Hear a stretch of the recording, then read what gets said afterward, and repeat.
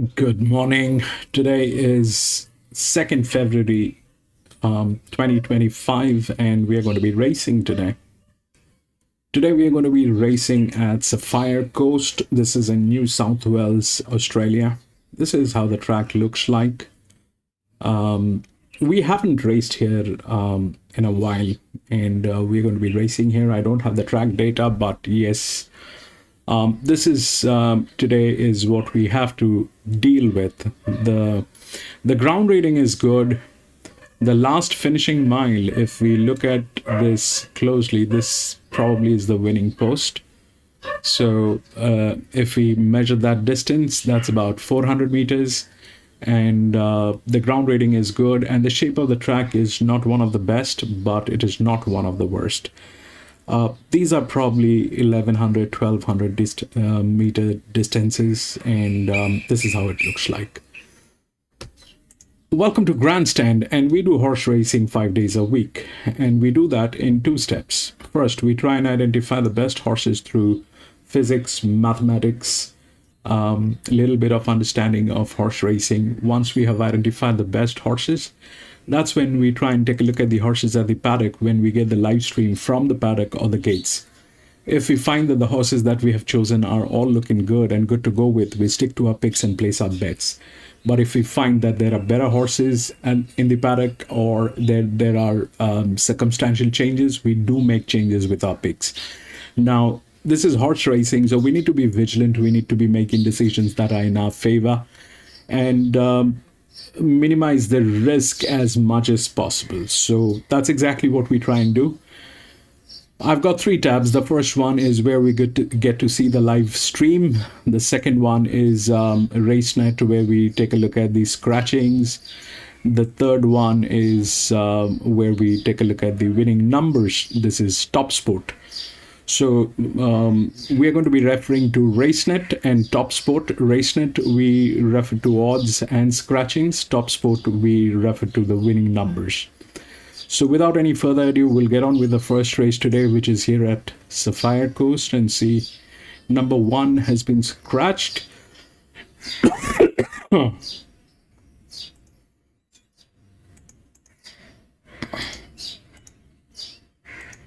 So we'll see what we have. For the first one, it's a 1,000-meter maiden race. We'll take all of them.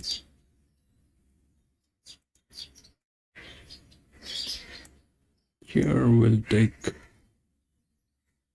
the top four.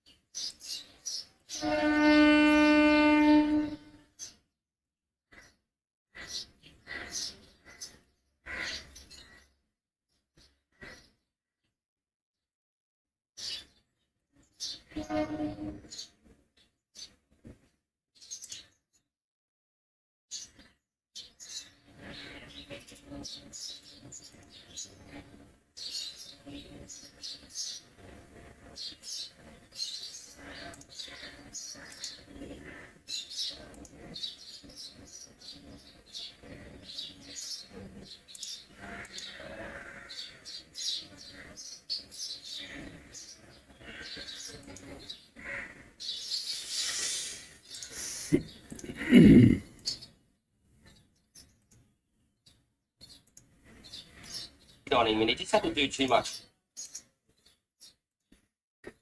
Alice, good evening. We're doing SapphireCoast. We're doing SapphireCoast, my friend.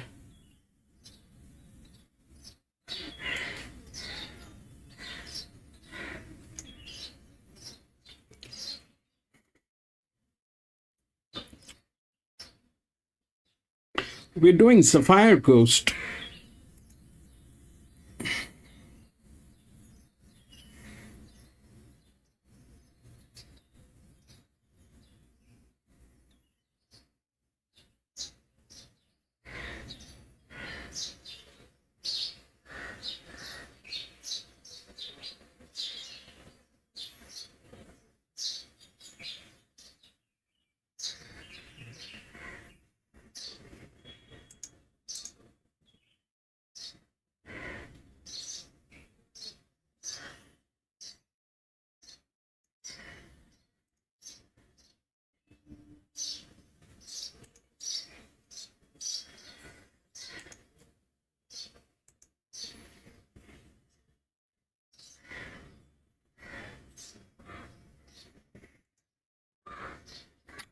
That 4 is the favorite, but 4, I don't know how 4 is favorite. Probably it just have it's just got the dev. It it it doesn't have anything else. It never ran. It doesn't have any record, so that's a little difficult to understand. How is that thing going to work? But I've got this 5 and 8 beautifully within the rail. 11 is also within the rail, which is from gate number 2. Now that number 2 has been it has a lot of advantage. We did not check the 15 that won yesterday at Rose Hill. That 15 had the same number. I missed out on this factor, and that 15 went through on the 4th or the 5th race. But this the 2 has that advantage, which is there if we even look at the thing. So that 4 definitely is not there. 7 and 6, they have this thing going on. And if we look at how the layouts are, that's 9, 10, 6 and 7. So this is advantage, this is advantage, strong advantage. But winning is probably, we'll have to take a look at the paddock, because it's between I like the 5, but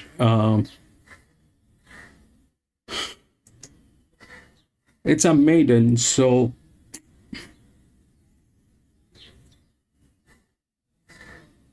they all have advantages that's there.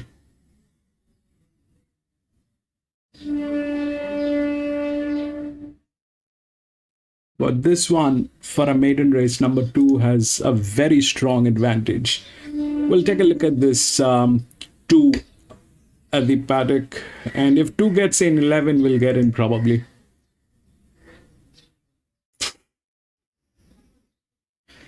The problem is they're the biggest defaulters.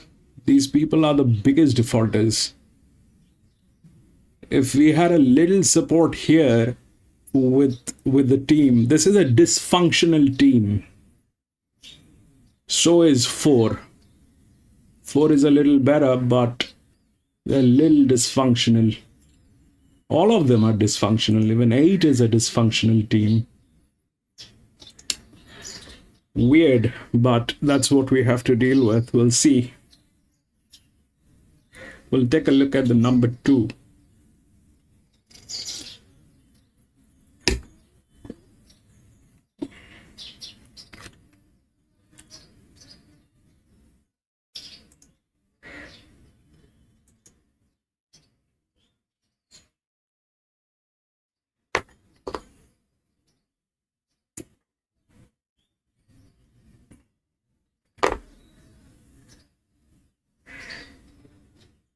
Circate at $10. Rustics are favourite. Money coming Eagles Fire into 322. Yeah, let's have a look at Eagle Fire. This is last start at Boat Desert on the 16th of January. Draws are kind of mid-gate here. It doesn't do it overly hard to get into its position. I just thought it was just a bit even in one pace down the straight, Gary. I thought the start before it had to work really hard from the gate, and that was a better run when it ran kind of fifth at Moolaba, if you can believe it. I just thought this horse has got to do a lot of work from the gate today. Yeah, look, they run time. They run a record over 1,100 rounds. They run a lot of 1,100s at Bodas. I like what he did, and I like Nosy Tomasawa sticking with him. With a lot of scratchings in now, so it's probably going to get across and sit outside the leader. I went 6-13-3-8. Rustic Zara on top. I thought his win at Ballina, Lismore was excellent. His run prior to that at Ballina was good. Gets Benjamin, I think he goes forward on this horse today and just puts him on the leader outside the leader. Surcoat was a good run first up at Ballina. Just got back and hit the line quite strongly, so that'll definitely improve. We just seen Eagles Fire there. I kind of put Eagles Fire down the list before the scratchings come out this morning. I could have probably even put him in for second choice. I thought he'll run well, and I put Laser Beam. He's led up his last couple. He could actually lead up today. But I tell you what, it's not entitled to the $8 next. He had the 17 starts and he's run a few places, but I just thought he might get a soft lead, 6-13-3-8. Right, our 3, 6, 8 and 13. Nothing went over the best of the day, Eagles Fire. I think that form will hold up at Bodas. And like I said, I like Nosy Tomasawa sticking with him. So, look, I'm happy enough with him. But Rustics are in there. Never easy to do. Win a maiden, go to your next grade. Laser Beam has drawn soft to get a lovely run. And Circate, you're right. He found the line good in a 1,000-metre race at Bellamy. Steps up here to the 1,100 metres. 3, 6, 8 and 13, race 6. Let's go to the last. Donovan and Co. Kingsfleet Cup. 58 rating, run over to 15.50. Open race. Kiwi is our favourite here on tap. $6, 4.40, 4.20. Been a very good firm right through the morning. Showman, he's $4.80 out to 5. Miley's Memory, $7 stays at 7. Princeton Award hasn't budged from that $8 mark. Brave Instinction's been the firm. He was $11, $10, $9, $8.50 now. And do it for you at $9.50. Spills at $12. CHE at 13. Kiwi's been well back. Good money coming late. Brave Extinction at the odds. Yeah, let's have a look at Miley's Memory. This is last start at Lismore on the 5th of January. Over the 14.10. Just has to do a little bit of work to sit outside the leader here. And I just thought, she had one go at the distance over the 15.50. She was very strong winning there at Lismore, I think it was. I think she's going to get a really soft lead today. Tough little mare, isn't she? And she's on the gate for young Jason Taylor to give her every chance. Yeah, she's a big player, mate. That's why I liked her. I think she just draws that one gate. He's going to get up to either lead or sit outside the leader, and she's going to get it very soft in front. So I thought she was the value bet for me today, Miley's Memory. I went 7, 13, 5 and 4, Miley's Memory on top. Brave Extinction, he's had no luck his last start. He was just held up in behind him. He had to duck back to the inside and made ground late. His form's okay. He just needs to be ridden off the speed in this distance over the 15.50. I put in the 5 in Dazzling Robert. Look, this horse had a couple of runs back now. He's a horse that loves it when he gets up over the 15.50. 1,700 is probably his best distance. Yep. But I thought he could run really well fresh if there's a bit of speed up. He's a horse that'll be hitting the line late.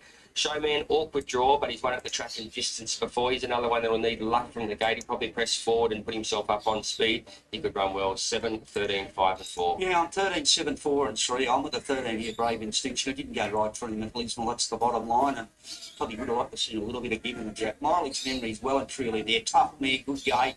He'll push forward. Showman's been here and won here. It's a lovely claim for Shea Wilkes. CHE, his win was enormous here 2 runs ago, but they rode him up too close the other day. They go back on him. Well, they got the gate to go back on him today and ride him nice and cold and let him creep into the race. His whole career, I thought that was his best win when they rode him quiet.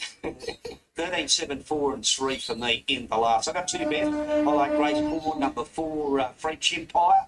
I think he'd be hard to beat. And Eagles Fire.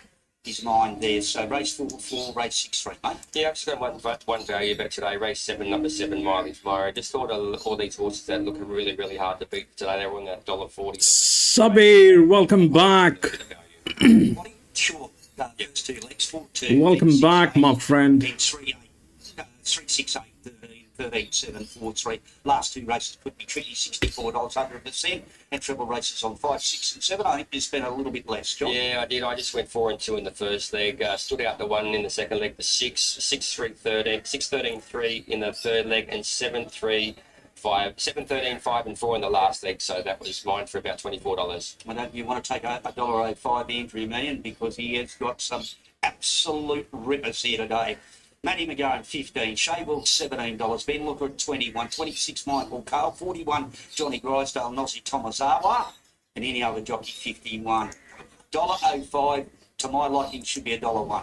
Yeah, he's very short. He's got good rides, and I tell you, he's been riding very well, Anthony Marion, at the moment. Oh, he has been for a long time. He's a very good jockey. Right up, that's our preview of beautiful conditions here at Wollongbar. We'll go to a break on the other side. Manning coming up very shortly at the SapphireCoast with Graham White and Kayla Nisbet, race 1.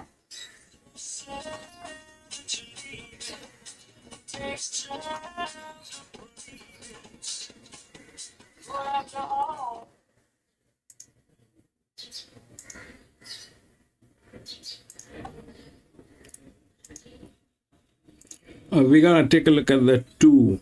The 2 is the threat.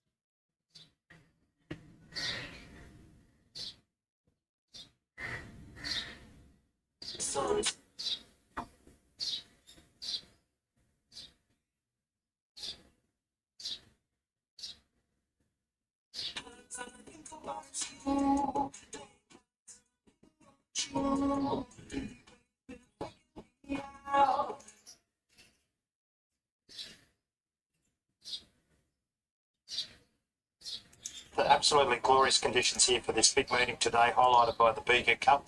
Our first race here is a maiden. We've got 4 horses on debut, and one of those is favourite. But what a day we've got ahead. We do. I'm really looking forward to it. As you said, glorious conditions too.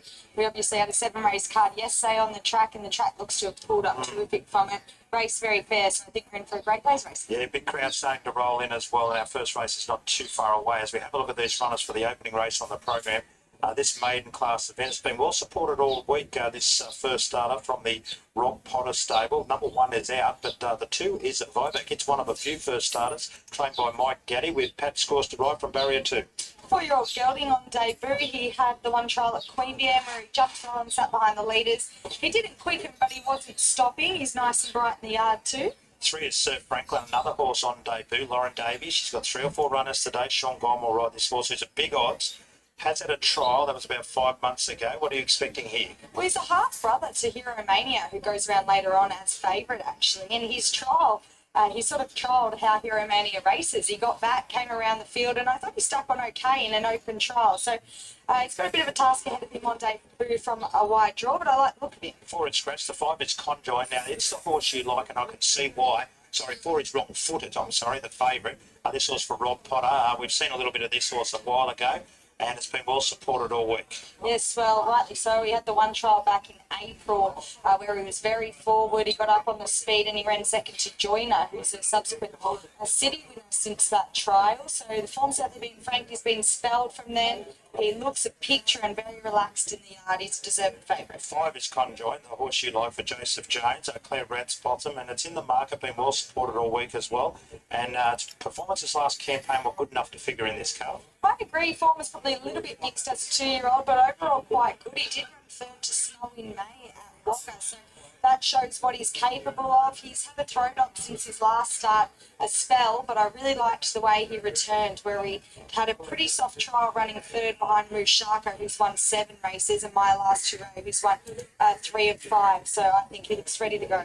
6 here. His first class baby comes out of the powerful Matt Dale stable. Ruby Scott to ride. 2 trials running been moderate. This was a first starter. Raced by the Dale family and it's by Needs Further. It might be fitting because that's how she trialled, wasn't it? Look, she did everything right in both trials but didn't find much off the bridle. She looks like a very chill little filly though. She's walking around the yard very, very relaxed. Horse number 7 is Southern Deal. Anthony Warren prepares. He's based over there at Canberra now. John Van Overmeer, our favourite in the Jockey Challenge, to ride from a wide draw and some hope. Definitely. She's an interesting runner. She's had the 2 career starts, 1 last prep, 1 this prep. Now, she's shown a lot at the trials. She's got to the races and has probably been a touch plain, but I thought had excuses. On debut, she tired over 12.80, probably found that a touch too far. And then first up this preparation, she was up on the speed in a race with an awful lot of pressure and was entitled to tire off that. So with the right run here, I think she's definitely capable of doing more. Number 8 is Comb Over Con, a horse that I always thought he'd win a race sooner or later, but it hasn't been later yet and it hasn't been soon. But maybe today. This was prepared by Greg Bacchus, who won the last yesterday. And Chad Lever to ride, I'd give him a chance. I've got him in my numbers. Yeah, well, he's at start 23 today. I agree. He's certainly shown that he should have won a race by now. Last start he got back and made up good ground to run third behind She Within, who's a handy galloper. But that seems to be the story of his career. He gets back and runs on, but can't get over the top of the What about the 9 here, Carla, Our Lady Rockstar, Matt Kelly? You don't see this too often. It joined the stable, had a start on January 18, second, had a start 6 days later, Queen being third, and today it lines up sort of not too much long after that. Karai Keating's rides again for Matt Kelly. Well, that's right. She's holding a condition quite well for a little lightly framed horse that does keep backing up. 2 starts for Matt, she's shown good speed and held on well to place. I thought last start she probably should have dropped out. She had an awfully tough run and stuck on well, but as you said, the third time backing up maybe concerns me slightly. Big odds about the 10 here, Sakiri for John Rolfe and Snow Peoples. Second up, a 10-year-old gelding that's yet to break through at start 31 today. He seems to take a few runs to find his best. And the 11 here is Throw One In, your favourite horse, racing here today. Mike Gaddy, a part owner. He trains it as well, and Amy McGlickus to ride. Good odds, but you found a spot for it? I do. I always seem to find a spot for her. Look, I think this mare is certainly going to bob up one day at a big price. Another one that's had a few chances, but from her soft draw, lightweight, I couldn't discount her. I'm going to go for the debutante here, horse number 4, Wrong Footed. Looks extremely hard to beat. Conjoin, nice horse on the way through. First up from a spell, should be highly competitive. The 8 came over Con, the big fella, drops to 55 today. And the other one is number 9, Our Lady Rockstar. So I've been at 4, 5, 8, and 9. I'm at the 5. Conjoin brings a bit of race experience. I loved the trial in preparation to today. Sorry, I concede he will need a little bit of luck from an awkward draw, but I think he's got enough speed to roll into a handy spot. From the 4, Wrong Footed, a lot to like about him. He paraded well, and his trial was terrific last preparation. In for third, I put the 7, Southern Deal, as I said in the parade. She's certainly shown more at the trials than what she's produced race day, but both times with excuses. But she may find another excuse here from an awkward draw. And in for fourth, the 11. Throw One In, capable from the soft draw. Here we go for our first race on this big meeting. Rob Footed's our favourite, trained by Rob Potter. Rob, trial a while ago was very good, but obviously been trained up to the moment for this assignment first up. Yeah, already tried, but All said and done, whatever they're saying, everything is okay. They're talking about that 4. I have a dev on that 4. Apart from that, they have a very, very dysfunctional team. I don't know how this is the favorite. The advantage is definitely with 5 and 8, but the one that can actually turn tables here is number 2. The number 2 is in a devastating position, and I'm going to be out of this one. This doesn't, this either will go to 5, 8 and all that, or it'll just go, this advantage is very difficult to deal with. The 4, I don't know. done the form. Hopefully back a few winners today, mate. Yeah, look, great to get here, Jason, and the team as well. Kayla, a pretty interesting race. We're 2 minutes off a start. This debutant. It's just eased slightly, but the 7th has the favouritism tag, but only marginally. Yeah, well, she's certainly an interesting runner, the favourite, the 7 Southern Deal. As I said, she's shown an awful lot at the trials, and we would have thought she probably would have won a race at start 1 or 2, but has found excuses both times. But from that wide draw of the 1,000 metres, I know it's only one corner here, but we speak about it time and time again. It's just not a track you can make a wide run on and get over the top of them. I don't know why, but you seem to lose a lot of ground if you start scouting wide on that corner. So she's going to need to show good speed to be able to get across, hopefully, in front or outside the leader. And if she does, I think we can certainly see her improve. Ben Hall's our race caller today, and he has gone for this first as well, wrong-footed, draws it nicely. It is our second, first, our favourite now, in fact. It's been $3 to $3.30, but you could have got $11 earlier on. The 5's come right into contention, so it is the one. Conjoin has come into favouritism now. She's got out a bit wrong-footed. And the 7 there as well. As soon as you're mentioning a favourite, there's a new favourite. It's tossing up on the screen. There's nothing much between the 7, the 4 and the 5, and a bit of value about some of the others. Like if you like this horse of Kelly's, like it's nice and fit and going, and it'll probably try to lead them up. It's a pretty good odds at the present time, $9. But this horse that was favourite, wrong-footed, it got $10 earlier in the week, and it's been $5.50 to $3.50, but it's a lot longer earlier in the week, as I said. The 7 is our favourite. Southern Deal now is our favourite at $3.40. So this market has really changed around. We don't see that too often. So this one, Conjoin was favourite for a while, wrong-footed, and now we've got Southern Deal. Who's first up from a spell, second up from a spell with John Van Overmeer riding this horse with Alicia Collin. Won't be here for the first, but we knew that yesterday.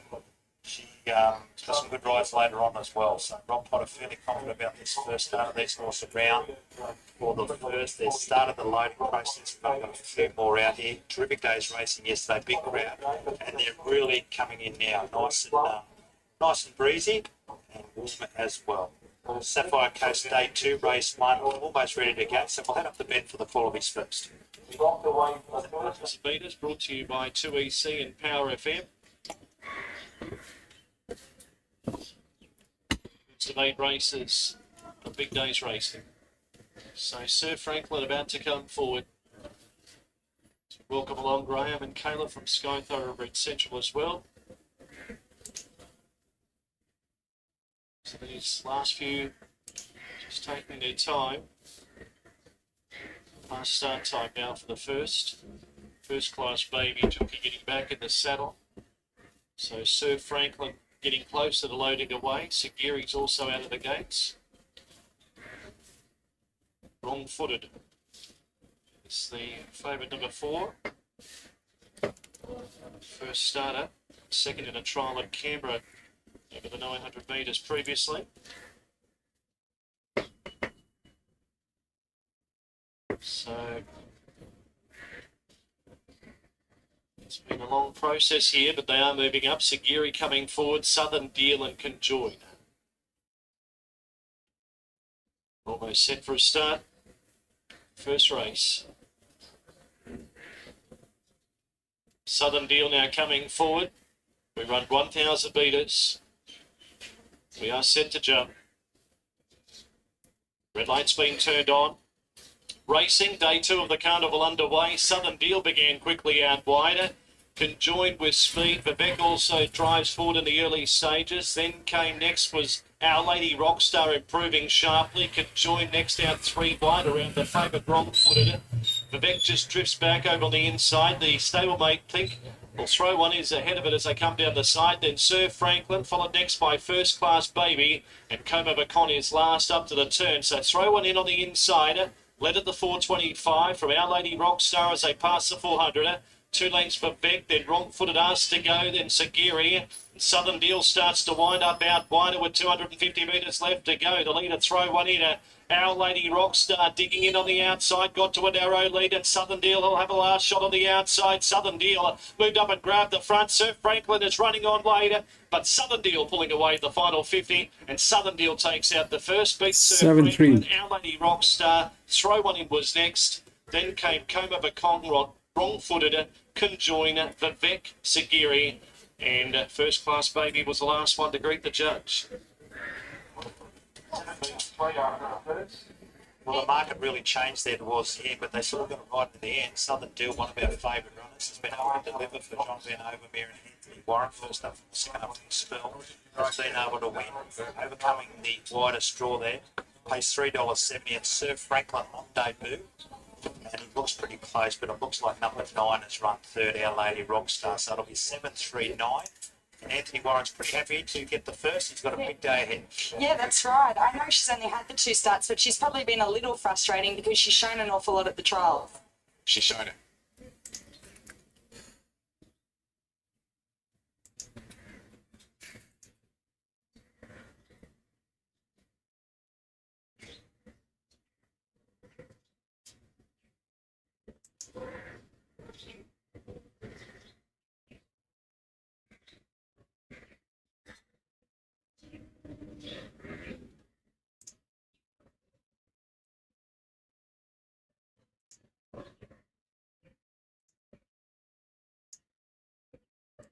Seven, 3, 9.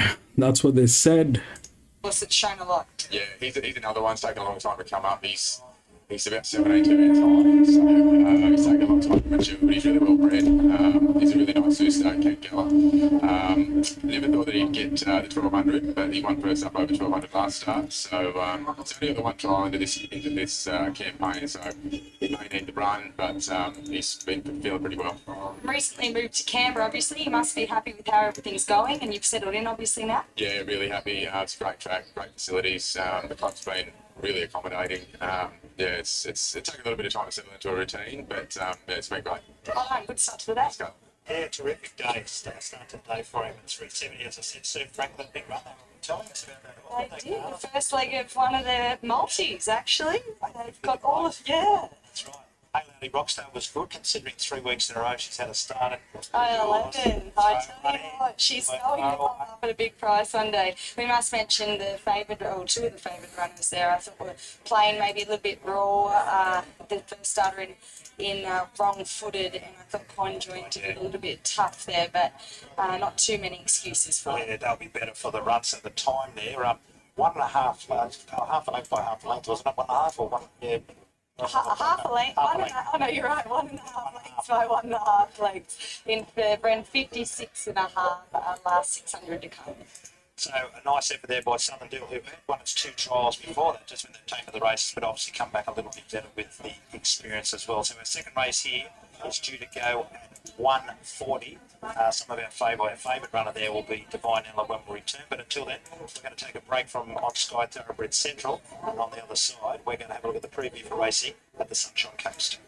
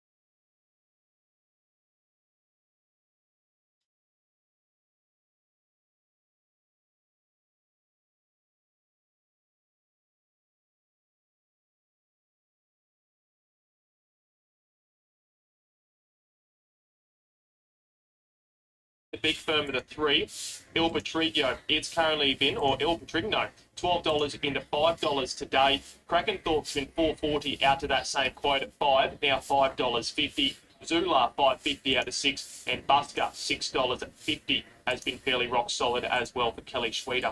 That's race number 1. It will be a maiden over the 1200 metres. Damien, how did you play it?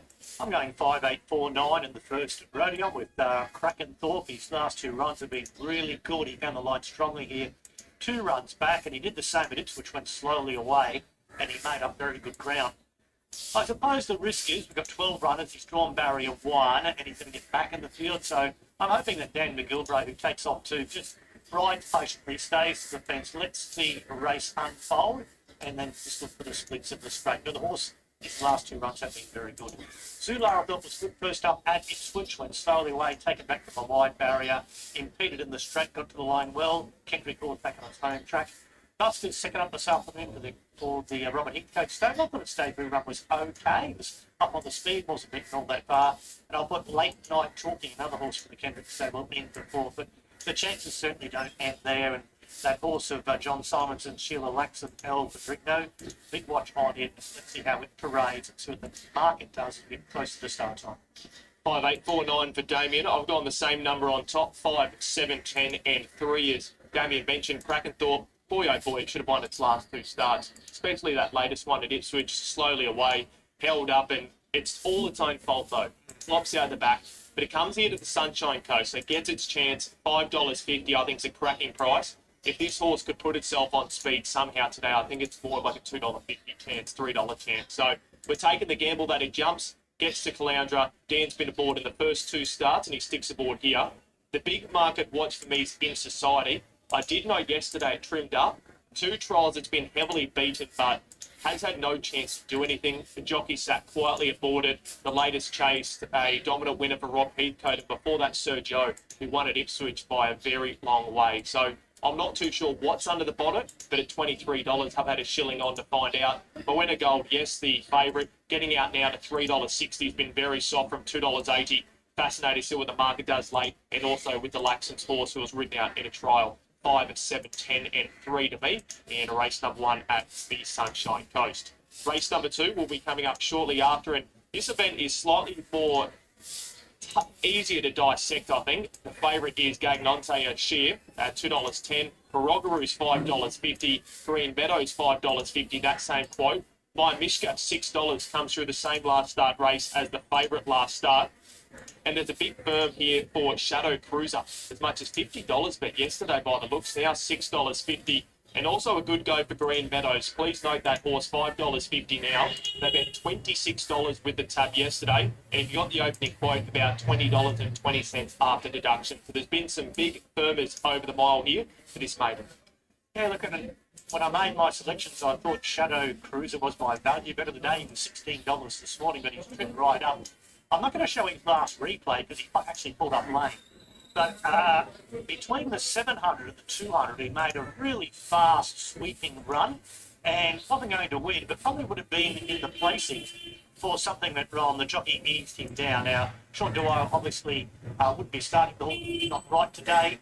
I love the fact that he's drawn very, very softly. He's got barrier 2. Robbie Dolan, I think, can sit this horse just off the space, just off the pace, and I'm expecting improvement. Gigante on share, last 2. I've been on this horse last 2 runs, Brody, so I just couldn't come into it at the very short odds, but it deserves to win a race. It ran 3rd here first up, that went back to big odds, and then last start was very game again and running 2nd. My Mishka, just picked by Gigante on share at their last start, probably goes forward and leads, race good horse. And what's it, Barogaroo. They've changed the tactics today. They're going to run this horse slightly more with the blinkers going on. He was okay last start, and he's up on the speed. He'll be battling away okay. So I'll go 9, 5, 10, and 3. 5, 10, 3, 9. Unlike you, Damo, I've got a clean slate with the favourite. Right. I haven't backed its last 2, and I think that's all important for me because he does get the mile, gets the low gate, Jim Byrne goes aboard, and I'm more than happy to take the gamble. I think it's going to be really hard to hold out, and I wouldn't be surprised if we get slightly better late, but also wouldn't be surprised if the market really steps into it from the good draw, considering these other runners had been back so heavily early, and whether or not that money does continue to roll in. My Mission comes through the same race. It's really good up on speed. $6 seems a crazy price now, considering it was only narrowly beaten there for the Heinrich stable, but stepping up to the mile is a slight query. Barogaroo is the big improvement with Jace McMurray. Blinkers, I think, must go on this horse, and David has put them on. Now third up this afternoon. And Shadow Cruiser, as you mentioned, pulled up lame last start. 5, 10, 3 and 9 in race number 2. Race number 3, and this is one of our shorter price favourites of the day, Bohemian Lad, albeit drifting. $1.75 out to $1.90 with a full lot of 61 kilograms. Bonnet Affair, $6.50 into $5 trims up. Valentino Rock, heavily back today, 13 into 6. And you've got West Cork, $7.50 out to $10. I don't think I've ever been at a track where this horse has drifted. He firms every single start, and you're getting $9.50. Very honest horse. Look, I'm with the favourite, Bohemian Lad. His 3 runs this preparation have been first class. First up, a really good second behind Find Your Own when he came from a long way back up a wide barrier. Then second behind Metal Art.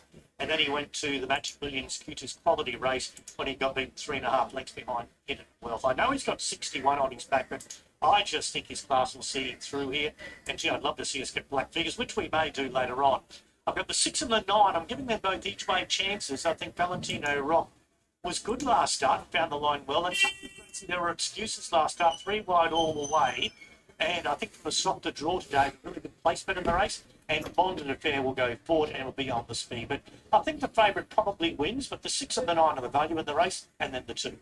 On the opposite, Damien, I've taken on this favourite quite heavily, 6, 4, 2 and 1. I thought $1.75 this morning was crazy, and I had this horse well over that in my market. Obviously I'm not a trader, but I'd be really keen to try and get this horse beat. I think the tricky gate, 61 kilograms, 1,400 metres, although it's airborne and by far the best horse in the race, don't get me wrong. It's just the sort of setup I'm really keen to take on. Valentino Rock isn't as good as the other horses in those numbers and towards the top of the weights. However, gets the right setup, and the big push for me is Angela Jones going aboard this Gulliver. Deep in all preparation following a luckless run last start. $13 into $6. Glad to see the market support. West Cork's going to roll forward alongside Bonded Affair. They're both going to be up on speed. And if Bohemian Lad beats me, I won't be surprised. Just those key points as I've outlined it is the big worry for me in regards to taking odds on. It'll need a good ride by Jimmy Ormond. It'll need a good ride by Jimmy Ormond, but we know if someone's going to give it a good ride, it's going to be Jimmy. 6, 4, 2, 1 for me in race number 3. Now pushing on to race number 4, as I just get my papers sorted here. We're over the 1,200 metres once again, this time for the fillies and mares, benchmark 65. And unlike the other races where they're a bit hard to dissect, I really enjoyed getting my teeth sunk into this one. Now I think it's a ripping little race statement. Looking forward to seeing Moonfleet return for Matt Hoisted, $3.80 favourite, out from $3.50. Hit a peak at $3.90 with a tab. Pink Cashmere 5 into $4.40, back out to $4.80. Burnett rock solid around $4.80 from $4.60 this morning. And the big firmer yesterday, How Rude, $8 into $5 and holds that price. Encrypted Elegance has had no luck all campaign, $7.50. And of course, there's Hard Dirt as well, rock solid at $9. Yeah, tricky race, first leg of the treble, first leg of the quaddy, but I'm pretty keen here on number 11, How Rude, for Tony Gollan and Angela Jones. I just think this horse maps to get a great run. We're going to have a look at this replay. And Ipswich last start went 4th. And right, Ipswich lucked us all the way down the straight on, but the horse should have finished a lot closer. I know she's like their race. Look at her there. Cannot get out. Finally gets to the outside in desperation. And the last 50 metres is the best work of the race. So, look, you can certainly make the case to say it was very, very unlucky. I know I've been just on 2 legs. But I just think today I've got Ardern leading from barrier 1, a fast horse. And I reckon Angela Jones will just slipstream him on our route. On How Rude, and I'm just hoping it runs out a strong 200. So 11, I'll mark it my best for the day to beat number 3 Ardern. I think can lead and run a really cheeky race. Number 1 Island Magic. I know he's got a lot of weight, but he's racing well. He's got a softer draw today. He'll have to be given a nice, cosy ride by Justin Huxtable. And Pin Cashmere is just always around the market. Jace McMurray has to overcome a bit of a wide barrier, but he's racing well. So, or she is. So I'll go 11, 3, 1 and 2. You like How Rude as well? Really keen on How Rude, 11, 5, 3 and 6. And I think the market support is a good sign. This is the one horse I'm expecting the market to really step into this afternoon. Second run this preparation, the latest run for Tony Gollan. It trolled well, heavily back there first up when, as you mentioned, Damien, vitally unlucky there at key stages down the straight at Ipswich. And if there's somewhere you don't want to be held up, down that straight there at Ipswich. So How Rude, $5, I think it's a ripping price to take still. More than happy to take that horse. Moonfleet, the blinkers went on. Third start last preparation and was too good. Narrowly gripping on behind Torpedo, who, watching the replay a couple of times, I don't know how he did get the bob in on the line, Torpedo, but close finish. It was a tight go, but this horse has trialled really well. Another one for Matt Hoisted, who looks on the up. At Durners, he made the push forward there at $9 and Burnett $4.80. Just running out the strong 1200 is a slight query for me, but this horse, I think it's got a lot more in store than we've seen. Had good ability when with Anthony Cummings in New South Wales and with the Guerin team, Corey and Kylie, who continue to improve their tried horses. 11, 5, 3 and 6. Now race number 5 will be over the 1,000 metres, a benchmark 58. And in regards to our favourite, it is Ifamedia, $2.90 at the 310. The first run for the Kendrick team. And going aboard is McMurray taking off 2 kilos. Artie Pants 5, Lavachi at 6, Missile 1 $8, and Make It So, big firmer this morning, $18 into 8. And speaking of airborne, Liam Birchley. Yes, yeah, going very well, his team. I think there's a stack of speed in this race out wide. I've got horses like Kid, Make It So, Mr. Polar all going forward, perhaps Missile 1 as well.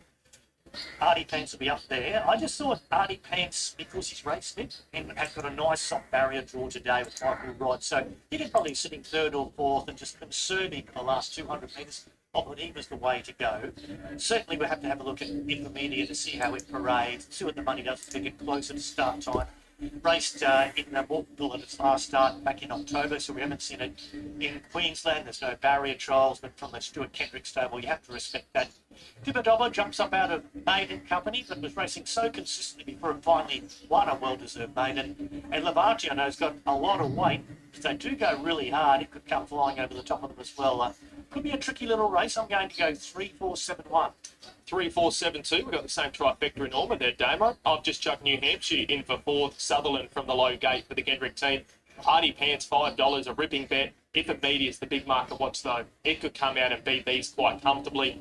The blinkers went on Dibba last start. It was very impressive there at Gatton. Had a beautiful running transit behind the speed, but this horse should have broken through multiple times before that. And if you give the heavy runs before that, New Hampshire, I just chucked it in because of the value. I thought this horse is well and truly in the chances. 3, 4, 7, 2 to race number 5.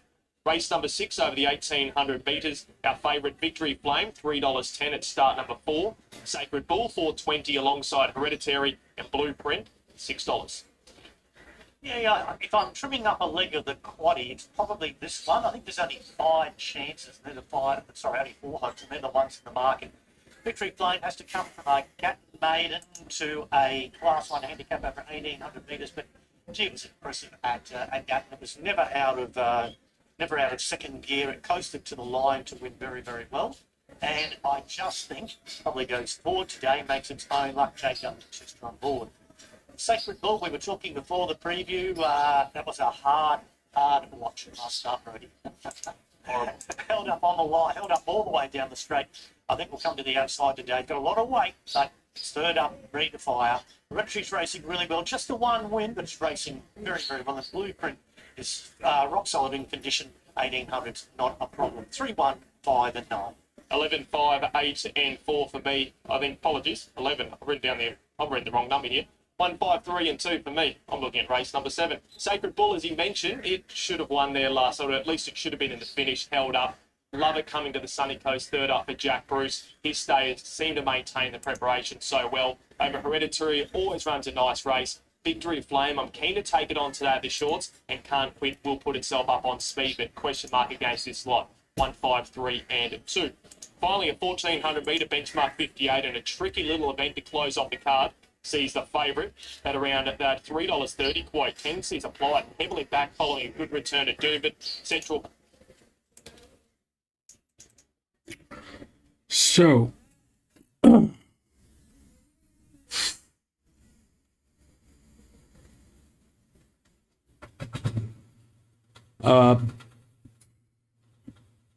that eight is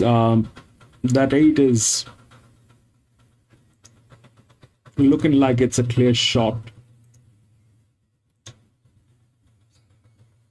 That 8 looks like it's a clear shot, but these people could be very, very dangerous. And 8-5, we've got that. 10-11 they're talking about, which is basically in the best hands. And if we look at that, then 10 definitely comes up.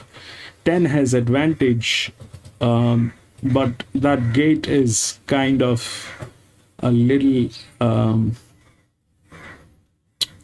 wicked, but they're in good hands.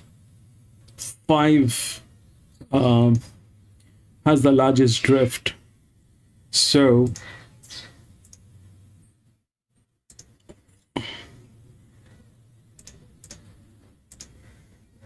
these two are 4-year-old mares. Okay, these two are 4-year-old mares. The advantage is definitely with 8. The advantage is definitely with 8, and they're the two best fit horses that's there. So there's going to be a strong competition between 4 and 2, but 4 definitely has an edge. This drift is going to work as well.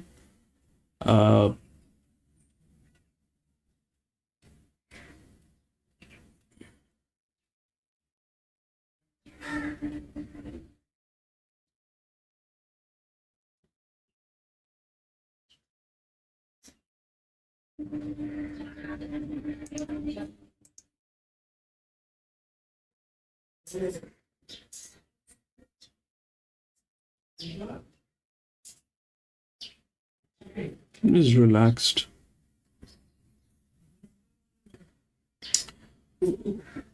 These 2 3-year-old geldings are also there. 3 definitely.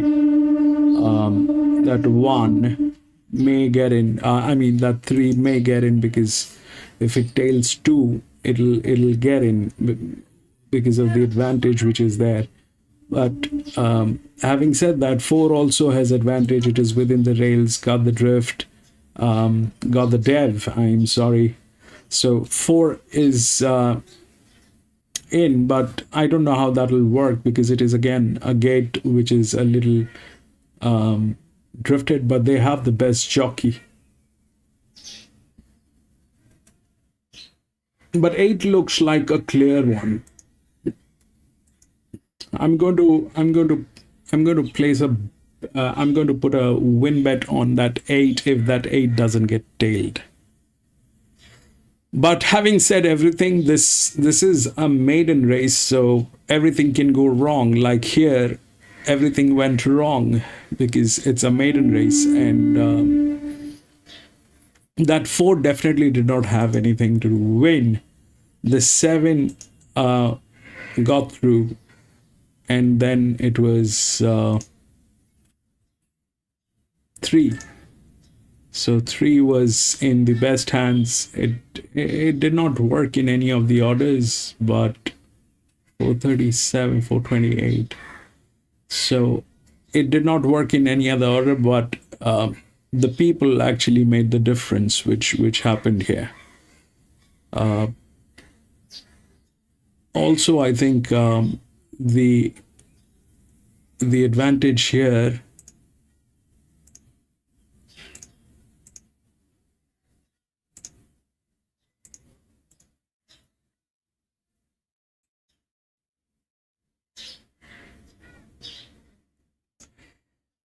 two had the highest advantage, but they were like that, and they had the advantage and they were like that. It's minuscule amount of advantage, but still it mattered because of the people. In here, if we look at that advantage,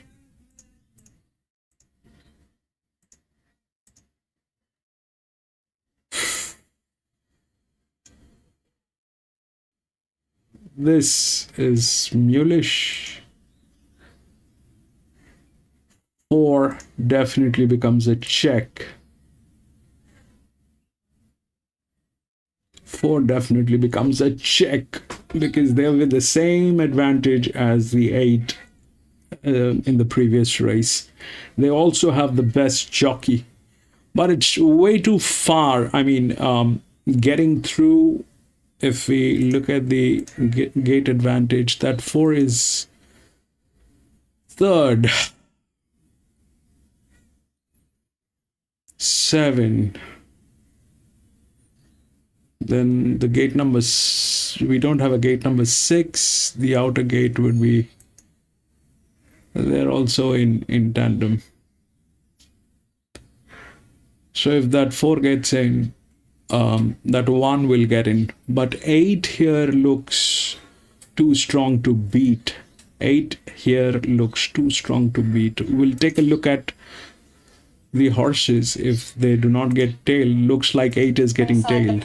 But nevertheless, her form stands out in this race. She's contested much tougher grade than what she faces today. She went third at Warwick Farm first up, then beaten only under 4 lengths at Canterbury, and last start beaten about 8 lengths, but the run wasn't too bad in that 250,000 Magic Millions maiden, at the Sunshine Coast. So, as I said, blinkers for the first time, bright, back in grade. She looks hard. That's getting tailed. It becomes tricky if you want to go with a horse that's getting tailed. Last one I thought was very good.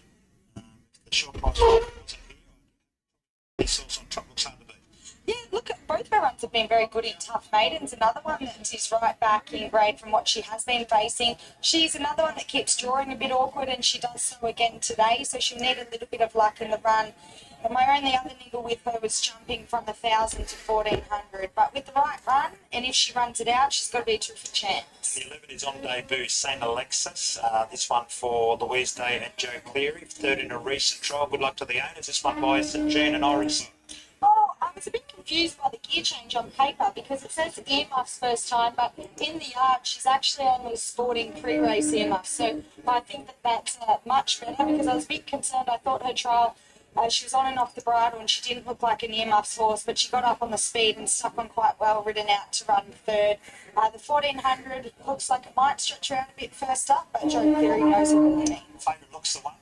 It does. The form really sticks out. As I said, she's been racing in much tougher races. This is the easiest maiden ever contested for her. From the 5, Cami really getting closer to a win and will get every chance from its off draw. In for third, the 10, Graceful Ellen. A couple of niggles with the wide draw, and out to the 1,400 from racing over the short course of 1,000 metres. But this is right back in grade from what she's been contested to. And in for fourth, the filly on debut, St. Elixir. Didn't mind her trial. Yeah, the blinkers to make the difference here with Divine Ella, our favourite, looks very hard to beat. I've got it on top from 8. What a night. The form's been frank. The 10 goes in, Graceful Ellen. Terrific last start. And the 5, Cami, hard to beat as well. So 8, 1, 10 and 5. They're on their way around to the barriers for race 2. And she's seeing good support. Our favourite Divine Ella now into $1.45 from $1.90 this morning, but she does look the one to beat here. She does. Against the blinkers. Have you been able to get them on her and give her a bit of a try at him on the track work, Paul? Yeah, she had a jump out of Canada with them on before she went to Queensland, and she went very well in them.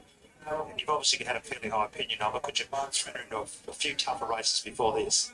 Yeah, she has had a little bit of trouble at Walker in that first start. She should have won, but she was very badly ridden in Queensland. She should have finished it a lot closer.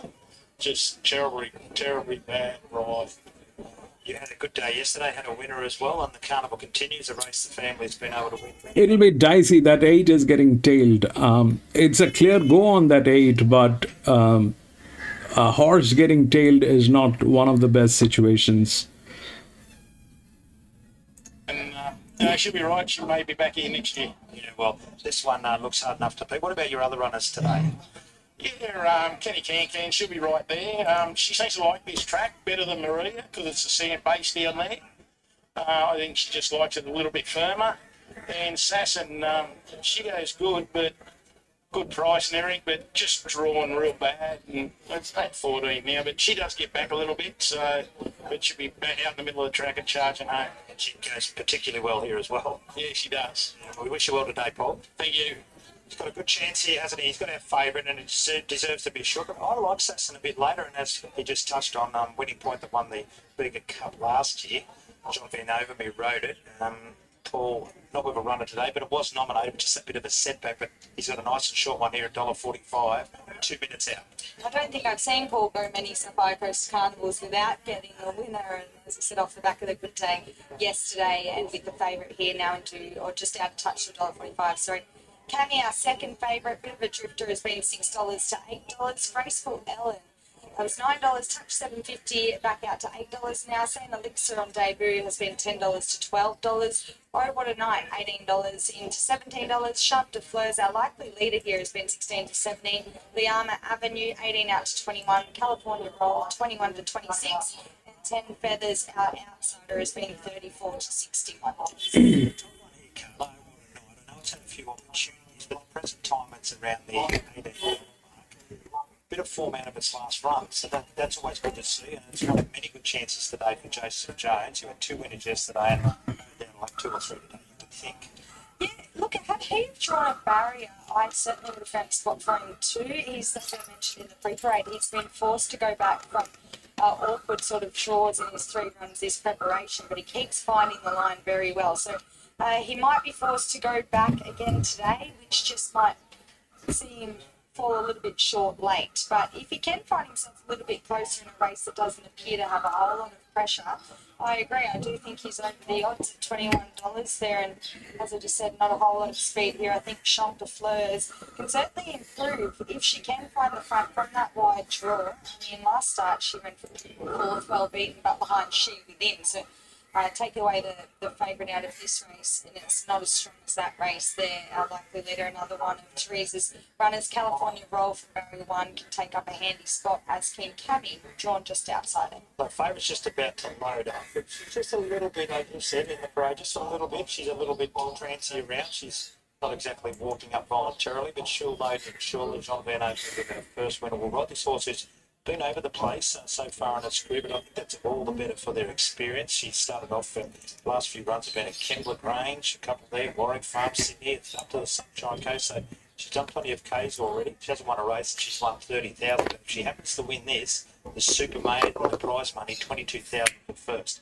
So she's about to load it. Then we go right out, way to the 5-year Cammy, who's been good in recent appearances, and around the $8 mark, and then the 10 was Graceful Ella. So we've still got a lot of this horse down the back, past the advertised starting time. It's starting to load up a little bit.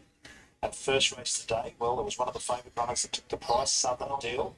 John Van Avermeer winning from the outside draw, so that's good to see. As far as the barrier draws go here, they can play a bit of a part. A few of these fancy runners have drawn out wide, so we'll see just what happens here. Cammy's about to load up. Our feature races later in the day are the Bega Sprint and the Bega Cup as well. And the Bega Cup is a very open appearance. We've got the Victorian Galloper who's already here, and that shows you how fair in they are about this race. Flying Mickey come out of the David Noonan stable, drawing wide, but they are here with it in the stablemate as well. This horse is starting to really load in quickly now, past the time. Our favourite pays $1.45. I thought $1.50, $1.60, early on. I thought, well, that's short enough, but it's into $1.45. So they haven't been afraid to back it. No, it's very short, but her form certainly stands out. Would have liked to see a slightly more relaxed parade from her, is my only niggle, but as I said, right back to the parade today. Yeah, so these horses, just a few of them, just taking a little while to load up. We've got about 3 still to load up. The other one there on screen is the 10, Graceful Ellen, who was really good at his latest start. Claire Bradsposs with the ride here for Joseph Jones, who she's now indentured to, of course. Both the stablemates actually are the ones that are just taking a little bit of time coming in. 0109 and Graceful Ellen, they're just about to load up. For this second race on the program, nice and short, the favourite $1.45. Then we go out to Cammy at $8. So this is expected to win, as the betting would indicate, but they've still got to get the job done. They're never over. Nice and short. And 0109's the one holding things up here. It just won't go in. We saw him scratch one there the other day at what was it, Goulburn, wasn't it? It was there 1 minute the favourite. It was in the outside, and how'd you go? They give them a good chance sometimes. I think they just sort of get to the stage where they say, no, enough's enough. Yeah, that's exactly right. They can only do so much, and they're doing their best here, but he's very reluctant, which has now put us 2.5 minutes behind start time. Yeah, so this one just holding up the process here. Oh, what a night. They'll try and try and try. to get these horses. I just want to make mention, big announcement during the week, the Randwick Cup, a meeting we go to every year. Big prize money increase there. They're up to 70,000 for the Randwick Cup. So that's a race really worth targeting, and it's a big dance eligibility race as well. Teresa made up with 3 runners here, but her favourite reminds this one, nice and short, Divine Ellen. We'll head up to Ben. Just about ready. Here's Graceful Ellen coming forward. Graceful Ellen now walks up to the outside gate. Red light has been turned on for race 2. We're set to jump. Stand by. Signal. They're racing now. Oh, Cammy walked out of the gates, missed it by a couple of lengths. Oh, what a night. Graceful Ellen all fast into stride with Champ de Fleurs and Ligamina Avenue's nice and handy. California roll down on the insider. Oh, what a night's crowded out a little bit deep. Then the favourite Divine Ella. Cammy improving over on the insider. Then Saint Elixir on the outside of 10 feathers with 1,050 left to go into the first turn. And Shop de Bars led by 3/4. Graceful Ellen is in second, and on the inside of the box seat, California Roll, covered by the stablemate, Liamina Avenue. Then came Cammy, who improved over on the inside of Oh What a Night, followed by Divine Ella, now back to third last, followed by 10 feathers on the inside. And Saint Elixir is about 10 off the speed down the side. Shop de Fleurs led at the 600 metres by 3/4. Graceful Ellen and California Roller. Liamina Avenue in fourth, one away from the rail. Then Cammy and Oh What a Night racing together. Divine Ella is about to be stoked up and hooked to the outsider. 10 feathers, Saint Elixir down past the 400. Shop de Bars in front, led by a length and a half on the outside. Graceful Ellen trying harder.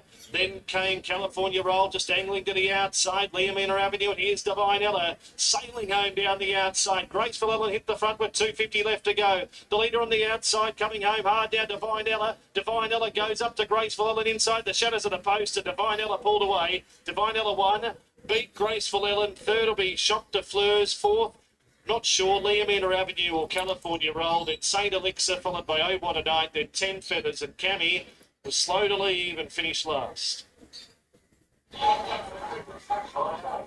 Yeah, well, she's got there today, Divine Ella. She's had a few runs this time in. She's been all over the countryside a bit, but she's been able to get there nice and short. And Simone has just walked past with big sigh of relief. She's finally got there at start number 9. Graceful Ellen, good again. Really good, following on from that previous promo. Shop de Fleurs at big odds there. So I win her at $1.40, as it turned out. It was a fitting price because she won very, very well, and JVO has the first 2. She did win very well. It's hard to get back here and run on, but she just had class. DHDF, welcome to the channel. Said walking past. Finally, was his words. By Green Thought Graceful Ellen, that run had an awful lot of merit to it to get up on the speed at the jump from 1,000 to 1,400 and stick on well. She just keeps running into handy horses here, but a win is very close. The 6 Shop de Fleurs certainly improved, getting up on the speed there. And the 4th number will be the 3 there, California Roll for Teresa about 8, 10, 6 and 3. So John Ben Overby has the first 2. He won the Cup last year, and he's got a ride in the Cup later on. Nice and short at $1.40, our favourite. We'll head up to Mooloolaba. Welcome back to Mooloolaba, race 1, Fillies and Beers, 58, running run over the 1,100 metres. Our top weight's out. We'll start with 2 press along here. Shay Wilkes rides for Stephen Lee. Look, she's been very well behaved at the moment, John. On a pony. Got herself warm in the yard when she resumed first up at Ballina. But I think she's going to go out nice and early. But that little mare's a lot better in the yard with a pony on.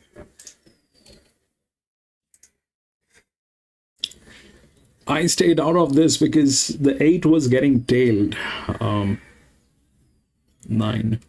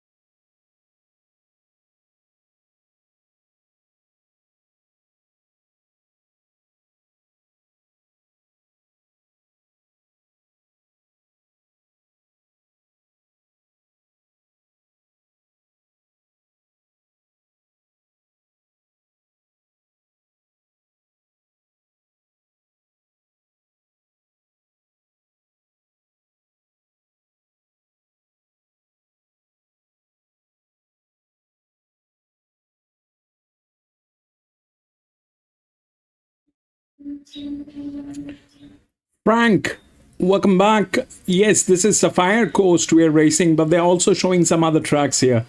That's a continuous feed. They're showing some New South Wales tracks, or Queensland probably. But we're racing SapphireCoast.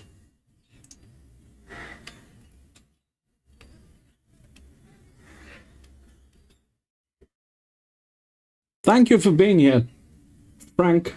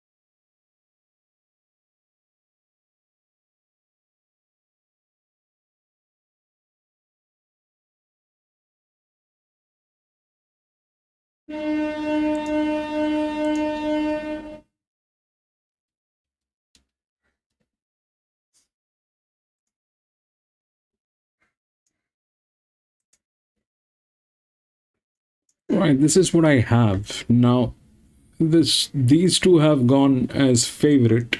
Now, they definitely have advantage. But this one is an 8-year-old gelding. It has been to league races. There's a huge stuff going on.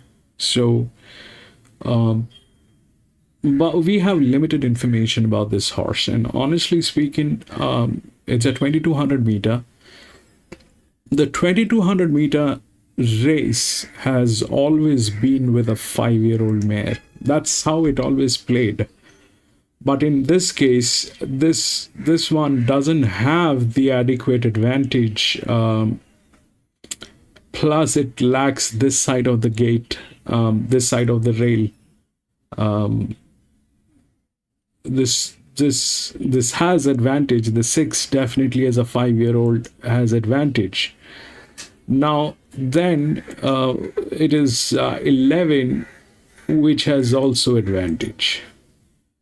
That 11 is also the other one, which is advantage from all angle.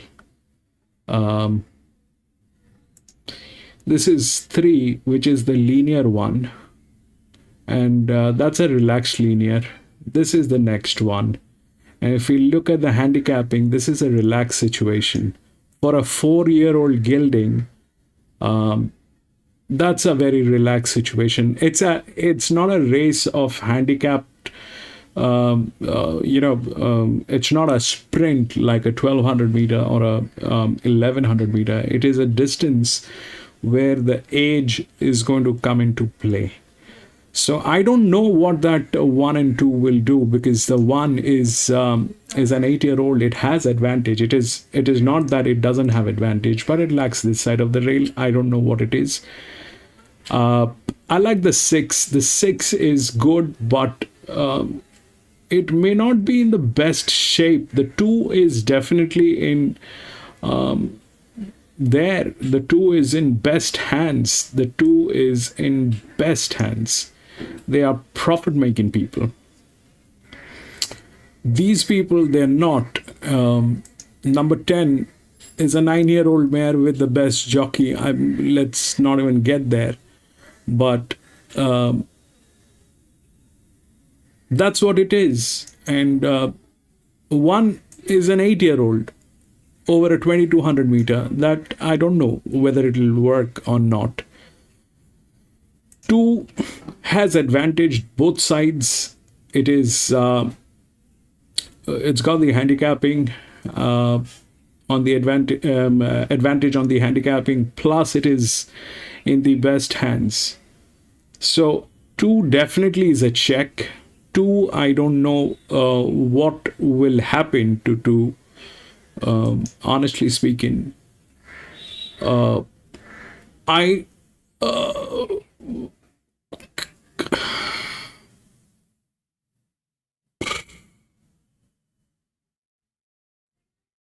and then there are the talks. This 4. If that 3 gets in, the 4 will get in. If the 3 gets in, the 4 gets in. That's as simple as that. It's a 4-year-old mare in good shape. Then there is this the other one, which is a 4-year-old mare, very nicely prepared, but they're kind of like that. So I am not sure what will they do, but I don't know about 1 and 2, to be honest. The fact is, it's an 8-year-old gelding, and 2 is a check. 2 is a very, very strong check. I don't know if that 2 will get in, but okay, 2 is the favorite actually.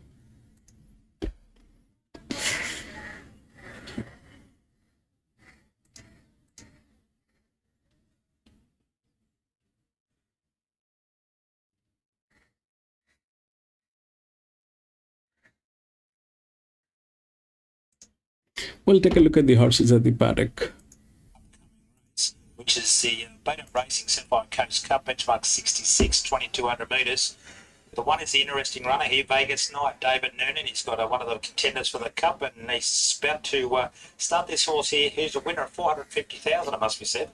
He has been a very handy older gelding. He has been out of form for a while, but to be fair to him, he's been contesting much harder races. I thought his first 2 runs back this preparation have been good, and I thought it was worth noting that out of the 18 starts he's had first and second up, he's only ever placed twice. So he's clearly a horse that improves the deeper into his prep he gets, and he'll get every chance back in grade here. 2 is Hero Mania. It's our favourite. Lauren Davis and Sean Gomer, a last start winner.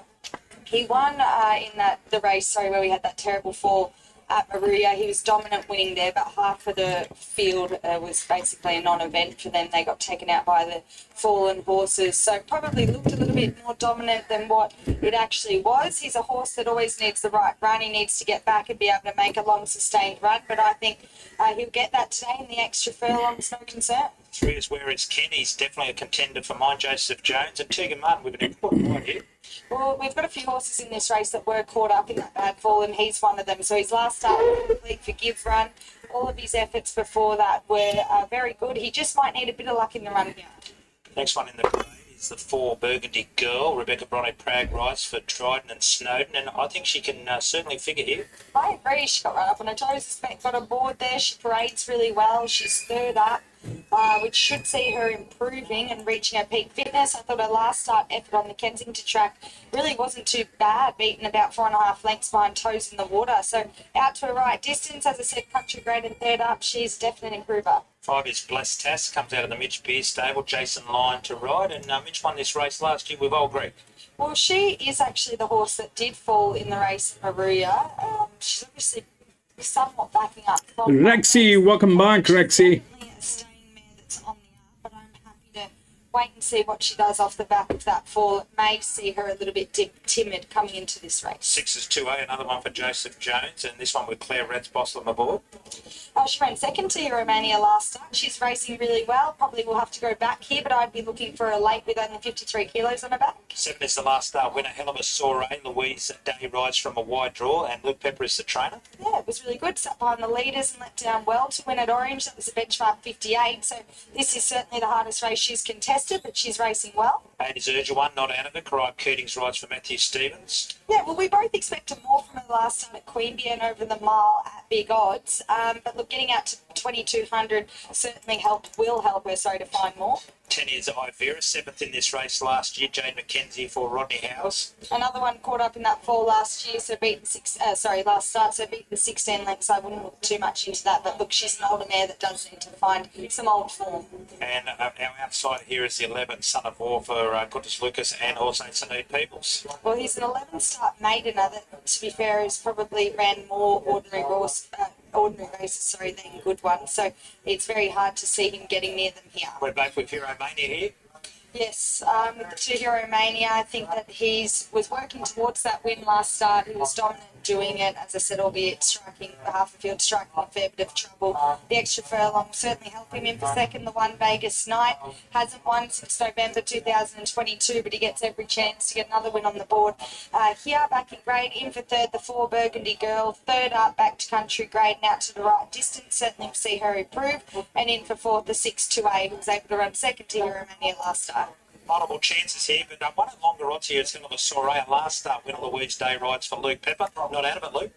No, down in the weights, and a mare that we know will get the trip. So it's always half the battle, these horses, once they get to this sort of distance. So, knowing if they'll get the trip, and we know she will. So she's in terrific order.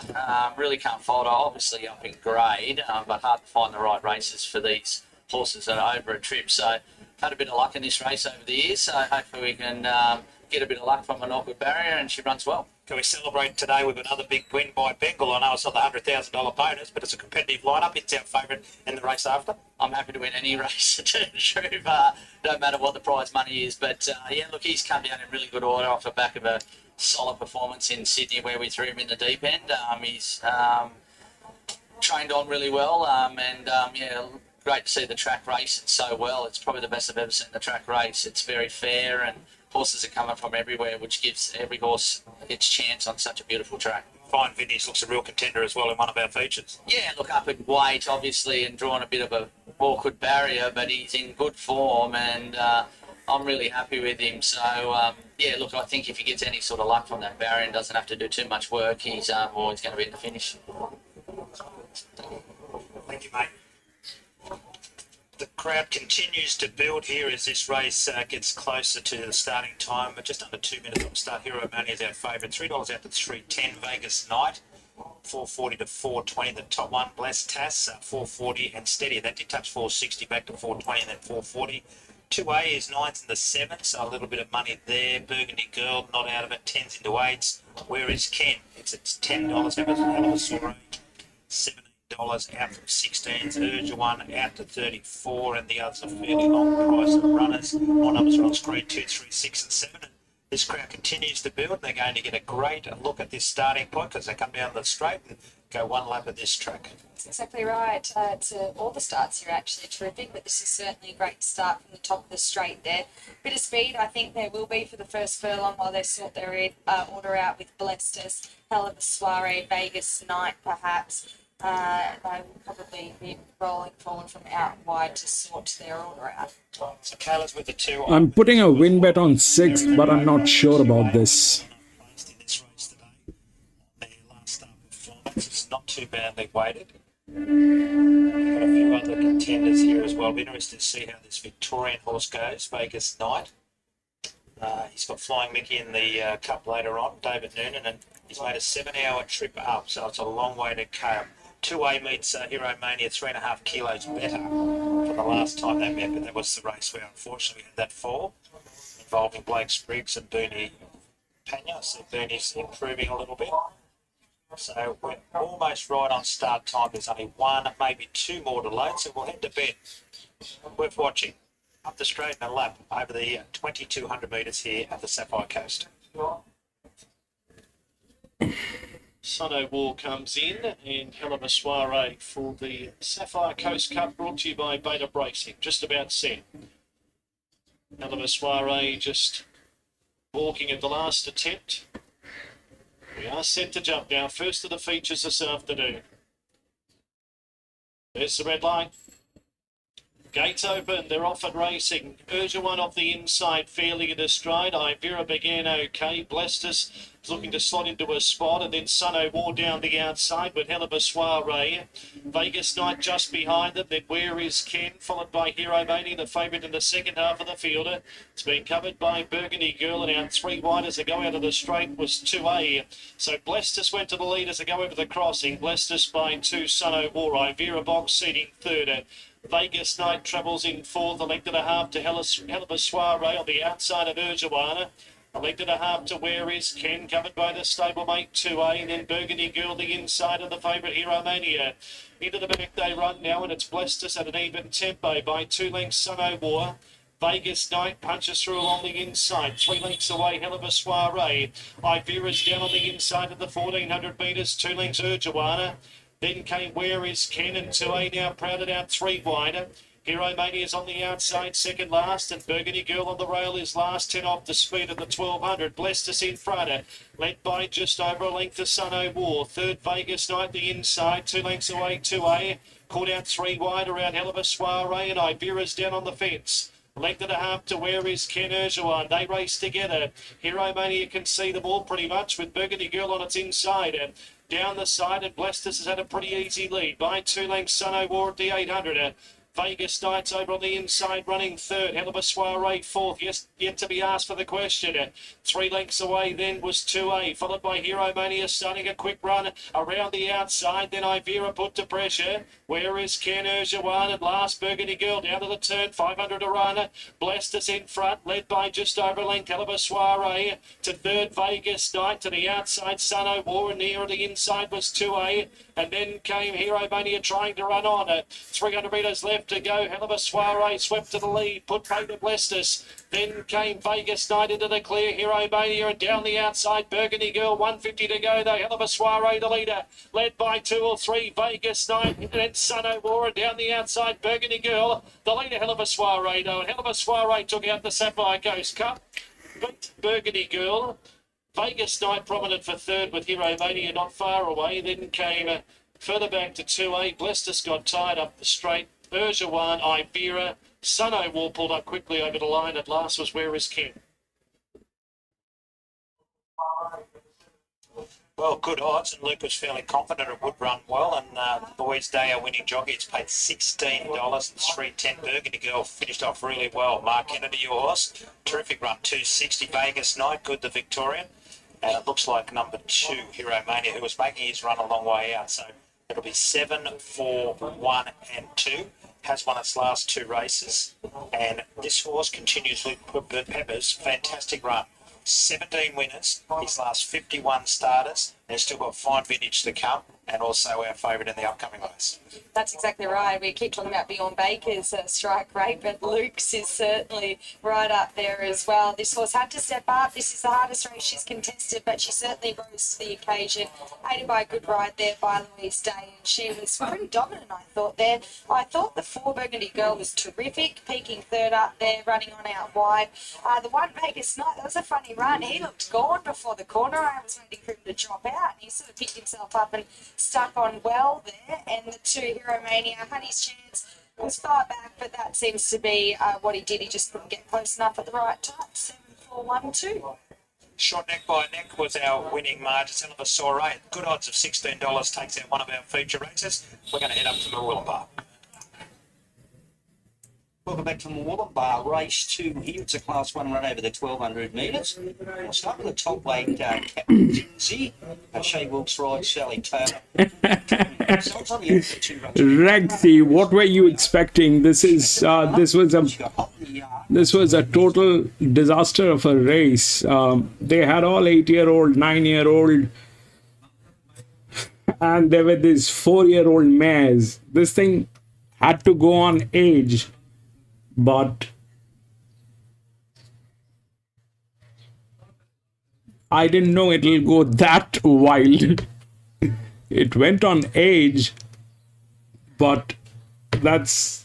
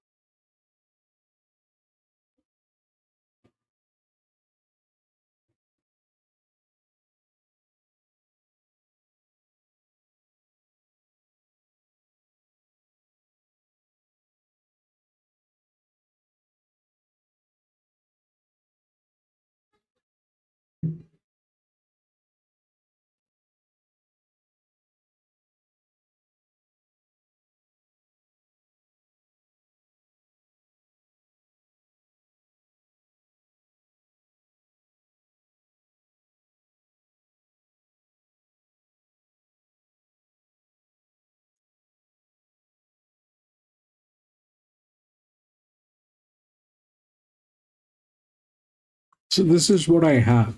Now the 8 is beautiful. With the highest dev, handicapping and all that is working.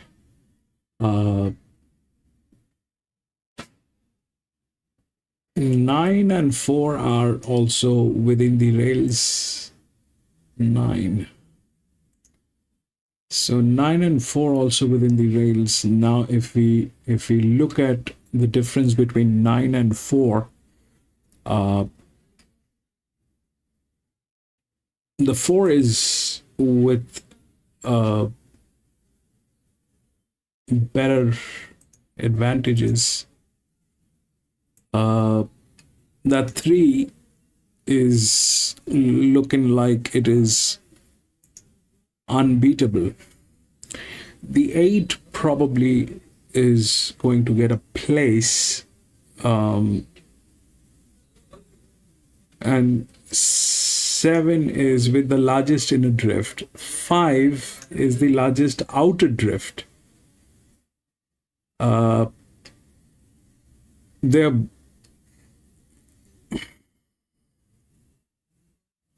It's at 1200 meters, so the preference will go to a torque. So that's the highest torque. The one which is not within the torque is this 8, but it has been given the advantage. 3, which is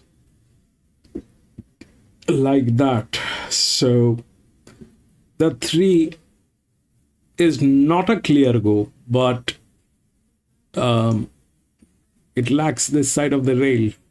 It's not a clear go, but probably that 3 will win because of this advantage.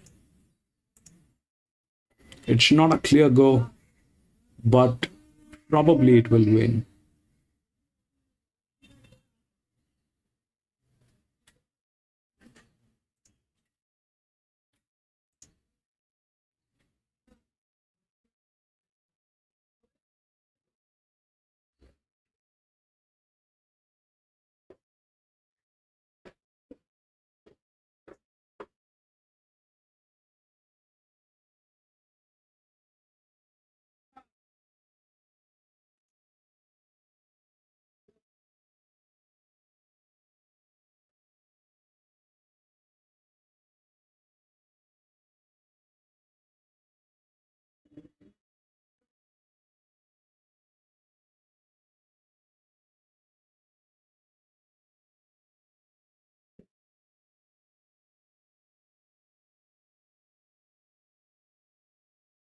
Nine is a check.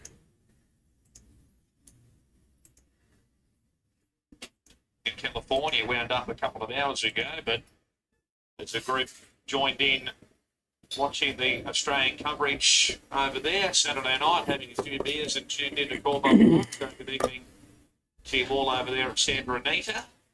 Light turned on here, the gates open and they're racing, and Maya Mishka hopped away well, likewise Green Meadows and Handy Athletically and Stella. Also right up there, Shadow Cruiser, and trapped out going forward there is Kensington's Jewel. Gagnon Toncher's up in the firing line as well. Barogaroo trapped out 4 and 5 wide, but going forward. Drifting back over on the outside, St. Peter's Cathedral with Shadow Cruiser. A length and a half to Brand New Bird and Yanaka. So very keen. Barogaroo 3 wide will press on and lead from My Mishka, who's second over on the inside and not too far away at all. Back nearer the fence there is Green Meadows. Also not too far away as they swing down the side as Kensington Jewel is up running second now. So My Mishka is third. Nearer the outside going forward there is St. Peter's Cathedral. Further back to Gagnon Toncher. Shuffle back Green Meadows and wider out of Shadow Cruiser. A long way back Lethally and Stella, likewise Yanaka, and Brand New Murders last of all. So just in front Barogaroo from Kensington's Jewel. No luck for St. Peter's Cathedral third. My Mishka fourth on the inside. Gagnon Toncher will turn in fifth. And further back to Green Meadows inside the 400. Barogaroo's in front by a length and a half. Gagnon Toncher up to Moon Large down the outside. Not much room for My Mishka. Further back to down the outside, Shadow Cruiser. Again, Yonton Chairs grabbed the lead, but here's Shadow Cruiser on the outside. Shadow Cruiser, the inside getting Yonton Chair, but Shadow Cruiser had grabbed the lead, backed at odds and comes right away, Shadow Cruiser. Shadow Cruiser's 1 second again, Yonton Chair, third to Green Meadows, and they break right away from Barogaroo, Yanaka, back behind those brand new Moon, Kensington's Jewel, and then My Michigan, St. Peter's Cathedral, and the last one was Lethal and Stella. 9, 5, 6 and 3. Shadow Cruiser pulled up lane last start at Doomben when looked to be a potential winner at the turn and pays $8.30, $2.20. I know there's a big plunge on the horse because the man next to me sniped a bit of the overs as well. Well done yourself, Damien. Also made a really good case for this galloper.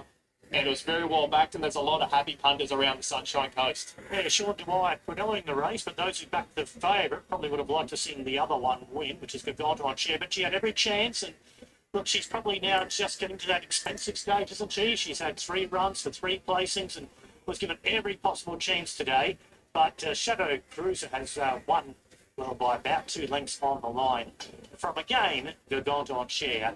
And Green Meadows up on the speed most of the race, boxed on well for third, and there was a big gap back to fourth, Brody. Yeah, I'm worried the favourite might have not just run out the mile there. I think so, yeah. Too early, maybe. Tied the last 100 metres. The Green Meadows was great in behind as well, and the favourite every single possibility. I got that race wrong, and unfortunately straight back to earth after finding the first winner. The favourite goes down, and all hats off to the Dwyer team, and the stable's going really well at the moment. Shadow Cruiser too good, heavily backed at big odds this morning, and lands a good plonk for plenty of punters. Those numbers 9, 5, 6 and 3. The one run 38.81, and that takes us away from race number 2 here in Queensland. A few up-and-comers for this next race on the program. It's the Bigger Chamber of Commerce Showcase, Class 2, good prize money again. Some nice horses, as I said. The top one comes out. The 2 is Twin Telepathy for Joe Cleary and Jess Taylor. Real contender for mine. I don't know what to make of him. He looked like being very handy at his first 2 starts, his preparation with Joe, the preparation prior, where he was dominant, winning both of them. Then last start, they stepped him out to 1200. And he had every chance, I thought, and was well beaten. So whether he just had an off day or he didn't run the 1200 out, I'm not quite sure. But he needs to find more here. Our favourite is the 3 Bengal, Brody Boy and Luke Pepper. Brody with a winner yesterday, Luke with a winner already. And this horse is right in the market. It's our favourite and well supported as well. The 18, they might call themselves. It's certainly a deserved favourite. Look, Luke certainly had him for the 2 starts. He's been well placed both times. He was obviously able to win that Super Maiden 2 starts ago. Then they stepped him right up to a benchmark 72 at Rose Hill, and he ran a great race to run 4th behind Polygot, who we saw just got beat in town yesterday. He draws all good here, but I think he's got the class to overcome any bad luck in the I'm just going to mention Luke's son there, Bailey, strapped his first horse that won the previous race at $16, but no pressure here. Couldn't do it again with the favourite. Next one here, Kayla, is the 4 Dolzuna. Went out a winner. First run back for Lauren Davies and Nick Hayward. Inside draw. And Lauren hadn't had him all that long prior to breaking his maiden with him, and I like that they tipped him out after that. He was dominant when he did win. I think from barrier 1, first up, I'm expecting a very forward showing. Number 5 is Getty. This one for Matthew Kelly and Kariah Keatings. Look, he's a hard horse to trust. I think I repeat myself every time he goes around, but his last start was good over the 1,000 metres. Over the 1,200, he can be very hard going and uncontrollable, which sees him sort of fade late. He'll get himself up on the speed here. If he does everything right, he's capable of winning, but he needs to do that. 6 is good prize. The last start winner for Graz Feller and Damon Butler. Yeah, well, he's had the 3 starts back this preparation. He was great first up, then he put in a shocker second up, beating 21 lengths, and then retrialled after that and was able to back it up with a good win at Queanbeyan. So I think if he's at his best, he can certainly run on well here. 7 is Silos Park, draws well Mike Caddy, Amy McLucas. Third up, which usually sees him peaking, has had the 4 starts for a win and 3 minors. He's 2 runs back. He's been very good getting up on the speed and sticking on well. I am probably convinced he's a better horse covered up, but they'll get their chance to do that for barrier 2 today. The 8 is the unbeaten Sun and Sand. It's 2 from 2, Alicia Collard rides. She's a lovely filly, one I've got an awful lot of time for. She's always shown a lot of professionalism. I think the spell's done her the world of good. She looks to have filled out and matured a little bit more off that. Both of her wins were terrific last time around, where she was able to overcome a bit of bad luck. I'm expecting her to return very well here, and if there's any chink in the armour of Bengal, I think she'll be the winner. 9 is Hold, John Nisbet, Chad Lever. Another horse that's query at the 1200. Her racing pattern always suggests that that's what she's looking for, but every time we've stepped her up in distance, she hasn't run it out. But she is seems to be looking for it at this stage of her prep, so we know she's got a sharp turn of foot if she does run it out. At 11 is Variagens from the outside barrier, Jamie Stewart and Ruby Scott, but very consistent, hasn't finished further back than 4th its last 6. No, that's right, a very honest on speed horse. She has been racing in easier. She'll need a bit of luck here in a harder race. Good race coming up here, and a lot of nice horses on the way through. Bengal is our favourite for Luke Pepper and Brady Lloyd, but right there is Twin Telepathy on his first 2 starts, and then forget last time out, can bounce back. But you tell me, Joe, 1200, 2 starts, hasn't got there. Any worries there with the distance? No, like the first 2 wins were for me before I come from Anthony Cummings. The other days put a line through it. I was obviously away at the Gold Coast, and yeah, I couldn't believe what I seen, to be totally honest. But we got him home, we patched him up. We did have some post-race issues, to be honest. But obviously, Pepe's horses are going good. They run good in town the other day, so they're the one to beat. But I've just instructed Jess to go and perch up outside Getty and have one crack at him. And if Pepe's is too good, so be it. If not, we'll be winning. So Bengal is our favourite here, around the 260 mark. Draws out wide for Luke Pepper and Brady Lloyd. Twin Telepathy's in the market as well. But the really interesting runner in this race, and for mine throughout the meeting, is Sun and Sand. 2 starts. This mare, Legion Collett rides from Joseph Jones. 2 starts, 2 wins. First up from a spell. Good assignment, draws well. You tell me, Paul, ready to go? Yeah, really happy with it. We gave it a little short let up after the Gundagai win. I mean, both wins were excellent. She drew wide Gundagai, sent it forward, she got taken on. She was tough at the end to win, and Queanbeyan, her maiden there, like, you just can't make 3 runs out of Queanbeyan, and she did, and she was strong there. On a bit of a path, Mum's got well, got an opinion of her, but I think she's going to be further when she's better when she gets to the 1400 metre mile, and want to test her in the 3-year-old races, coming into the March, April, and maybe the country championship, if she can win today and get the benchmark going a bit more, that might be another talent for her as well. But really, really happy with her. She's a nice filly. Probably she come to hand very quickly, and probably didn't really have this race on our target, but she's had a jump out of home. She's a nice good hit out, and she's tightened up from there. She'll have improvement in it, but I think she's ready to race. She's 2 from 2, as we said. The horse I really like is in the upcoming race after this is I'm a Still. It's got a bit of ability. Yeah, she's got a hell of a lot of ability. We just never see the best of her when we go to town. When we sort of race her on these home tracks, where I don't know whether it's a travel thing or not, I'm not sure, but she's working. She goes well fresh. She's working sensational. Obviously, Class 3 taking on the open company horses, but drawn ideal to sit off them. They'll probably will run along at a good genuine clip, and that'll give her a chance to finish. 2 really promising types coming up, Sun and Sand, and also I'm a Still, and multiple runners in the cup later on, which we'll talk to you about when that gets closer to race time. She looks well, and she's right there for mine, but good luck for the rest of the day, Paul. Cheers, thank you. Good race, this one, Carla. It is a good little race, and even just hearing Joe Cleary, I mean, he said if Bengal doesn't win, he said he'll win. So that's oozes a lot of confidence, and Joe's usually never too far off the mark here. He obviously said the 1200s are no issue, and he'll look to roll forward here, but it won't be without a fair bit of pressure. There'll be Dolzino from barrier 1. Getty, as I just said, he can be a little bit uncontrollable if he puts his mind to it up on the speed. Sun and Sand won't be too far away from the rider from out wide. Will press forward, so they will all need to be on their A game here, but I am with the 3 Bengal. I just think he's perfectly placed, and sees him very well weighted here.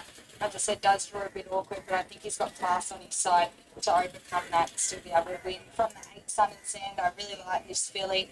I'm expecting a very forward here from Estelle. In for 3rd, the 4 Dolzino from barrier 1 will get every chance, and in for 4th, I end up settling on the 9 Hold. 1200's a query, but as I said, if she does run it out at this stage of her career, her last spell will be sharp. So Bengal is into 240 from 270, Sun and Sand into 320 from 370. So as far as the market goes, they certainly like the 3 and the 8. Now, Twin Telepathy, the 2, it's got out to $8.50 from $5.50. Hold, $8.50 to 10s. Getty, 11's the steady at that. Delzino out to 13s from 10s. Good price. The last start winner, $19. Sellers Park, 19s to 26s, and Verizon roughly at $81. Really good quality field. Interesting what Paul said there about Sun and Sand as this one joins the line. for young Kariah Cooney. She'll ride the cup later on. Getty, there's our favourite on screen, just circling around from Radiant Loy. He's only just made a comeback at Bathurst on Friday. It won, then he won a race yesterday. He's had a couple of other rides as well, so it's about 2 from 4 at the present time. What's this, his second or third comeback? We just said another retirement will be here, and he said maybe winter time might be ready to pull up stuff. Exactly right. Exactly right. So we've still got 4 out the back here. This crowd continues to build. Perfect conditions. Got some nice races so far. Hell of a soiree at a big odds for Luke Pepper, and he does have the favourite here. Similar out the back, good prize out the back, and also our favourite. So I'll head up to Ben for the call of race 4. The last 3 now will be locked away. The favourite included, Bengal. Hole just backed away the last moment there. It's a good prize in those orange colours for Gratzvella and David Butler. And Mariah prepared by Jamie Stewart. Ruby Scott in the saddle. So Hold has gone into the gates now. Jockey Chad Lever to get back aboard. Good prize about to take up its spot in the gates. Here's Bengal about to come forward. $2.25 about Bengal, $3.30 Sun and Sand. Good battle for favourites, is it? Here's Bengal coming forward now. Raya will be the last one to get set. Starter comes around to the front to let them go at the 1200. Just about set to run now. So Mariah comes forward, completes the line. They're all locked away. Starter climbs the ladder. Red light's been turned on. He hits the button immediately and they're off and racing. Mariah out wide left fast with Getty in the early stages. Favourite Bengal is not too far away, followed by Dolls in on the inside. Twin Telepathy on the outside of Selhurst Park. Now Sun and Sand balances up third last, followed by Good Prize, and last was Hold on the inside. So Giddy found the leader, led by a length and a quarter to Dolzino, a clear second. Then came Bengal third. Twin Telepathy is fourth on the inside. Then Variah back to fifth spot, followed by Selhurst Park. Sun and Sand third last, 2 lengths away. Good Prize and Hold on the rail. Is last of all at the 500 where Giddy rolls along in the lead by a length and a half. Dolzino, then Twin Telepathy. Bengal leads to the outside. Then came Hold, followed by Variah, and Sun and Sand starts to wind up out deeper. It's still Giddy at the 300 metre mark, led by 2 lengths. Dolzino. Bengal starts to put in the big bounds now. Then Twin Telepathy, and down the outside is Selhurst Park with Sun and Sand, but Bengal moved up on the outside, put pain to Giddy. Then came Twin Telepathy, and down the outside was Sun and Sand, but Bengal beat a photo between Sun and Sand, who got going later. Giddy's over on the inside in that photo as well. Then Selhurst Park, Twin Telepathy, followed by Good Prize Variah. Hold was next, and Dolzino was back towards the end of the field. Our favourite was way too good. Luke Pepper and Brody Loy combined with the favourite to get the prize. It's 3 starts for the stable now for 2 wins and a forfeit. It's a good ride too. Just gave it nice cover. Didn't expose it too early. Now, for the minors, fairly close there. The 8 was getting home hard there, which was Sun and Sand, and Getty holding on quite well as well. So not much between second and third, but hasn't had many starts for him. The owners are pretty happy, and Luke's pretty happy too, Carla. He is. Well, the stable's flying. Your jockey's doing a lot of work for you too, and this horse has been a great pickup for you. Yeah, well, he's been super. We had a bit of a plan to get these 3 runs under our belt to sort of prepare him for the highways. He'll go straight to the paddock now, and look, I guess we'll see how he pulls up. He's going so well, but yeah, look, I got to thank the team behind me. Everybody's working hard. We're only a small team. I've lost my voice, Cal. And yeah, it's great to have young fellas strapping him. That's exactly right. Bailey's 2 from 2, so he might be a good luck charm as well. I just walked over there and he gives me one of these ones. So we better get him a loser soon so he doesn't get too big ahead. But no, it's great.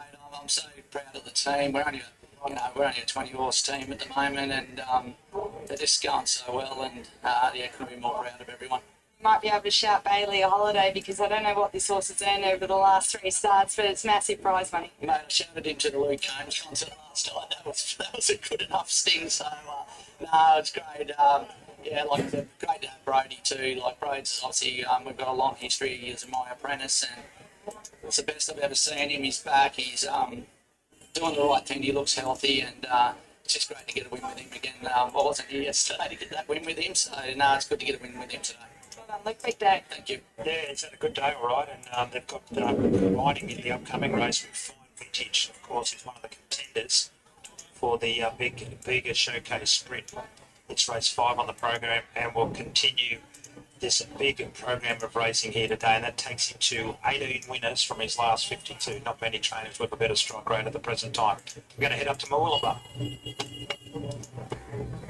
Good on you, Graham. Yeah, horses in the upper. We're still missing the top weight. We'll go to the 2 Piety below Jay. Johnny Drysdale rides for Donna, who's white material. Massive watch on this horse. He's on debut, but he's right up in the corner there. There he is right here, mate. They're all playing up a little bit in this yard today, but yeah, there's no job done yet. Just his trials are really good. That was back in September. He's had a few jump outs after that. Happy with the way he parades. He looks good. He'll run a big race off his Cops Harbour trial. Right, the street's right out the back there. Spun Power, Nosy Tomasawa and the David Tudor. I had a look at him earlier on. He came in here, but they've just got a problem with the 11.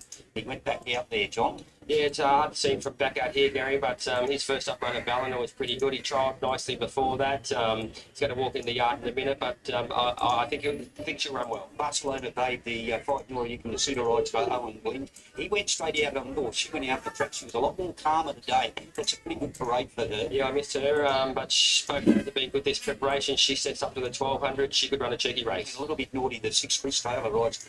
Carolyn Halliday has made a lot of improvement from first up that man. Yeah, she's got it quite solid.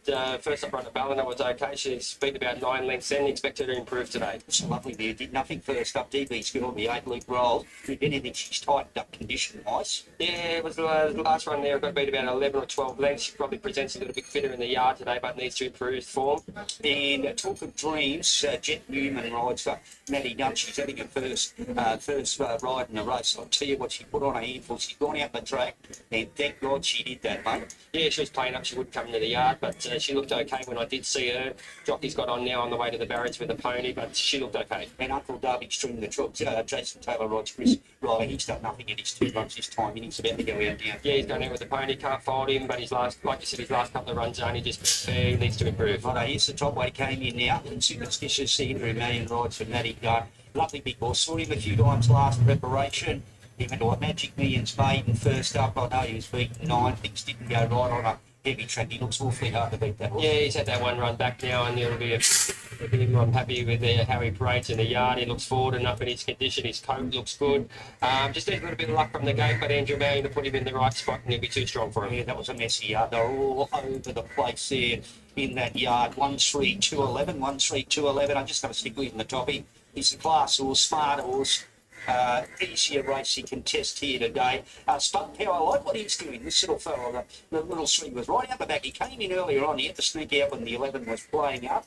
Potty did the 2, massive watch. Looks like he's done work and he's set here. He's had a few trials under his belt. And she finally settled down here talking to him. She wasn't anything like that first up, but they got her out the track and thank God she's gone to the gate. So, okay, so 1-3-2-11. Yeah, 1-2-5-3 with me. I'm with Superstitious. I just thought the first up run had excuses on that heavy track at the Gold Coast. Go back through its form. Could you look at as many of these big places at Canterbury, and the run at Grafton was very, very good. The two in Peter Veloci, I thought the trials were good. It's had a few jump outs. We've spoke to Johnny earlier, and I think this horse will run very, very well today. The 5 in Barcelona Babe, she'll definitely improve stepping up to the 1200. She'll be getting behind the speed today. She looked equally as good in the yard as she has in the past. And the 3 Spoke Power was a nice run at Ballina, and she also paraded very well. Draws a little bit awkward, but she'll run well. 1-2-5-3. Right, $1.75. We're looking Superstitious on tote at the moment. Second favourite's Piety Veluce, but our favourite is Superstitious, trained by Matt Dunn at $1.75. Yeah, let's see it for the connections of Superstitious. So let's start with the top weight. Superstitious finds a lot easier today, you would think. Yeah, and the run was probably better than the Gold Coast than what it looks actually. So instead of the plan was to ride him a bit soft, he was slightly off the gate. Once he got back, there was quite a bit of kickback that night. He didn't appreciate it. He sort of stuck right back out of it. But he was probably 10 lengths behind the second last horse at one point. He ran past the field and straight. So home track today. He's going to put himself into the race more so than what he sort of did there. He's way too far back. But as I said, the ground that he made up, even though he still beat the margin, could have done no better. Talk of dreams the other man, one run back with the right weight inside go. No way. Yeah, no weight. She was okay first up. You know, she sort of got back and went home pretty strong. Try and use the gate today we can to a degree. I don't know how much early speed she's got, but if she can sort of put herself into the race, that would be certainly a help, because she does have a bit of tendency to want to get in under pressure. So we can hold fence, not have to come around any. That'll be a positive. But you know, she had a long time off. The last preparation was okay, but I think based on the first up run, this prep, she's probably improved a little bit. Just quickly, Pure Vice Race 5, what can you tell me about him? Yeah, he's a tricky one because a few of his trials have been really impressive and a few not. So his first trial, this preparation was great. Showed good speed, trialled well.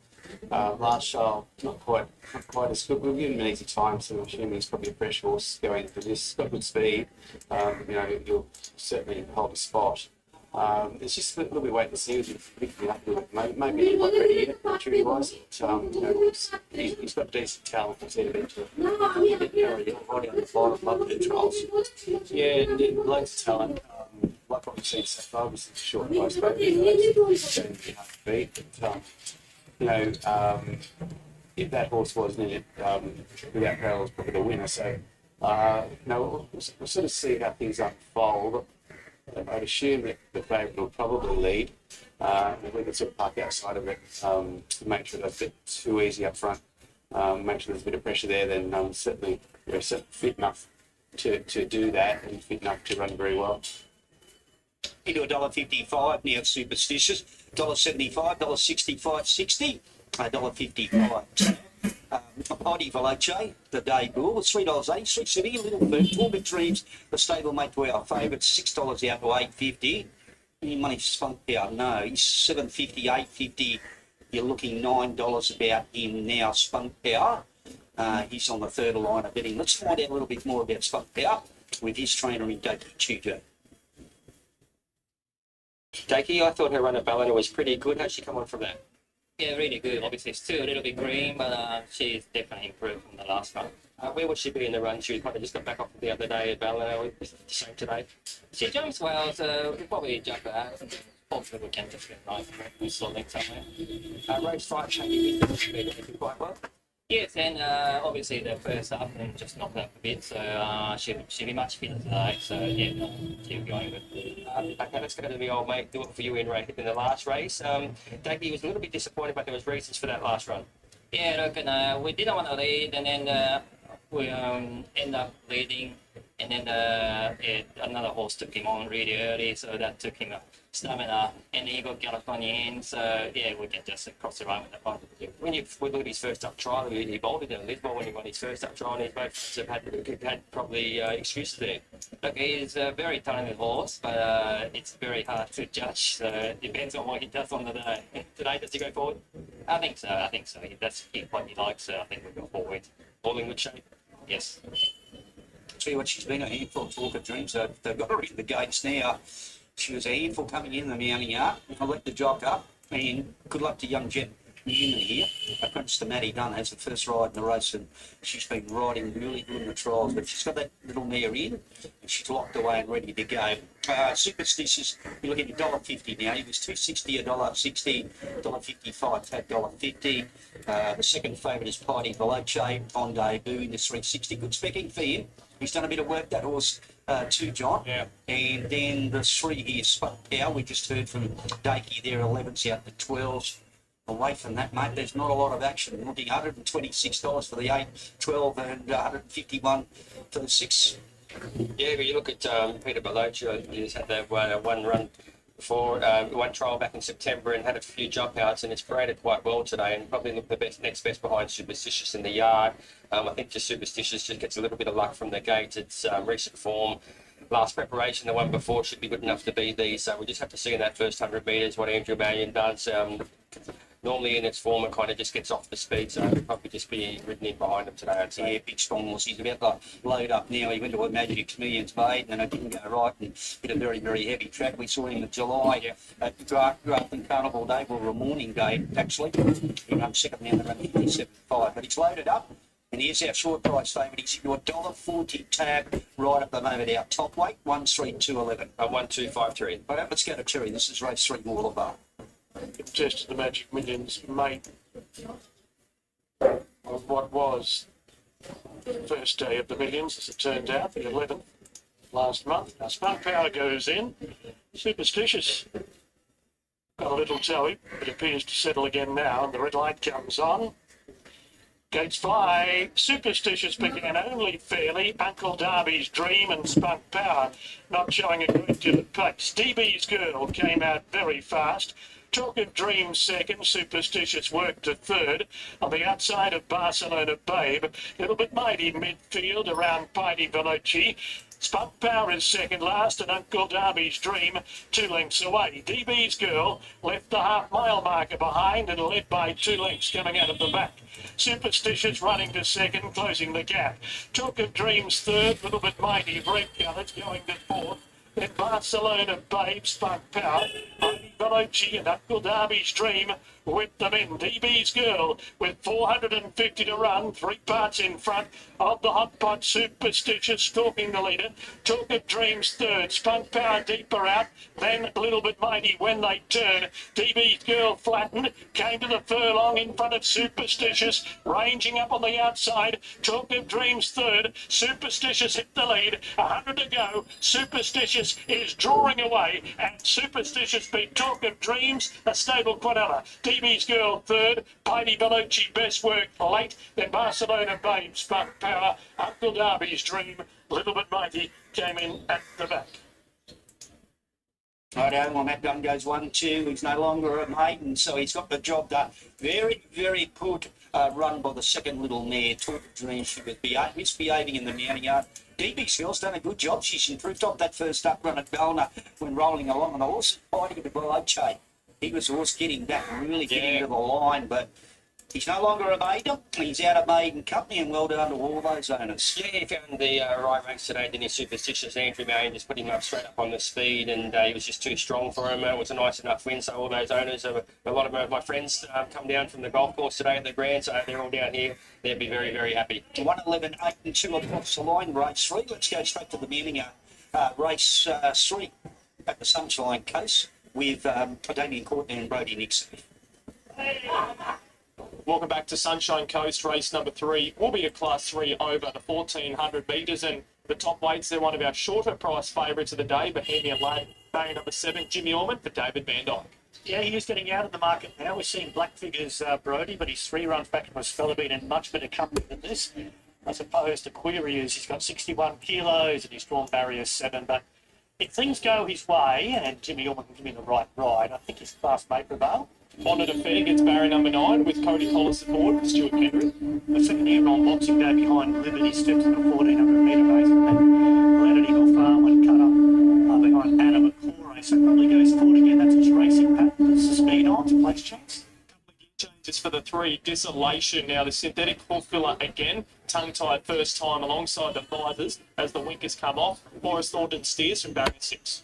Yeah, the horse has won 2 races over the 1400, but the last couple of efforts, I just can't get wrapped in it, so he hasn't raced since the 1st of January. West Cork's deep into a preparation and loving life by the looks. He parades very fit as we expect. Robbie Dolan looking for a race-to-race double. This time combines with Mitch Faulkner from barrier 10. You know what you're going to get with West Cork. He'll jump, he'll run. He's only had the 2 wins, but he's been placed on 11 other occasions. So can he run out a strong 1400 metre here at the Sunshine Coast? He's been placed here on 3 occasions. He'll be in it for a long way. Number 5, Hillcrest Avenue, barrier number 2. Cole Wilson Taylor for Stuart Kendrick, and the gorgeous Grace. So this is what I have. This is what I have. That 5 is the favorite, but and it also has the advantage. It's not that it doesn't have the advantage. It also has the advantage. They are also tailing gates. But these people, I don't know what to do with them. I don't want to go with them. They do not have the best of the handicapping, but they do have handicapping. So that is that's a risk in this case. In this case, that's a risk, and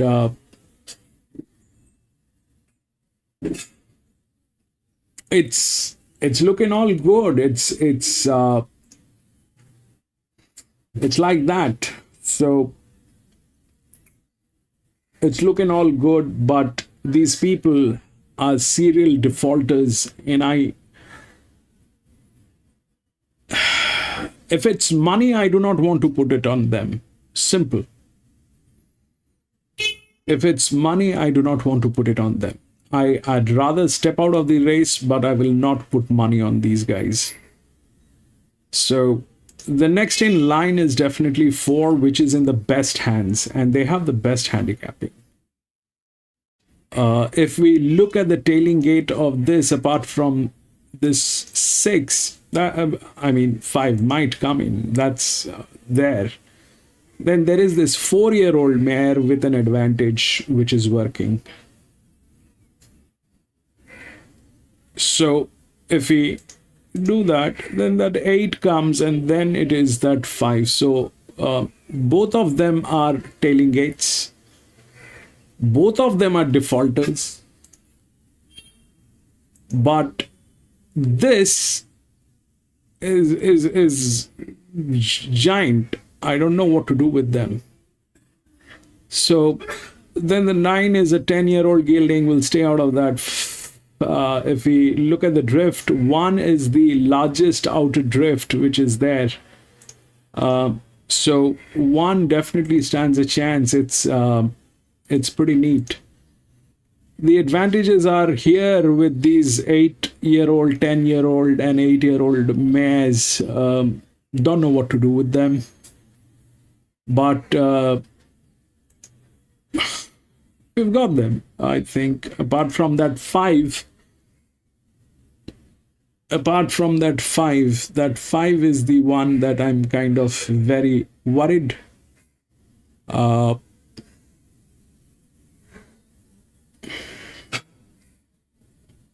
They have the advantage, but this is a dysfunctional team. This is a dysfunctional team.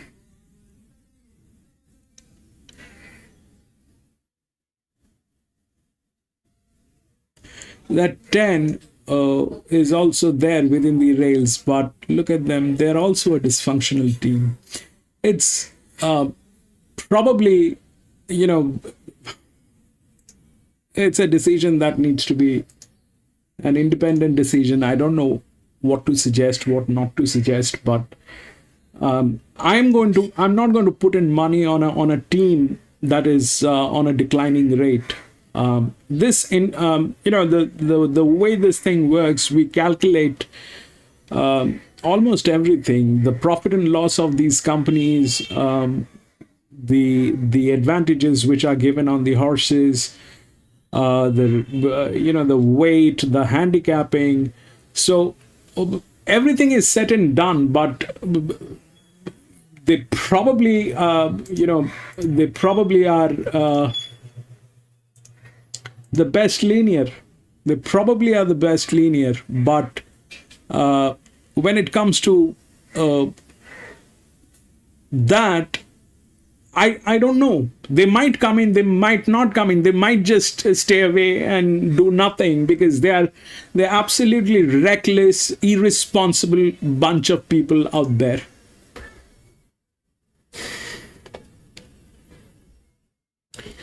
So I have started up a class on handicapping. I'm willing to teach how handicapping works worldwide.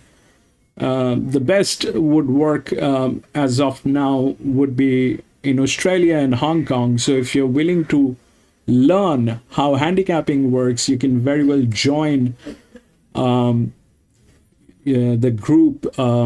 We have created a group that you can join. Under the join button, you will see learn handicapping. You can join that and can learn about how handicapping is done. And it will increase your chances if you're racing on your own in any of the grounds in Australia or Hong Kong. as of now, we can do Australia and Hong Kong. We will get started with US, Japan, stuff like that.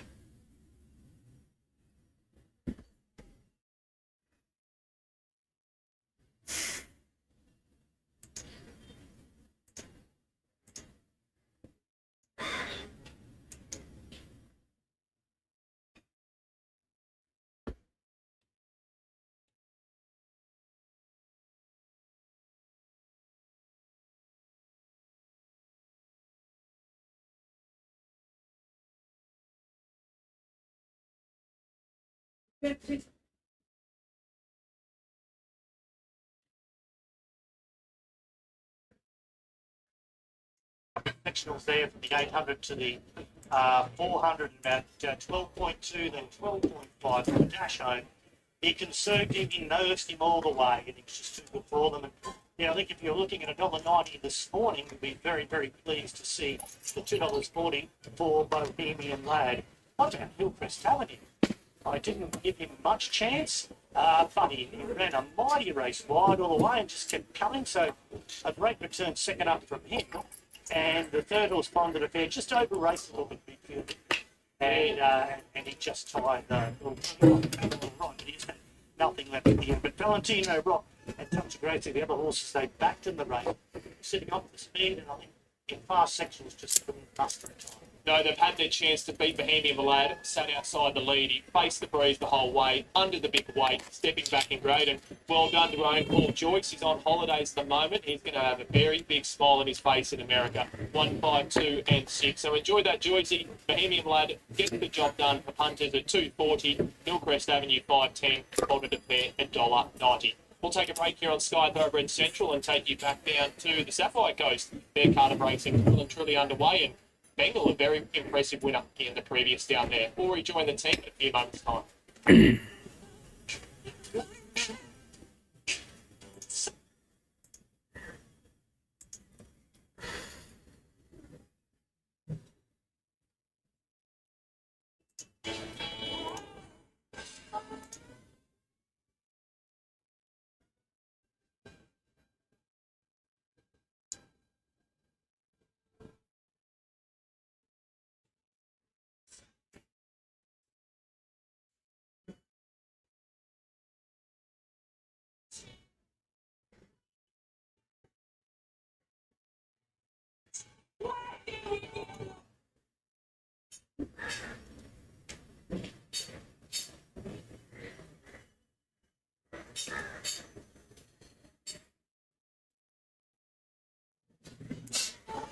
What a good race this is, one of our features. This is the Bega Valley Motors Showcase Sprint. At the present time, the favourite is horse number 5, Tickle Belly, for Scott Collins and Pierre Woodville, but a really good contender is the one fine vintage wide draw. Loy and Pepper, they won the previous. He seems to be a horse at his best when he can follow along in front. You may find a little bit of pressure here, but he was great leading and winning the Maroon Town Plate last start. He gets an extra couple of kilos off that win, but he can definitely give a good start. The 2 Luke Only is our outsider, a well-performed mare. This one trained by Fabian Azapati. She's the winner of 331,000, 9 wins, 17 placings, not a bad record. No, and she's a tiny little horse and has actually probably peeled out a bit since early days, so she's done a terrific job, but probably a mare we haven't seen the best of her for a little while. Now, the 3 Profits Pride was scratched this morning, so that was a late one. The 4 is Craving Magic, first up from a spell, has won a trial since its last start at Canterbury, and strike rate's pretty good. Kayla, 4 from 10. It is. I've got him on top. He's alongside the pony here at Parade. It's very fit, which is what I wanted to see. He's shown a lot in his short career. I know he's in the country championships path. He races well. First up, where he hasn't finished outside of the top 3 in 3 starts, and I thought his recent trial running home in 33.67 was terrific. He looks ready to go. The 5 is Tickle Belly. It is our favourite, deserving favourite, coming off some decent runs, but consistent all the way through. 4 wins, 5 placings, 12 starts. Hardly misses. No, yeah, she's actually a mare I won her maiden on her. She's a nice mare. She certainly has settled a bit as she's had more racing and matured. She parades very well. She's yet to tick the 1200 metre box, and I do think she's very vulnerable getting to the 1200 on a big track with pressure off a 7-week weather. 6 is False Spark, and we see this horse run favourite a lot of times down there in Maria, but today good odds, Louise Day and Mark G. Yeah, lovely mare. He's done a terrific job with this horse. I think she will have taken benefit from that first up run. I just haven't quite got a sight of her in the yard, but she graded a little bit big first up. She had every chance then and stuck on okay for fourth. Another one that's yet to win over the 1200. 7 is Merck. We've seen plenty of this horse, Pat's course rides for Joseph Jones, and had a few runs back for a spell. He's been great at this track. He's had 12 starts and hasn't finished outside of the top 3 in 6 of them. I thought his last start effort at Cowra was fair, but all of his runs prior to that, this preparation were really good. So he'll get the right run from his soft straw to show his best. The next one in the parade is the 18 Kenny King for Paul Murray, who's going to win it today. This horse raced by the Fords, and pretty well performed horse as well. Similar record to the one I mentioned earlier, Craving Magic, 4 from 13, this one. Yeah, she's certainly a capable mare. She's got a bit of a spring in her step walking out here. I did think she had every chance last start and weakened on her run late to finish fourth behind Fine Vintage. So obviously carries a lot less weight than him here, but she still needs to find a little bit more. Big odds about the veteran in number 9, Go Rush Lightning, Mike Gaddy, and also Amy McLucas. He got back last start and struggled against a few of these horses, so as he's getting a bit older, it's hard to see him figuring in these hard races. And 10 is I'm Still first up from a spell, draws well. Alicia Collett, Joseph Jones. And look, it's really its only players has been when they've taken it to Randwick or decent races like last start there a while. That's exactly right. Her form does read mixed, but they have set her up to some hard tasks. I mean, she contested a highway at her second start after winning on debut.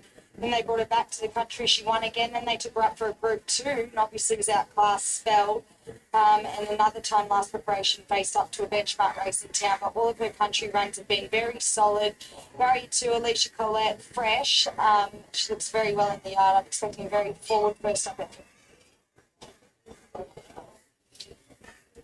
And she's the one I like, I'm Still. I really like her today, so I've gone her way. The 10 on top from the 5, Tickle Belly, the 1, Fine Vintage, and the 4, Craving Magic. What a race it is, Kayla? Yes, I'm with the 4, Craving Magic. Loved his trial. I think he's progressive horse on the up. From the 10, I'm Still. I agree with you, Graham. In for third, the 1, Fine Vintage, and in for fourth, I put the 5, Tickle Belly, our favourite. We've still got about 3 minutes or so to get your quaddie on.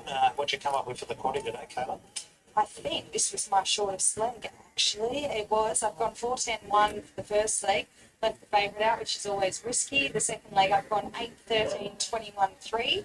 Third leg, 12-1, 10-11. And the last leg, 12-9-14. So I spent $144, but I would have liked to have thrown in a few more numbers. Yeah, I think it'll be pretty wide today. 10-5, 1 and 4 for mine. 6, 13, 14 and 3.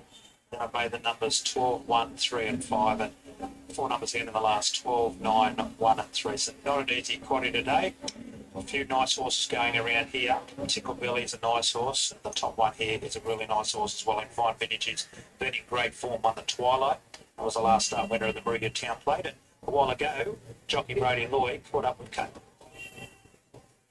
Well, Brody Lloyd, I won't get sick of making jokes about a former retired jockey. You've obviously been back race riding the last couple of days and enjoying a great run of success already. You were able to get our favourite home in the last race, Bengal. You've had a bit to do with him at home. He must have impressed you. Yeah, he's a very nice horse at home. He showed us a couple of scenes, a great order from Wallace and racing a competitive grade. He come down here and in good nick, and we just kept him ticking along, and Luke's done a terrific job with him, and he's able to showcase that his last 3 starts. Obviously, win at Maria, competitive in town, and then here today, he went down really nice. So he's a very progressive horse, whether that's in for the preparation, whether you won't see him again for a few months, but and when you do, I'm sure he'll just keep improving.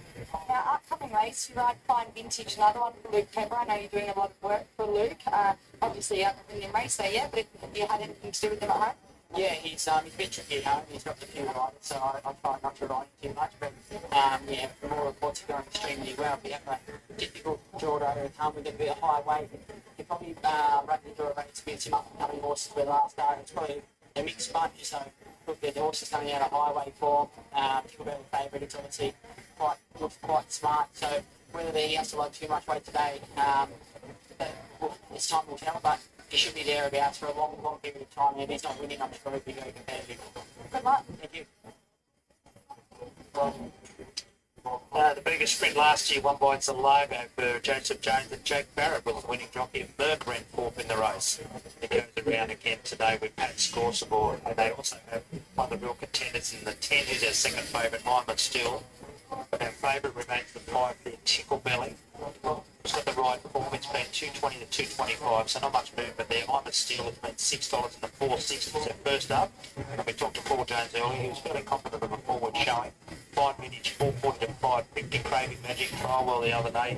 Out the sixes from 440. Kenny Can steady at 13s. 4 Spargo 14s to 26. Homework 31 to 26. Look only 41 to 81. And Go Rush Lightning 51 101. What a race this is. These horses just circling around. Good quality field. Craving Magic still out the back there, and you really like him, Caleb.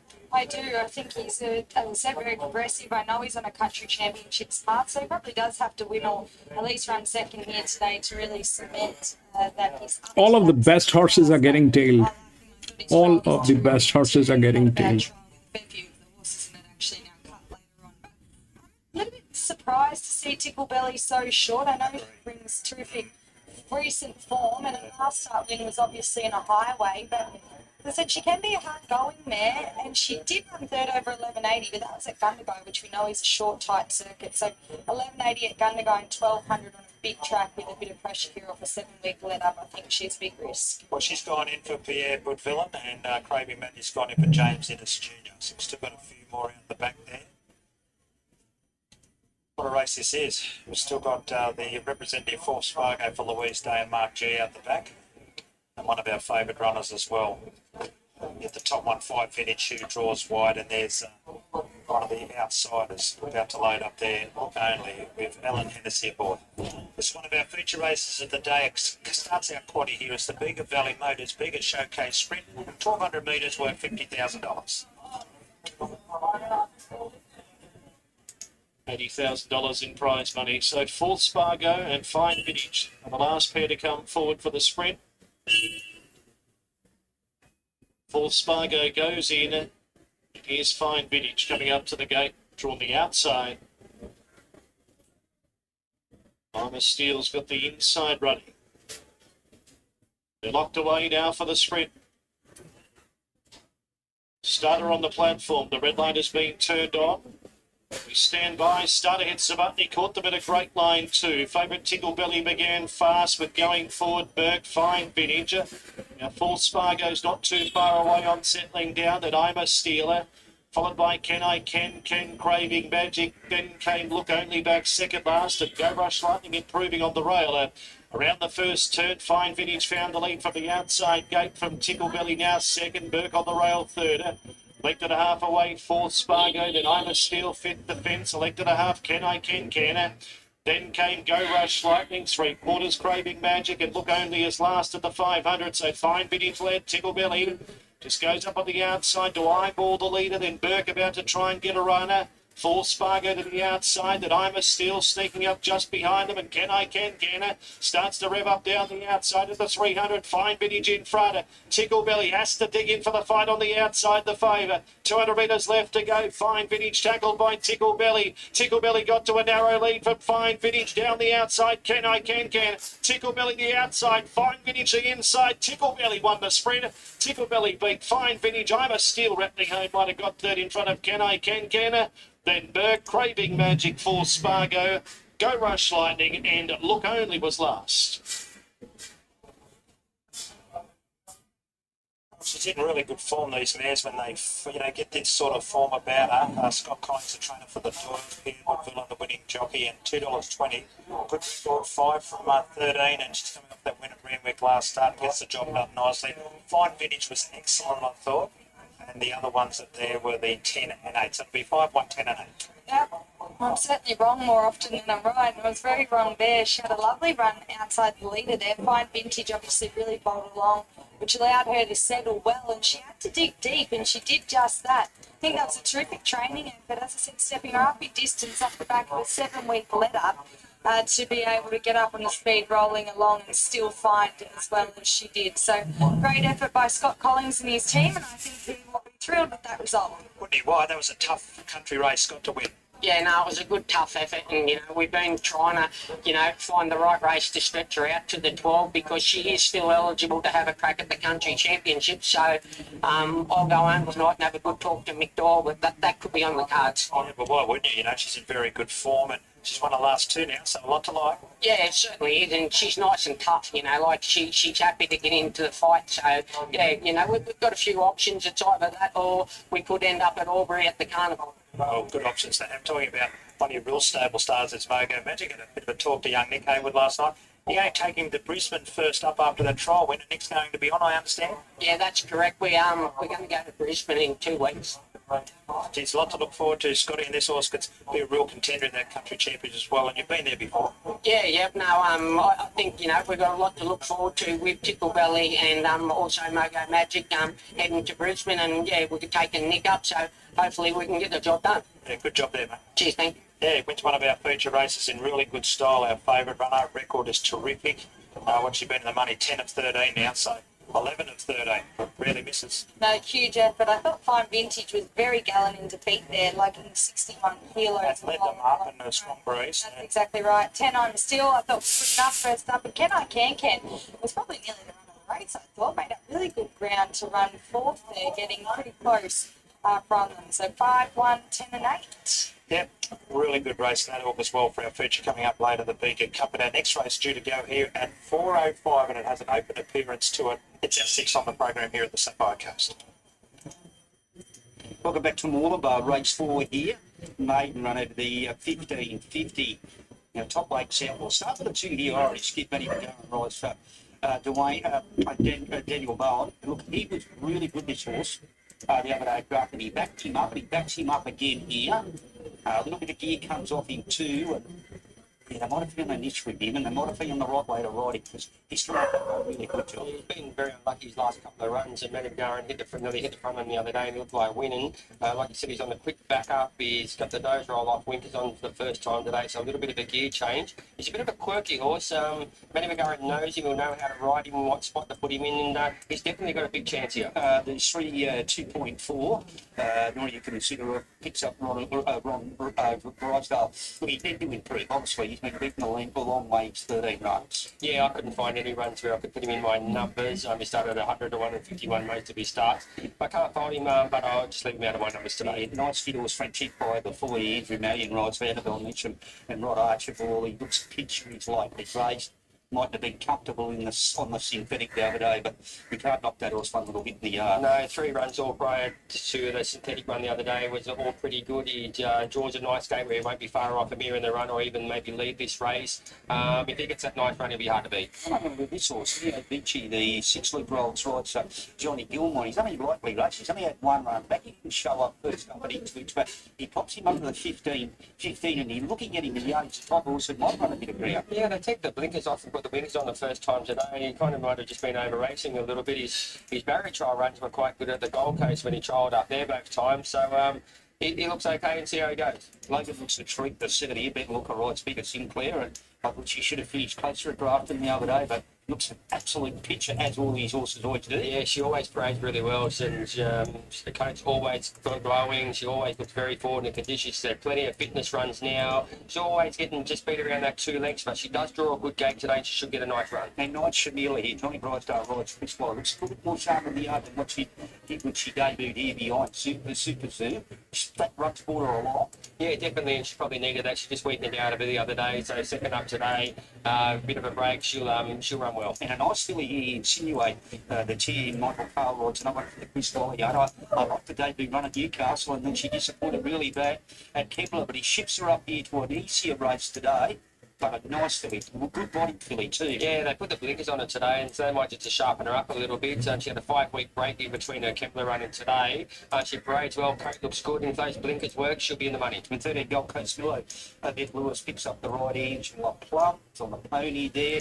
I don't know, the big filly, she should do a lot. She's big, almost 21 lengths the other day. Yeah, it's a fair way. Can't find her in the yard. She looks okay, but the last 4 runs have just only been fair, so I'll be happy to watch her. That's a look at him, 4, 2, 7 and 10. If he runs to his looks French Empire, he's also got a bit here to 4. 2 Irish Skip. It's coming off that very, very good run at Grafton 6 days ago. Terrific. 7 Lagoon, perfect. Couldn't get her any fitter or any better. And I won't leave you out, but 10 Insinuate, another really nice, lightly raced filly from the Chris Waller yard, 4.27.10. Yeah, Gary, I've got the same numbers, 4.217. I'm back with French Empire. From the mile back to the 15.50 today, I'll probably go forward, sit up on the speed and be very hard to beat. Irish Gift, if he fixes up his quirks and his runs have been quite good. He's just been a bit unlucky, a few of them. Gets the winkers on the first time, that could help him get across the line today. 7 in Lagoon, she always parades well. She's going to get a beautiful ride from barrier 1 from Penny Looker and won't be far off the speed. And the 10 there, Insinuate, I'm just hoping the blinkers work for this filly today. Last 2 runs have been okay, so if those blinkers work, she'll run well. 4.217. Righto, French Empire favourite, $1.90, $1.95 into $1.70 tab. Irish Gift is $3.90 out to $4.80 and Insinuate hangs around the $5.50 mark. French Empire, solid favourite into $1.70 on tab. Yeah, let's hear from the stable rep in Todd Pollard. Righto, Todd, he's had 4 starts and he hasn't done a thing wrong. Yeah, for sure. He's knocking on the door. We took him to the polytrack last start, more hoping that he could win as a short favourite. Might not have, enjoyed the poly as much. It's not surface that we have up at Eagle Farm, so he's not really used to it. But good to get him back on the turf today, and from a good gate, you'd like to think he's pretty hard to beat. It's a nice little box bonus in the slotty too. Yeah, for sure. That's a big positive. We brought this horse back online probably about 2 months ago for 30,000. He's very well bred. He's quite justified out of the good mare Champagne Cuddle. So Look at his breeding. I thought, boy, you were out a good mare. yeah, for sure. And look, she wasn't a big mare herself, and he's not overly big. He's probably still a prep way. It'd be nice to get him out to the paddock after this and then furnish a little bit more. But he's raced well. He's consistent, and in his track work at home, he shows us that he can definitely gallop, but probably at the race, it's just been not quite putting it all together yet. But hopefully today's the day. And Nice. Back a little bit in grade, you would say, and a confidence booster. yeah, absolutely. And 15.50 suits as well. Back from the mile last start, he's probably going to be a miler in time, but he might just not be physically there just yet. But yeah, he's a nice horse going forward. And hopefully we can knock the maiden off today and get a little bit of bobs with it as well. And second favourite's Irish Gift. Let's find out a little bit more about Irish Gift with his jockey and Matty McGarren. You've had a little bit to do with this bloke. You've ridden him his last couple of starts. Winkers on today, is that your idea? Yeah, just trying to change things up a bit with him. Nose roll off too, I think, from memory. Yeah, he's trying a little bit harder now, and that's all we want him to do. So we're just trying to get him to flatten out and try that bit harder. He's starting to relax. He's doing things right during the run now, so we just need to get him to finish off, and he's been doing that of late, so that's hence the changing gear. Okay. Race 5, you ride number 2 at Captain Casino. 2 nice trials back. I thought the last trial was much better than the first one. Yeah, a lot better. Going to be nice horse in time with his trials. Don't know a lot more about him than watching his trials, but he's in the right hands here with Marcus Wilson. Race 6, you ride Laser Beam. Looked home here a little while ago with blinkers on for the first time and went out the front that day. Will you do that again today, Matty? Oh, we'll be definitely handy. He's drawn a lovely gate. He's going to get every chance to put himself in the right position, and he's got lovely form stepping into a race like this, that's for sure. Righto, well, he's into $1.65 now, French Empire. Well, he got into $1.65. Back out at that $1.70. Irish Gift from Matty. He's $3.90 out to 5. Insinuate. Nice filly. A little spec, and she was $6 into $5. Back up to $5.50 mark from the Chris Waller yard. And Logan, $7 out to 9. To be honest with you, they have not backed any other runner, John. No, not one other runner. You got $251 and $26 is the 9 Shamila. The one from the Chris Lee yard. She looked at Chris Wallace yard. She looked a little bit sharp here today. She only had the one run, and that was here 5 weeks ago. Yeah, I thought she ran okay. She was probably just weakened out a little bit, so she would have definitely improved with a bit of time in between each runs and with that fitness run under her belt. But I agree with you, Gary. Like the top 4 in the market there, it's all hard to go past anything else to put, not put them on top in that order. So I could easily see why French Empire's at $1.95. He looks very hard to beat here, doesn't he? Start the championship shortly. First one kicks off at Port Macquarie 2 weeks today. But Bradley will be there with Priscilla Looker and myself. And then about 12 days, 13 days after, it'll be the Lismore one on the Saturday. Mightn't even be that long, John. The following Saturday at Lismore there. So they're the Evergreen Championships. Evergreen, our new sponsor for the country championships that will go around the state. And a great thing, 1-2 make it to the final at Royal Randwick. It's exciting time for the country trainers to get these horses into the country championships, and very like I say, is there any incentive to have these country championships for these country trainers? Yeah, well, it's all for the country guys, so 1-2 make it to the final anyway. We've got a short price open the $1.70, 4-2, 7-10. Yeah, I'm 4-2, 7-10. Here's Terry for race 4. French Empire coming from gate number 2. It's the alley marked 4. So just about ready for action. The gates are back and they're away. French Empire stepped out well in front of Irish Gift, and when they come onto the course proper, French Empire led but is taken on by Neo Vici and Shamila deeper out. Then Gold Coast Milo 2.4. Irish Gift is drifting back third last around the first corner and looks to be over racing a touch. A break of 2 lengths to insinuate, and Lagoon on the inside whipped them in. Shamila is the pilot, travelling past the 1,000 metres peg by a length and a quarter over Gold Coast Milo, with Neo Vici third and French Empire a neck away, running fourth on the outside. 2 lengths then to Lagoon, sneaking up on the inside of Irish Gift. 2.4 went back, lost ground. Insinuate second last as Shamila led coming out of the back. 650 metres from the judge, and Shamila in front of Gold Coast Miller. French Empire third, now fourth. Irish Gift out wide has zipped around the outside. Neo Vici behind the pace, then Insinuate Lagoon 2.4 had dropped out. Shamila's the leader coming to the top of the lane. Irish Gift with that quick move went to second. French Empire to the outside, then Neo Vici. Shamila at the 150. French Empire, and now Insinuate. Insinuate joined in, put it to bed quickly. Insinuate coming away much too good. Insinuate beat Lagoon from the back. French Empire, Shamila, Gold Coast Milo, Neo Vici, Irish Gift, and 2.4. Yeah, well done to Michael Carl. This will be Michael Carl's last ride in New South Wales, where it all started for Michael many years ago, down south in New South Wales. But he'll retire, I think, next Saturday at the Gold Coast, but where he will then look after the apprentices in Queensland. One of the nicest blokes, one of the best blokes you'll ever meet, and he'll be a great asset to Queensland racing, the apprentice jockeys. Yeah, he's one of the best and a really nice guy, as you stated, Gary. And Gigi rode her well. She sat back last with the blinkers on in a kind of slow run race, and she just was too strong for him over the concluding stages there. She was she was well supported in the market too, and so Chris Waller 13:21, done a very 6 good and job 3. with her with the blinkers on today. Just sat back and was way too strong, and Gary's going to catch up with the stable rep for Chris Waller, and I'd be very happy with that. Well done, Georgia, and that's the difference. Chris ships them about. We saw it your last meeting and goes up with another win. Yeah, no, it's great to see the win today. Yeah, she had blinkers on for the first time. We popped him on this week after I got it on Tuesday, and he was lucky he managed to go back and get some cover early. So I think. Okay, this is what I have. So if you remember this race where the 3 got through,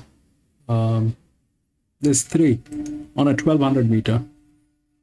Okay, now this 3 got through a very tight race. It was not easy, but it went through, and it went through with this, that 3 with this. Okay, that's what it was. BB, advantage, gate support. Here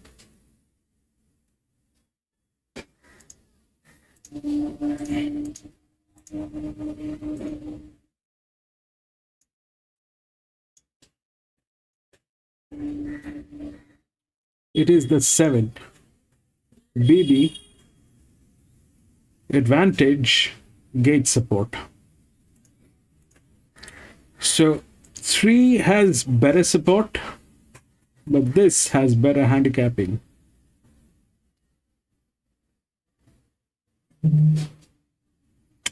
Handicapping as in advantage. That's 7, and they kind of tailing gates. The only difference is this is a 6-year-old gelding, this is a 4-year-old gelding. Then 1321, these are tailing gates as well. So if we look at the other support line on this, that would be gate number 9, which is again a 6-year-old gelding. There's nothing on that. For 7, if we look, that would be gate number 6, which is a 4-year-old gelding. It has an inner drift. It has an inner drift. That 4 is a check. That 4 is a check. The question is 7 or not.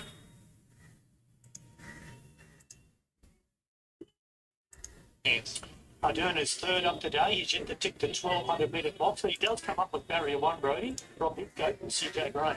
Looking for a soft draw with Lewis Galloper. Just the only query is 1200 metres, whether she can run it out overly strongly. Ran third behind Never Give Up last start, rolling forward. So she gets a chance today. I would be surprised to see them take a sit. Encrypted Elegance hasn't had the best of luck recently. He is trained into woman by Rexley. Probably Dolan rides. Oh, that's an understatement, Damien. She's had absolutely no luck. She's banging down the door to win. 1200 metres by big knock and up in grade, but she's had a chance the last 2. If she rocks up and wins, I won't be surprised. Okay, Moonfleet now. This mare's resuming up a long spell. She's going to have 3 race starts. What do you think? How is she parading, Brody? She's trained by Matty Hoysted for Nikita Berryman. Yeah, she's a young up-and-coming horse, a 4-year-old mare. She's got the blinkers on again this afternoon, which she walked third up when breaking through. Good trial in preparation for this. She looks quite forward. I'll let the market tell the story here. The $3.90 out of $4.20, they're taking her on. 6 is Burnett for the Gearan stable with Jimmy Orman on board this mare. She came up from New South Wales when she was trained by Anthony Cummings, showing ability early, just couldn't quite do it late. But in regards to her 2 runs, she was impressive winning at Toowoomba. Then last start at Eagle Farm, ran into a Bound to Explode. That is lengths better than this grade.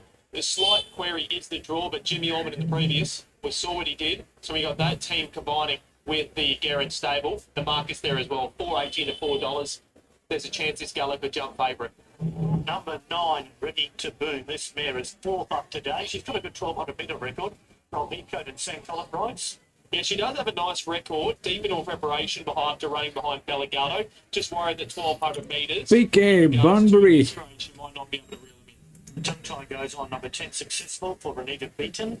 Jake Bayless. Heavily backed first up at Ipswich, but hasn't 111, 7 and 4. And a lovely race filly is How Rude for Tony Gollum. I think she's the big 111, 7 and 4, PK. Thank you for joining in. In the second start of the stable.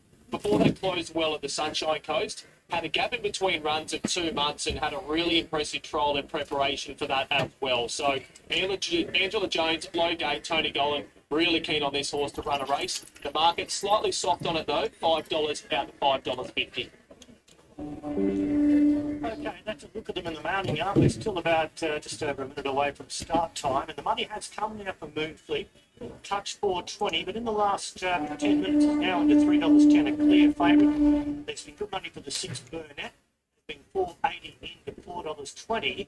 The others have ease. The 5 Nick Cashman, $4.60 out to 5. Adern 9 out to 13. The Elegant 750 out to 8. And down the bottom, How Rude 5 out to 6. I'm with How Rude. I'm just thinking from the inside barrier. She might get a lovely run behind Adern. She was luckless last start at Ipswich. She showed that she probably can measure up to better company. It's only her 3rd Queensland start today, but I'm with her. The 11 to beat 3, Adern 1, Island Magic and 2, Big Cashmere, Brody. Well, the market did a big switch, didn't it, Dave? Because Burnett was $4.80 and $4. At the time, Moonfleet was $3.90 out of $4.20. But it seems like as soon as we stop recording that mounting yard or halfway through it, absolutely reversed. So Moonfleet is $4.20 into $3 and Burnett $4 out to $4.40, back into $4.20. I'll play the gamble on How Rude. I'm happy to play this mare out to $6.50 now at the tab. She was luckless there last start. Draw low. She gets her chance this afternoon to run well. 11, 5, 6 and 3. The money from Moonfleet speaks all languages. Now $2.70. Heavily backed for the Hoysted team, and those blinkers going on her unlocked her last start. I think she's going to be really hard to beat, as the market suggests. As Pink Cashmere takes one more turn, just about loaded away for the 4th event. Here's Josh Fleming. So Pink Cashmere going in. Moonfleet the fade, like blinking away. All in. Racing. They've jumped as one. Barring Successful going back and Burnett second last early. Out wide, Encrypted Elegance in front, going forward, ready to boom. Ardern handy back near the inside of How Rude, and then we've got Moon Fleets. Just in behind those is Pink Cashmere, and then Island Magic, a length and a half, who's successful, and Burn out the outside. Just in front, away from the rails, is Encrypted Elegance from Ardern. Third, the outside is ready to boom. And then we've got How Rude fourth, and the favourite Moon Fleet fifth on the outside. After 2 lengths there is Pink Cashmere, Island Magic on the rail. Burnout second last, outside successful. At the 450, just in front is Encrypted Elegance. Second is Ready to Boom. 2 lengths away, third Moon Fleet, Ardern nearer the inside. And further back to Pink Cashmere, Burnout down the outside, How Rude back behind those. Encrypted Elegance in front, Trying Hard is Ready to Boom. Down the outside, Pink Cashmere runs home, weaving home as well as Moon Fleet. Encrypted Elegance, Pink Cashmere on the outside, grabbing the lead though, and Pink Cashmere comes away. Pink Cashmere is 1 second to Encrypted Elegance, and third to Moon Fleet, followed by Burnout Island Magic, and then we had Ready to Boom, Successful, Ardern, How Rude. Pink Cashmere, number 2, the winner. 3 at start, number 20, the Pink Cashmere, and absolutely let rip impressively the final furlong. $5.90, $1.70. Stuart Kendrick on the home track, and he takes home another winner this afternoon. This time it's young gun James McMurray booting it home. Encrypted Elegance has run well at $2.80. Moonfleet runs third at $1.30, and the favourite under pressure before the bend. We might have to watch that replay a couple of times, but 2, 4, 5 and 1, the numbers across the line, Damien. 1:11.77 the run, and the horse with the best turn of foot exploded home. Yeah, she races so well here, and she deserved another win. That was only start 20, third win today, but she's been very honest her last 2 runs at Ipswich and the Sunshine Coast. Moonfleet, a little bit flat-footed, but will improve, and Encrypted Elegance up outside the leader was very, very good. 2, 4, 5 and 1 at that time once again. 1:11.77. The last 634.44. And that takes us away from race number 4 at the Sunshine Coast. Up next, we'll take a break and head back to the Sapphire Coast as we join their team on track for race number 6.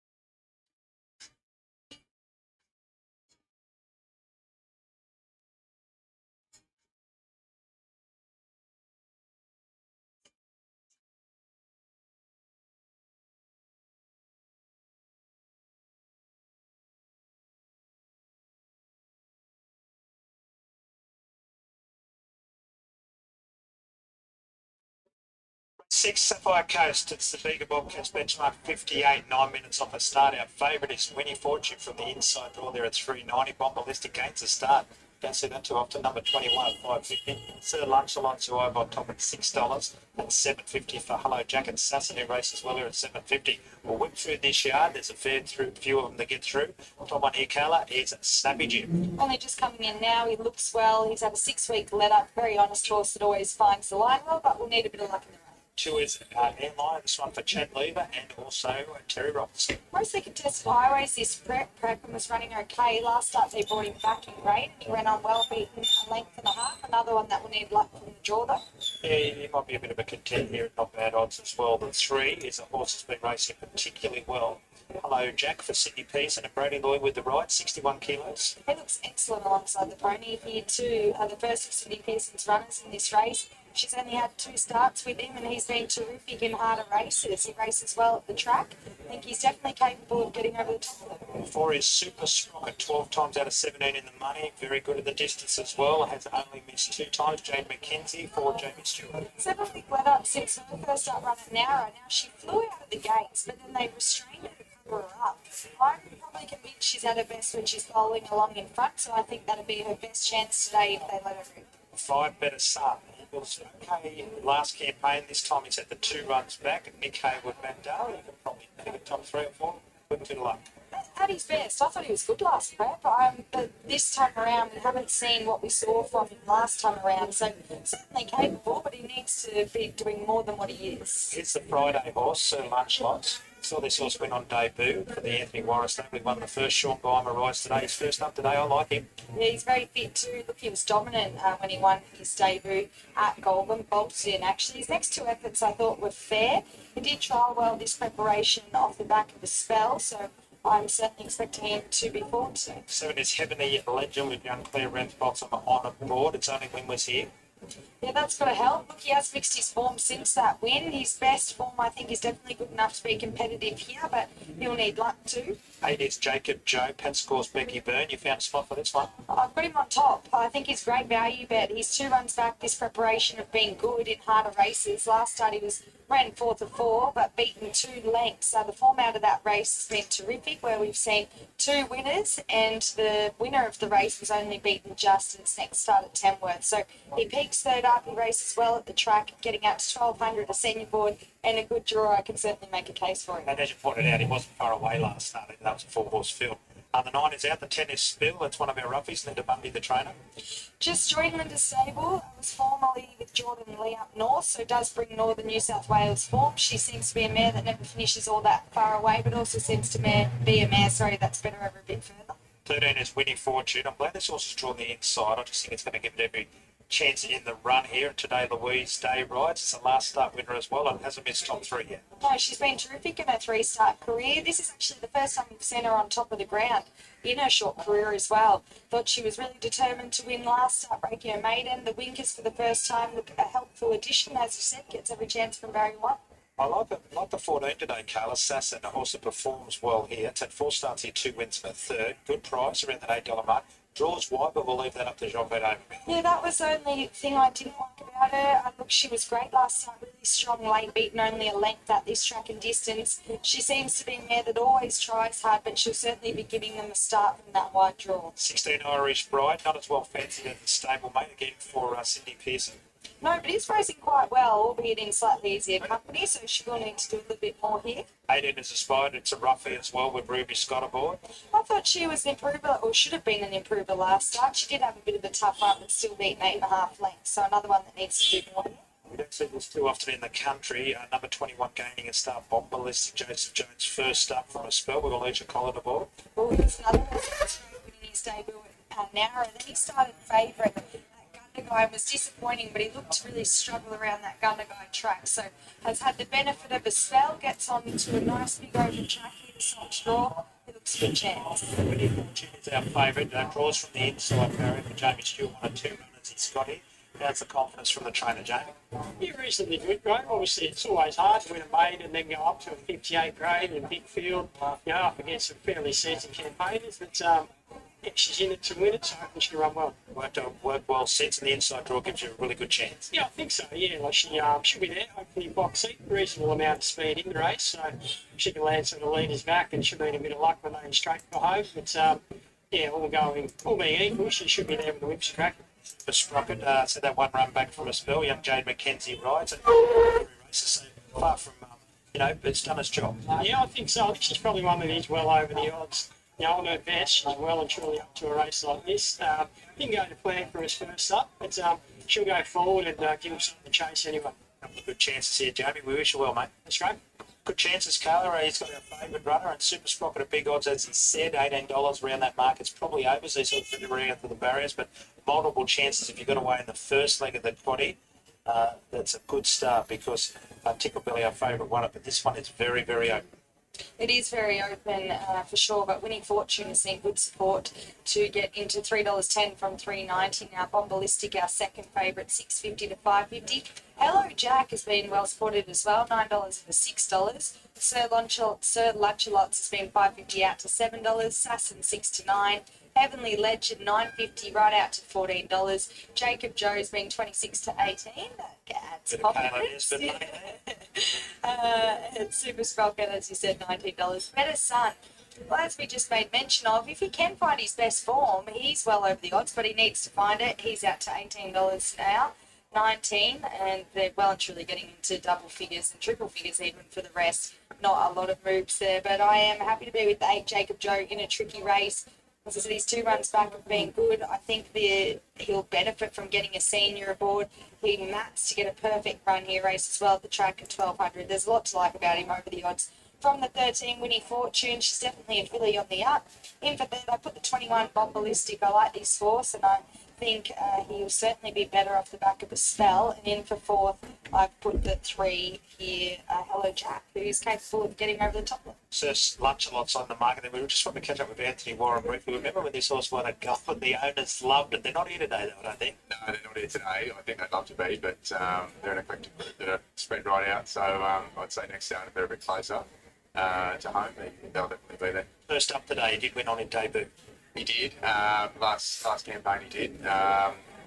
He's only had the one trial this time in, albeit a couple of jump outs with it. But Billy Owen's been right his work, and Billy's had pretty good reports about his past work, etc. So he's a big horse. He's furnished a lot more. He's topping at 17.2 at the moment. So look, he might need to run, but he also might not fresh. Yeah. Wish you well, Ed. Thank you. Looks a good chance. Talking about Billy Owen, he won the Tumblerumba Cup yesterday, Carlo, on his return to race riding after a little bit of a break. So well done to Billy and the connections of that horse as well. But Anthony Warren's horse, interesting. It's a beautiful animal, this horse. So much, not beautiful. He's a terrific type of horse. Anthony's horses always grade very well, but he does seem to be a bit of a standout. Obviously, they're quite imposing when they're that big, and he certainly looked fit enough from a parade perspective here, but he's at good value there if you like him at $7. What I want to know from you, Sasson, I think, is a really good each way bet here. He's drawn the outside from a jockey's point of view from this start. Well, the start's good. It's just the horses underneath here that just worry. Look, when you draw that wide in big fields like this, you don't have many options. You can obviously come out neutral and hope to slot in, and obviously there'll be a bit of a speed, which you'd be hoping that the field will string out and allow you to be able to slot in somewhere. But often you just have to cop your medicine and go back or be posted wide, and this is a hard track to do both on. So I think had she have drawn soft, I agree completely, but she's going to need a terrific ride by Dawn. Winnie Fortune's our favourite in at $3.30 from $3.90, and Hello Jack, a good move for this Galloper. 9's into $5. Bombalistic, $6.50, $5.50, $6. Sir Lunchalot's $5.50 to 7s. Assassin, and the one I like at each way basis, $6 out to 10, and Heavenly Legend $9.50 out to $14. They're the main ones. The one you like, Carla, Jacob Joe, 26s into 23, and Airliner's not out of it. 23s to 26, and there's Better Sun for Matty Dale, 13s out to 26. You don't see that too often. Matty Dale having a runner at $26 in this sort of level race at this type of meeting on a Sunday, but that's the way it is. These horses stay in the load up. There's the top one, Big Snappy Jim, loading up there. Sean Cody's representative. He can run a race at different times. Airliner's still out the back. Multiple chances here, and as the market suggests, $3.30, but it would not surprise me if anything won this. threes there in the market as well, which is Hello Jack. Brody Lloyd, we've a winner today. We'll ride this horse for Cindy Pearson, who's up from Maria, who raced down there. Big week coming up of racing. We've got Canberra next Friday, all before that on Thursday. And this time next week we're down at Nowra, and then there's a meeting at Goulburn, so it's non-stop racing over the next week or so. A few of the Rockies starting to go in now. Our next race is the Bega Cup. 150 years they've been running the Bega Cup. It's over 1,600 metres. Our favourite is at Maritz Girl for the Nick Olive Star. It'll be our next race about 30 minutes after this. This runner's starting to load up fairly quickly now. Hello Jack's still out the back there, so we'll head up the bend for the call of race 6. Winning Fortune. A nice long run to that first bend. They start to slightly turn 1,000 metres, so a couple of 100 metres before they start to turn on this big spacious track of the SapphireCoast. Still got 8 or 9 to load by the looks, so not a handful. This is probably the biggest field of the day here this afternoon. So Bega Bobcats bring us this benchmark 58 as we work our way to the Bega Cup. 150th running of the Bega Cup. The Bega Cup was held on the 12th of January 1875, the first ever cup.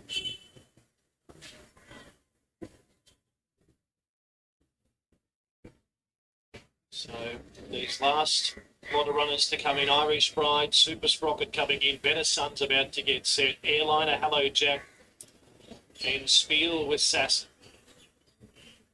Runs 1,200 metres for the running of race 6, first leg of the treble and daily double. Well and truly past start time now. Good crowd in attendance this afternoon. So witness the 150th running of the Bega Cup. Last two to come forward, Sasson and Spiel, the last pair. The line will be complete. Bomb Ballistic drawn right beside Winning Fortune. Spiel coming forward. And Sasson, the last one to get set. Starter coming around to the front. 1,200 metres. Fill the barrier stalls now. As the last pair have gone forward. Ready to jump. Starter on the ladder. Light has been turned on. We're ready. Putting on the signal. There it is. They're off and racing now. Sasson began slowly, missing by a couple of lengths. In the early part, Super Sprocket won to start the first 100 metres from Sir Lunchalots in second. Snappy Jim not far away. Further back in the field was Winning Fortune driving through along the inside. Aspired is not too far away. Irish Bride. Then came Jacob Joe, Bomb Ballistic. Hello Jack is in the second half of the field, covering up Better Sun. Then came Heavenly Legend. Spiel's out a bit deep, then Airliner and Sasson tacks on the rail. Down the side they run. The leader is Sir Lunchalots at the 600 metres. Super Sprocket in second spot. It's outside. 3 wide. It's Snappy Jim starting to work into the race. Then Aspired. Winning Fortunes down on the rail. So come up to the turn. 400 metres left to go. Sir Lunchalots led from Super Sprocket. Winning Fortune trying to get into the clear. Then Aspired and Snappy Jim's cruising up on the outside. 250 to run. The leader on the inside, Sir Lunchalots, tackled by Super Sprocket. Hap on the outside, Snappy Jim starting to come at the pair. Snappy Jim got to the front. Jacob Joe runs on with Hello Jack out deep. The leader, Snappy Jim. Hello Jack is edging away at the margin, but Snappy Jim will win. Snappy Jim beat Hello Jack, Sir Lunchalots and Airliner. Then came Sasson was next over the line.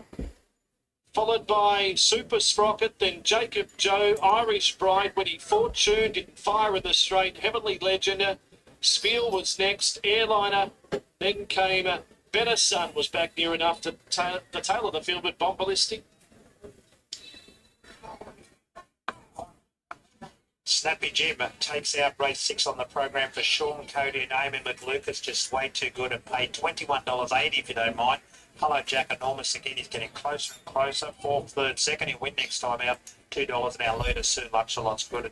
Airliner making up a lot of ground. 1, 3, 6 and 2. Yeah, that's a terrific training performance. He had a 6-week let up there. I've seen them scratched a few times. Obviously waited for the right race to pop up. He's always been a very honest horse. Amy Lucas has built a good association with him, and he had everything fall into place for him there, and he was very tough under the big weight to be able to win. I agree. I thought it was a good couple of good runs into the minors. Hello, Jack. They're not going to have no problems winning the race with him. Cindy, the 6, Bunch of Lots, I thought was great. They really rolled along in front there and was entitled to tire. And as he said, the 2 Airliner right down the outside there made up terrific ground. I thought to run in as well. It takes its earnings past 100,000.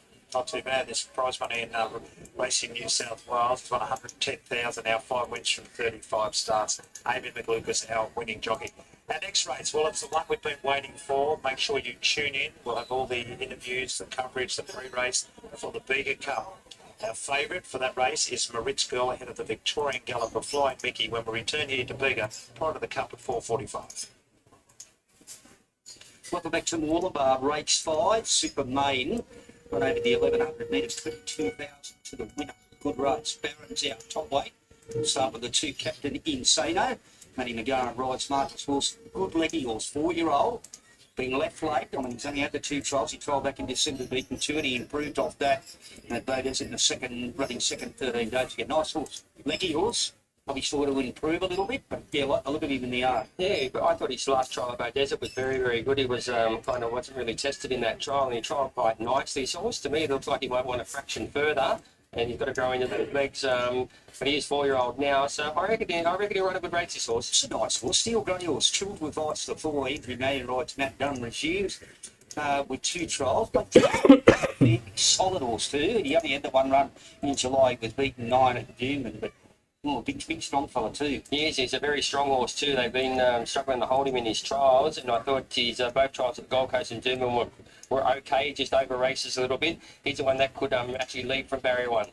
Got Hellmarch here, the 6 Ryan Maloney's only ride today for Toby Edmonds and Steve McLean. You're in 4th in the Magic Millions race on a heavy. He's beaten 1.9. We've had 4 winners come out of it. He's not an over big horse, but neat and tidy. And his run was very good and he looks good. Yeah, he came out of a strong race. There's quite a few winners coming out of that Magic Millions maiden there.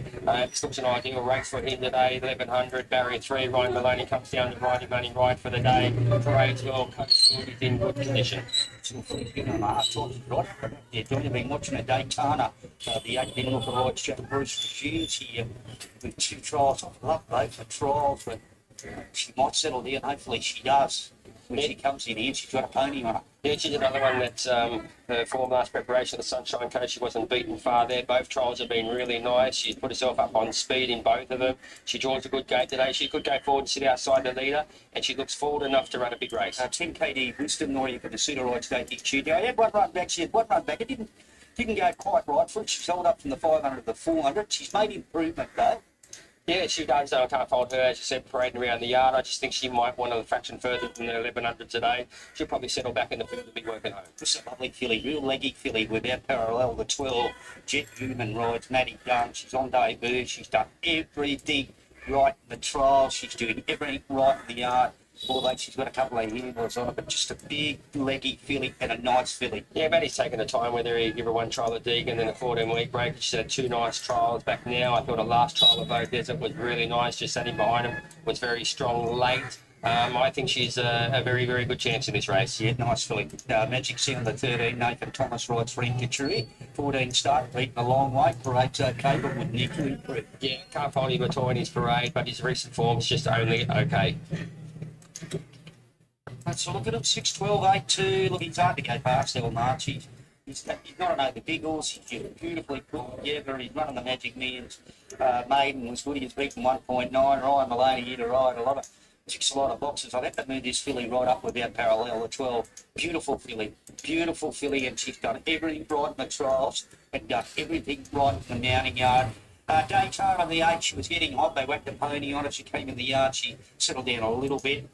And Captain Insano, he's a nice looking leggy horse, 4-year-old on debut from the Marcus Wilson yard. He can only improve off those trials going into a start 6'12", 8'2". Yeah, I'm the same numbers mixed around, Gary. 6, 8, 12, 2. I'm just happy with Hellmarch. His run of the Magic Millions over the 1100 on that heavy track was pretty good. He gets his chance here today for barrier 3 in a small field. He'll go forward. The 8 in Daytona, I thought both trials this preparation have been really nice. It was a nice run at the Sunshine Coast last preparation. Just played up a little bit in the enclosure walking around, but went out the track pretty quick after that. The 12, I agree with you here without parallel. she looked really good in the yard. Trialled really nice in all her trials, and she's a horse that's going to upset the favourite. Could be her without Pariol. And the 2 in Captain Sano is a horse that might want a fraction further looking at him, but he did trial quite nicely and look good in the yard. 6, 8, 12, 2. Not a how much favourite, $1.55, $30, $20, $22. You want to take the $1.22 about it. Second favourite Daytona from the Jack Bouchard, $4.80 out to $6.50. We're about parallels 5s out to 7 back into $6.50, and Chill with Ice, the stable mate, is $7.50 out to 15. Solid favourite into $1.22 tab. Been very well supported. How much? Let's find out a little bit more about our favourite with his trainer, and Toby Edmonds. Toby, this horse debuted very nicely first up today. 2 nice trials before that. How's he come on from that run? Yeah, good, Johnny. It was unfortunately he struck a wet track that day, and he ended up with a really good run in behind, and he come out to win. Just felt the pinch the last 50 or 60 metres, I suppose. But he was first up for a while, even though he had a couple of trials. You know, a lot of the things that beat him were sort of probably more into their prep, and yeah, so he's improved good enough to run well today. It's pretty strong maiden, like 4 or 5 winners coming out of that Magic Mirror. He's ready with a lot of scratching his day. He finds kind of an easy winnable race more or less, and he gets a nice draw. Where do you see him in the run, Toby? Oh, I think he'd go straight to the front, Johnny. I think he'd lead these and should run them along a bit. And if they run him down, well, good luck. But no, he's pretty fast horse, and he's not one you want to hold up really anyway. He's a horse that needs to roll and build, I think. You know, he's doesn't breed that well, so those type of horses to me are sort of speed horses, and they can kick off pretty good speed, so he should be fine. Well, happy with him? Yeah, no, he's great. I know he's into $1.18 now. Boy, oh boy, sure. $1.65, $20, $22, $18. I mean, she's the second favourite without parallel now. Lovely filly, $6.50 tab. And the 8 Daytona from Jack Bouchard, $7. The rest of them at double figures, so $1.18. It's a nice horse, really nice horse. There's no money for him whatsoever. Captain Insano. He's a 4-year-old by Outreach from Marcus Wilson Yard. It's $41 on tab. Nice horse and trialled okay, John. Yeah, he doesn't deserve to really be that price, but we should catch up with Marcus Wilson and let's see what he says about the chances of Captain Insano. Not how much, we only had the 2 trials, but he looked like he showed a lot of improvement at the second trial. He did, yeah. He's a nice horse, so I've got a bit of scope to him, and but happy with both of his trials. What's he get? We are drawing a bit sticky, sort of. I think jumps from 6 out of 7. There's a bit of speed drawn underneath him, so he's probably got enough speed. If he gave him a good squeeze out, he could have enough speed to sort of get himself into trouble. Excuse me, but so we'll be positive and try and be sort of 1 out, 1 back or somewhere, get in 1 off with a bit of cover and get the horse to travel and teach him something. Lane's been in race 6. His last 2 runs have been very good. Yeah, blinkers. He's had the blinkers on the last 2, sort of switched him on. Races fell away in size, but definitely hasn't fallen away in strength. You know, any one of the half dozen could probably win it. Drawing a good gate, going on.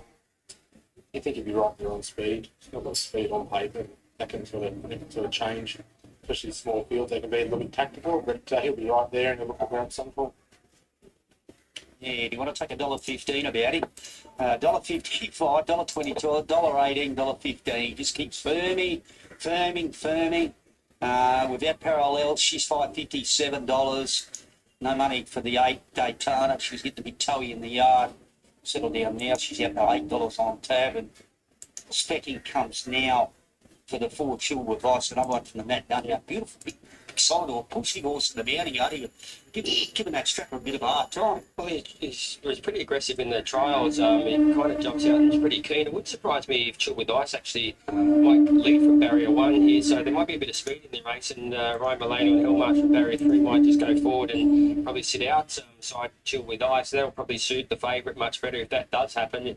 I don't think Hillmarch would want to go to the front with Chill with Ice kind of taking it on through the run. That would set it up probably for something just sitting in behind them. But yeah, I was happy with Chill with Ice's parade. Gary couldn't find him at all in the yard. Just kind of over-raced a bit in these trials. Big strong horse, big pushy horse too, big solid horse. $1.18 you're looking now, so they tried their hand at $1.12. They just got him out to $1.18. And now in the second favourite is Daytona into the $7.50. Let her get out to $9 and back into $7.50. And young Jack Newman.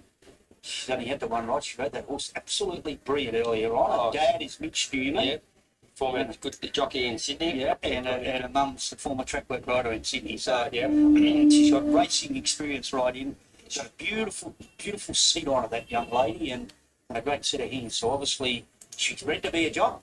Yeah, right. No doubt whatsoever the way she rides at the moment, she'll ride plenty of winners. Yeah, she's actually, I spoke to her before her first ride today and just kind of walked through, you know, what it feels like. And it's a big difference from barrier trials to race day. And she just took it all in her stride. Her dad was a very good jockey back in Sydney, so she's been very well taught and educated. So hopefully this can be a winner for her without parallel in this race. I think she's got a great chance in it. If there's any weakness in this favourite, that's the horse that could be.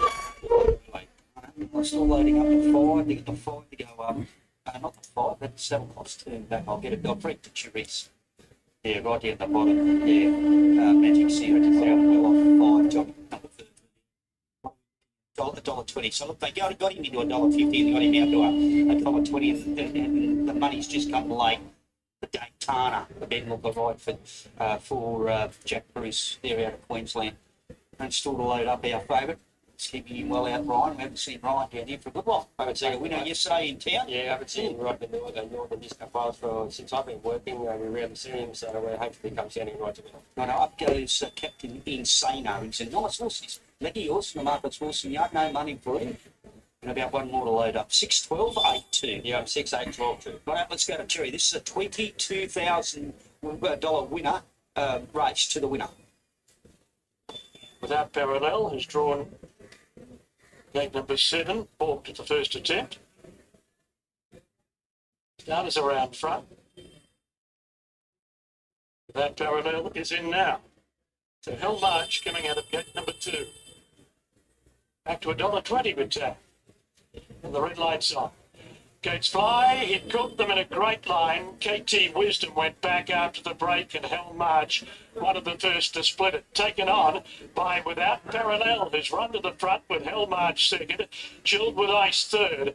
Then came Date Anna on the inside of Captain Insano. KT Wisdom second last, and Magic Sound a length and a half away. Without Parallel sped away coming out of the back and led by 2 lengths with 600 metres left to run.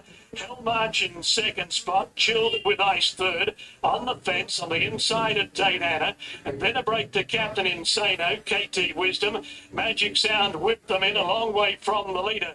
Without Parallel, who's coming around the bend, Hell March slides to the outside to give chase. Without Parallel in the straight, 200 to go, tackled by Hell March. Date Anna's run to third. Without Parallel, Hell March on the outside. Without Parallel's in front. Hell March is not going to get there, and Without Parallel gives Jet Newman her first race winner, beating Hell March, Date Anna, clear of Chilled with Ice, KT Wisdom, Captain Insano, and Magic Sound.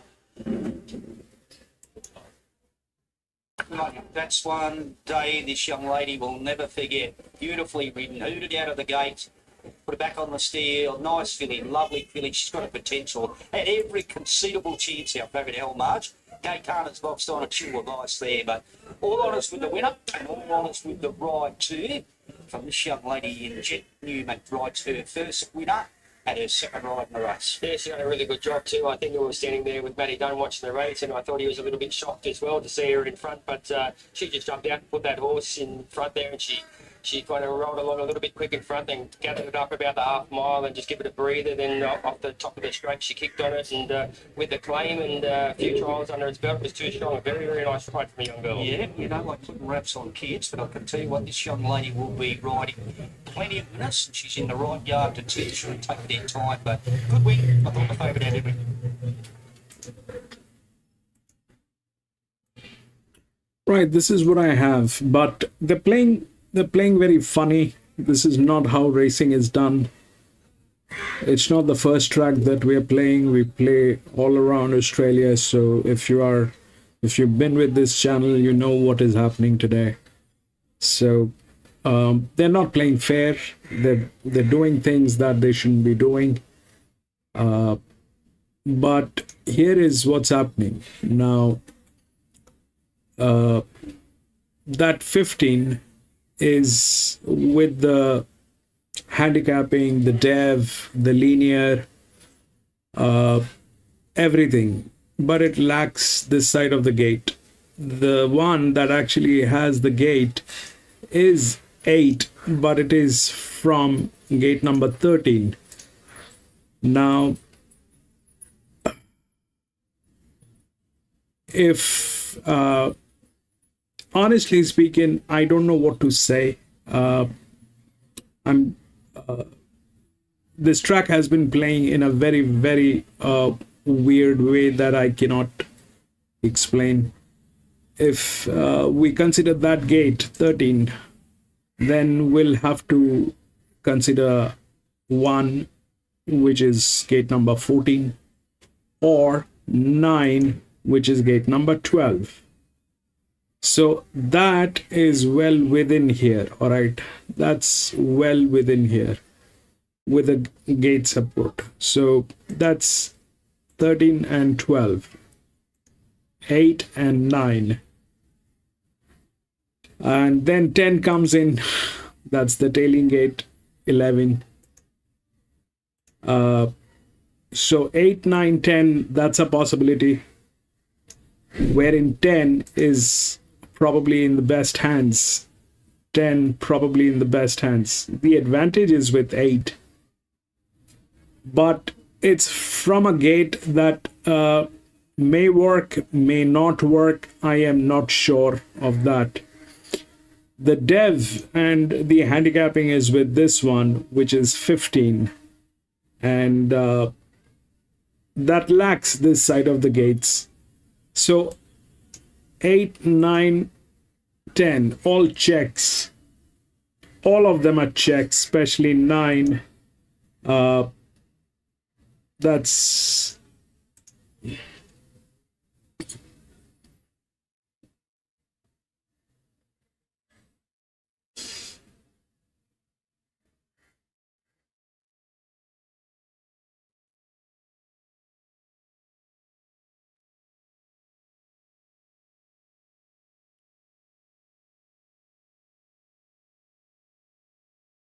the best fits are these two, 15 and 12.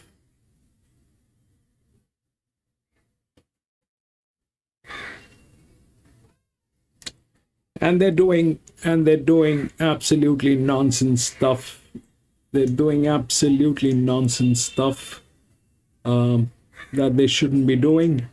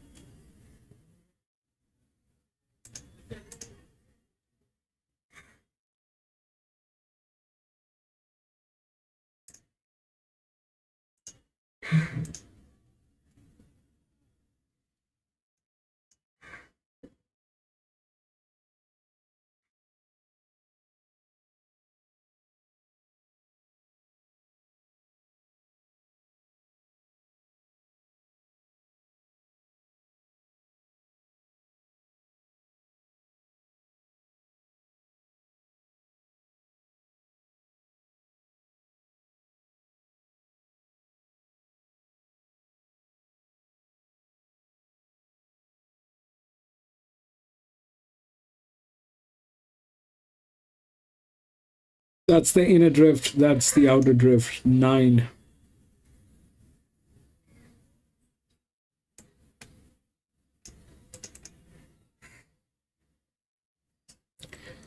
I honestly don't like the way they're doing this. This is not racing. They're taking the advantage of the fact that they've got the Asian pool today. They're taking that advantage of the Asian pool. So all my friends from Singapore, Malaysia, they're placing their bets, and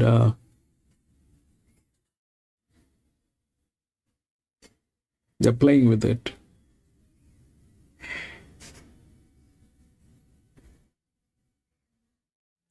The rural tracks are a problem. The rural tracks, they don't care. They will do what they want to do. Stable. Whether that's barrier number 1, we'll find out shortly. Lavachi's been very well back, $6 into $4.60, which scares me. But I've gone 3, 4, 7, 2. Dibadova around $10 following that maiden wins, a big chance. And New Hampshire following the good gate. I wanted to see some market support, but it's been out the gate in regards to betting. 3, 4, 7, 2, just about set for race number 5, the Sunshine Coast. Here's Josh Fleming. Gate number 1, light turned on. All in at the 1,000. They're racing. Media was away okay. Lavachi going forward in front. Hitters handy. Likewise, Arnie Pants make a so. Mr. Polo, New Hampshire, improving Media. Trapped out there as Diamond Lass and Missile 1, followed by Schiller on the inside of Dibadoma. And Star Chances last of all. Very keen here. Lavachi hit Mr. Polar. There's one out 4 wide, Maker So. And further back to Media, Artie Pants, and wider out there is New Hampshire and Diamond Glass towards the outside, passing the 400 in the blue. Mr. Polar, Maker So's been wide. Lavachi's coming through, trying to make ground as Media. And further back to Dibadoma down the outside. Lavachi just in front. Troy Carter's making so. Coming home is New Hampshire between them. Flashing late as Missile 1. Dibadoma down the outside as well. But New Hampshire has won by Nick 2. Dibadoma. Missile 1. Star Chance making so. Lavachi. Media, Mr. Polar, followed by Schiller, Diamond Lass. Hits and Andy Pants in the rear. Corey Sutherland flying down the outside aboard the Stuart Kendrick train, New Hampshire, and was soft in betting, but it's run at Bottler. $18.30 and $4.10 wins following the 32 days in between runs. Dibadoba's run second up in grade out of Maiden Company at $2.90. Missile 1 flying through the pack, $2.70's run third. In regards to fourth, no numbers on the semaphore board just yet. 58.14 is the time. Last 600 in 34.21, and that race really changed complexion late, Damien. Well, we expected the sparks to fly, and they did. And that made it for the horses off the speed to fight the race out. And a lovely ride by Corey Sutherland, bringing New Hampshire right down the right part of the track, what we've seen today, Brody. Dibadova was out there as well, tried very hard, and Missile 1 in the centre in those black and gold colours found the line very well also. A bit of a hard luck through there for Artie Pants. The drag was really bottled away back to the inside, and Infomedia up on the inside. Only battled on fairly, but as we said, that may not be the right place to be. Star Chances, the horse, really rocking home out wide at any old odds. But nice ride by Corey. Very well ridden by Corey. That's win number 3 at start, number 24, and the second win of the preparation for New Hampshire. Gets the job done this afternoon under Corey Sutherland, and the Stuart Kendrick team takes home yet another winner on their home track. Those numbers confirmed 2, 7, 8 and 10. The second leg of the quarter is a big result. If you've had the 2 in your numbers, $17 should jack plenty of game for the last couple of legs. That takes us away from race number 5 at the Sunshine Coast. Around the other side of the break, we'll take you back to the Sapphire Coast. The feature comes up in a couple of moments' time. We'll rejoin the team on track very soon.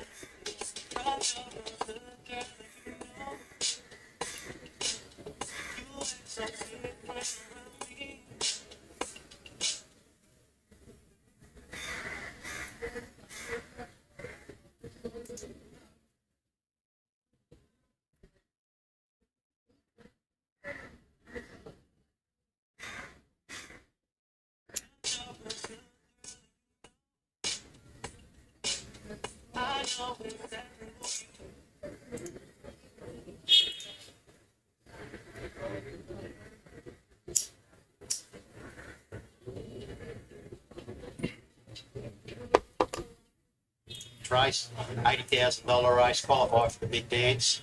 Been a magnificent weekend. Just start off with the expo, straight into the weekend Saturday, and then Sunday. We've had terrific racing today, coming down the outside, coming up the centre of the track, coming up the fence, and now the cup, probably one of the best cups I've seen here for sure. Pretty open field, but really good quality horses, so yeah, really looking forward to it. It's not too far away. Have you got a tip for everyone out there? Oh, look, I don't mind Anthony Mountley's horse. Raced over 1800 last start, and it's stuck on really solid after a pretty wide run, so it's got a bit of determination about it. So, in an open field, bit of value. That's all right. I'll just...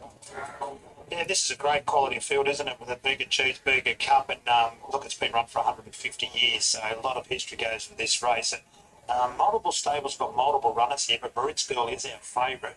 And one of 3 runners that Nick Olive's got that we'll hear from shortly, Carl. No, that's exactly right. I think it's a terrific edition of this race. A lot of the chances have drawn out a bit, so might just come back to who gets the right luck in the run here, but it's a terrific race. The first horse we'll see as we pick these runners up for the cup is Flying Mickey. Draws wide, David Noonan and Sean Guyver. They're here, and confidence is pretty high in the stable. Yeah, good looking horse too, isn't he? Very fit. He's put together a really good winning strike rate in his short career, having only had the 11 starts for 5 wins and 2 minors. So he's obviously shown a lot. He's been very competitive throughout in strong Victorian Metro races. This is his first go at the mile, but the way he won over the 1400 last start, it looks like it should be an issue. 2 Ballistic Kids, the first of the Joseph Jones runners with Brodie Lawyer aboard.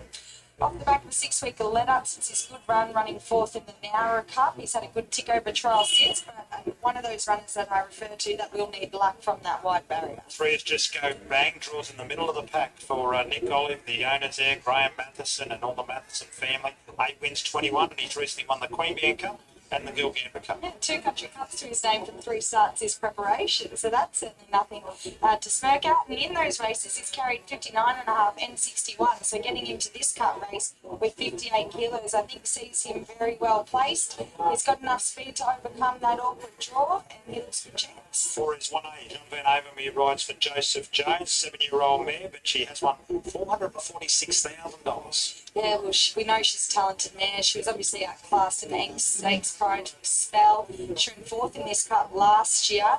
She's another horse that's quite versatile in the run, which she will need to be to overcome a little bit of a sticky draw, but certainly hard to rule her out. Also decent odds I like here, Carla, is that the 5 La Sante comes out of that Maria Cup run where it ran 4th.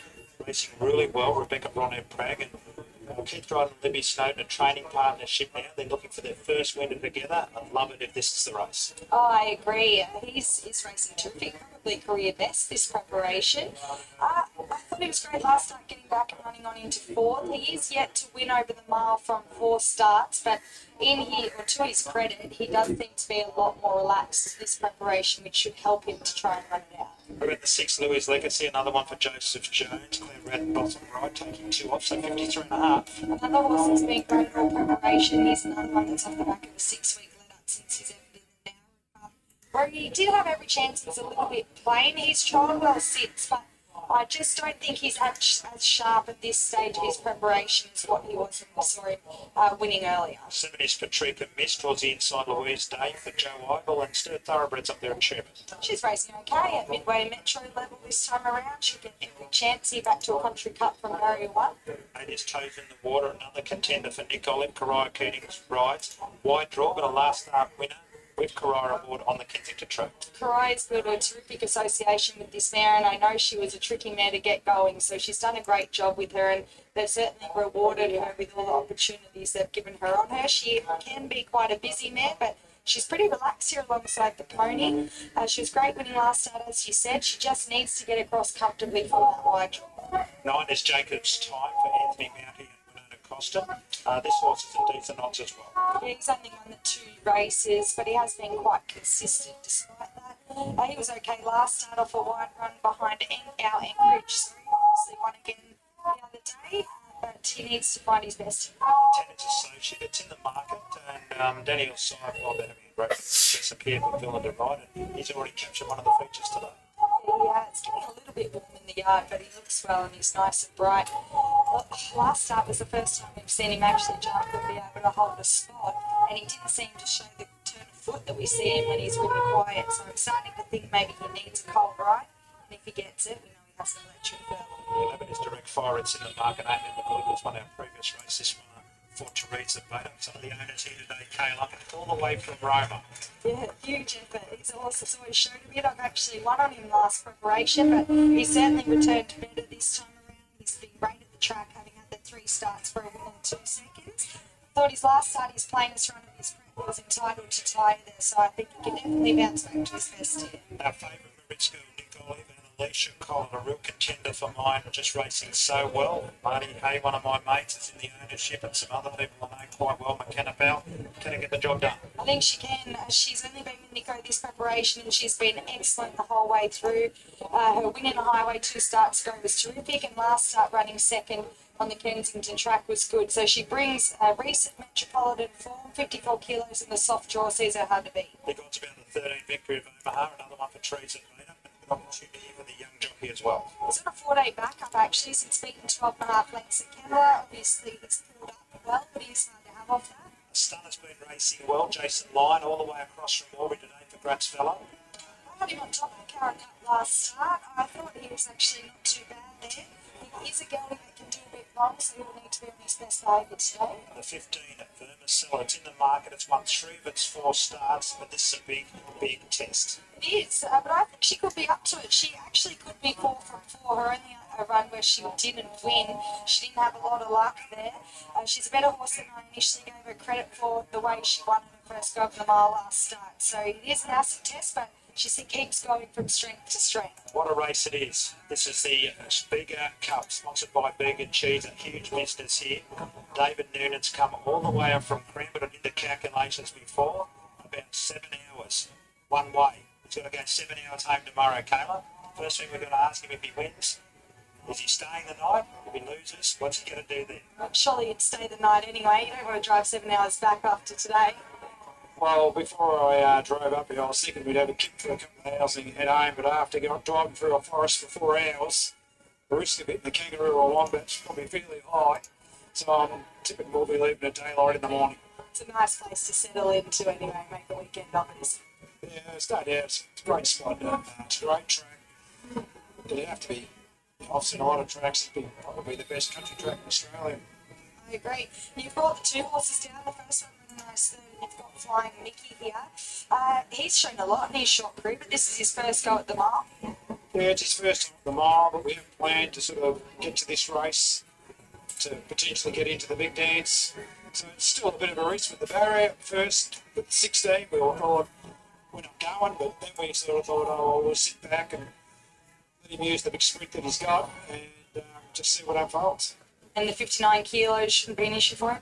I don't think so. I'm not too worried about the weight, to be honest. It's probably more the running the race and getting the mile, which no one really knows at the end of the day, although we have worked him up for it, but time will tell. Good luck. Thank you. Yeah, a long way to come. We wish them well. He's got our second favourite at the moment, Flying Mickey, with Sean Gone aboard. But our favourite is this one for the Nick Olive stable, Maritz Girl. It's our favourite as they start to go around to the barrier. We caught up with Nick Olive a little bit earlier about his 3 runners here for the Bega Cup. Well, 3 chances, Nick. We talked last night. I said, Nick, you might even run 1, 2, 3 here, but you tell me they're all good hopes. Yeah, I don't like that sort of talk, Whitey. But, yeah, look, all 3 horses are great, mate. They've travelled down really well. Very relaxed over in the stalls and ready to go. Maritz Girl is your favourite? Yeah, she probably, I think just with the draw, I think she managed to get a really nice run. So, you know, I think that probably stands out for her. Toe to the water, strong 17. She'll roll forward from there and just go bang. He's drawn a little bit awkward too, and he'll sort of roll forward and try and get in somewhere from his draw. And the horse you just mentioned there, just go bang. He's already won the Queen Bear Hill Cups. This one would be nice to put on the mantelpiece as well. Yeah, that's right, mate. He's had 3 runs. He's bred and won 2 country cups. So he's been a great horse for the stable. I think he's won 8 races from 21 starts. So he's a decent horse, and you know, we'd love to get him into the big dance. That's for sure. Nick Olive there speaking about his 3 runners, Joseph Jones with 3 and Teresa Bader with 2, but there's so many contenders here. Exactly, it's very open race. As I said in the pre-parade, it's probably going to come down to who has the right running transit, with a lot of these chances having drawn out. But I'm with the 12, Maritz Girl. I think she's well placed, well weighted, and Matt's get the right run. From the 1, Flying Mickey, he certainly hasn't put in a bad race in his career. They've brought him all the way up here, so expecting him to run well. The 10 Associate, more than capable of getting over the top of them off the back of a cold ride. And the 11 Direct Fire, I think he can bounce back to his best here. Maritz Girl in at $3.40 now, $3.40 in from $5 for Maritz Girl. Direct Fire, good move for it as well, $7.50 to $6. And right down the bottom, Vermicella, the uncomer, the baby of the field. $9.50 in the 650, and it did get a lot of support at the Calcutta last night. Can this winning run continue for Danielle Simon, Pierre Budvilla with Associate? It's been out to $9.50 from $7.50. Joseph Jones have 3 runners. They've won the race many, many times. They have Ballistic Kids out to $19 from 14s. Louis Legacy, 19s in the 15s. Associates about to light up for Pierre. No jockey in better form at the present times. He won one of our feature races early on. There's the veteran of the field, 1A about to go in as well. And so many opportunities here for horses to go on. It's not only the prize money of $80,000 first, just under 40, but also a spot in that big dance. It sounds a long way away, Carla. November next year up there at Randwick, but really it isn't. They start landing so far away. Toes in the Water's another real contenders. My numbers on screen, 12, 1, 3 and 5. Great race. Stunner racing well for Grancy Villa. Jason Lyon across from Aubrey will ride this horse. Alicia Collar, she hasn't ridden a winner yet, but she's on our favourite here at $3.40. Good support for Direct Fire at $6. And the top one, we just heard from the trainer there, David Noonan. Sean Guy, a big opportunity. This will be some ride if you can get this home from the outside barrier. So many variables to play out here. Pierre Budvilla looking for the big double, and a great opportunity for young Rebecca Bronnet Prague. Can she steer this horse Lasonde home and give Keith Dryden his stalwart of racing for many years, Lemmy Snowden? Even in the commentary, there is no firmness like we get it in the metropolitan tracks. They are so firm about their opinion. 5, 6, 7, 8. That's what they speak. Now these guys are not taking any chances. Here's Ballistic Kids, the last one to get set. Maritz Girl is the favourite to win the race. Stand by.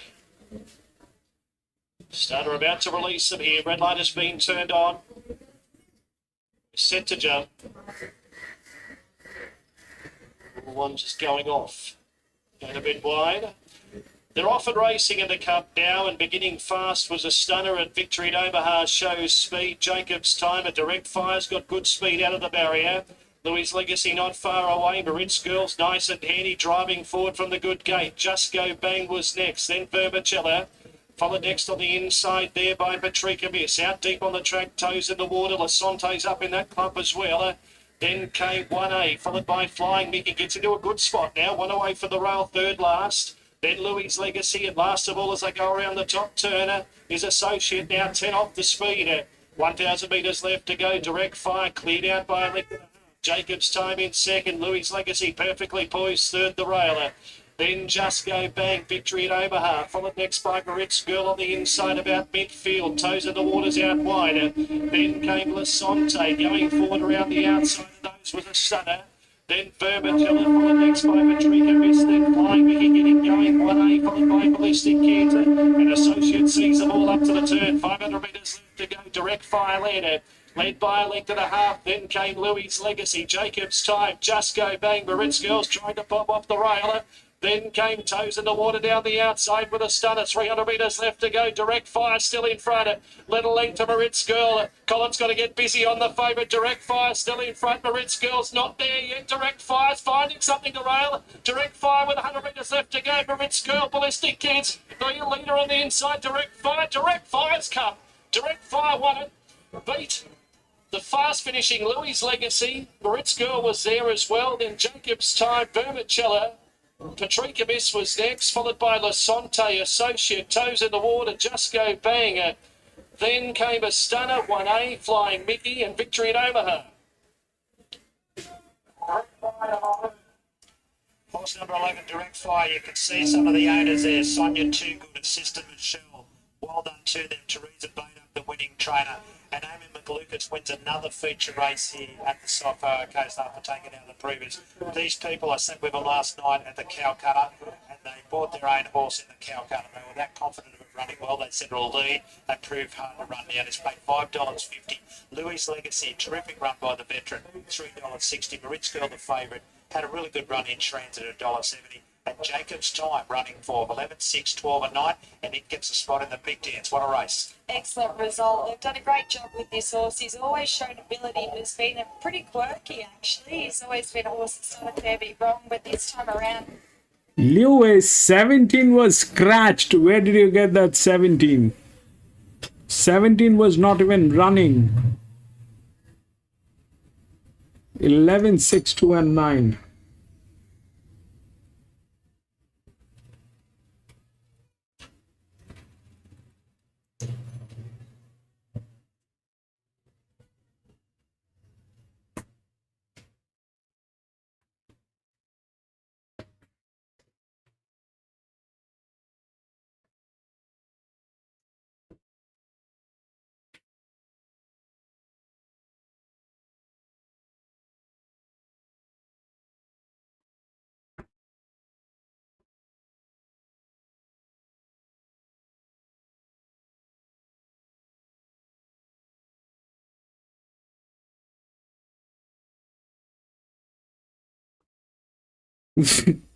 It's a track that should be given an award. It's a track that should be given an award.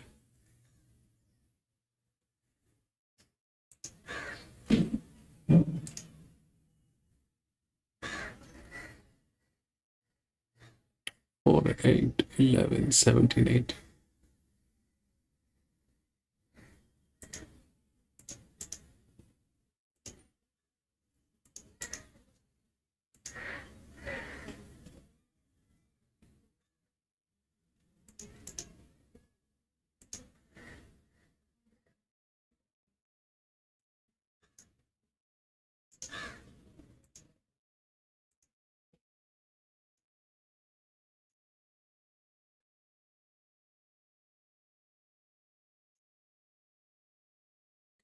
Thank you, Aviast.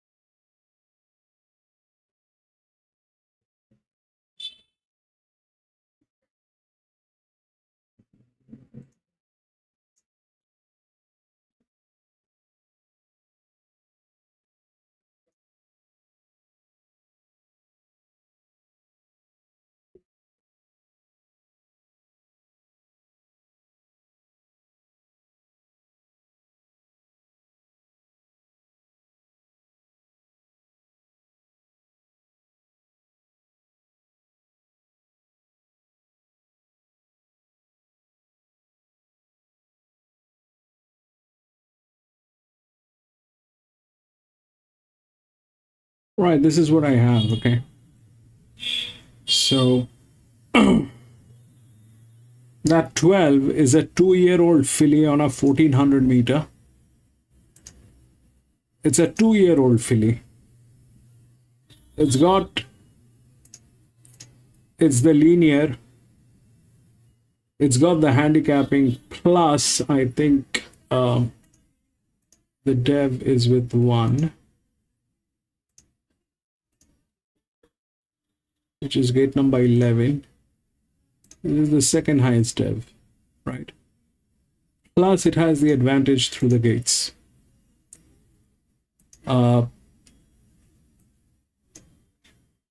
15 is a long shot. 9 comes in between with the handicapping. 9 is here.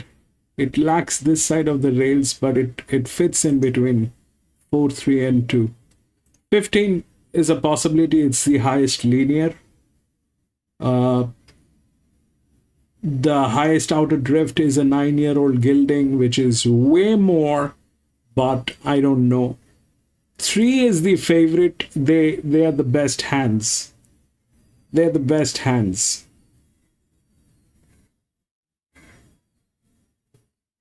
But they're the best hand, and they probably have the best fit of the horse as well. So that 3 is a check. I don't know what that'll do. It comes from gate number 13. If we look for gate number 13, then the following gate would be 12, which is 6. That has advantage too. So 13, 12, these are tailing gates. But here 12 is I mean, if this was any of the metropolitan track, the 12 cannot be beaten. But here they can do whatever they want. There are the free will.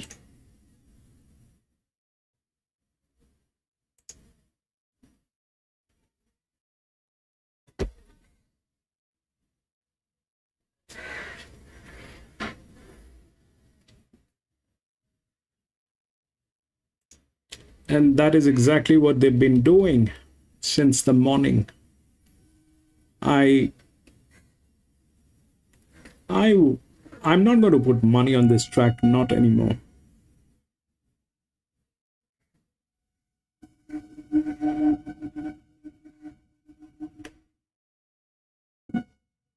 Form lines steady up okay after Miss Dynamo was luckless, albeit started very firm in betting at Doomben on Monday, and Copanos continues to run fairly in slightly tougher company. The big question mark is how this Galloper can go, but should roll forward and give itself every chance. Number 3 is Victory Flame, likely a race from the Nisham Archibald Stables with Jay Guff and Chester riding. Was lengths above the opposition there at Gatton over the mile. Rolled forward on that occasion, but I think this horse is better ridden with the sit. The blinkers went on and has been impressive its last couple. Soft in betting, $2.80 out of $3.10. I thought it was slightly too short, and I'm fascinated to see what the market does with it, but it's a very nice staying tight.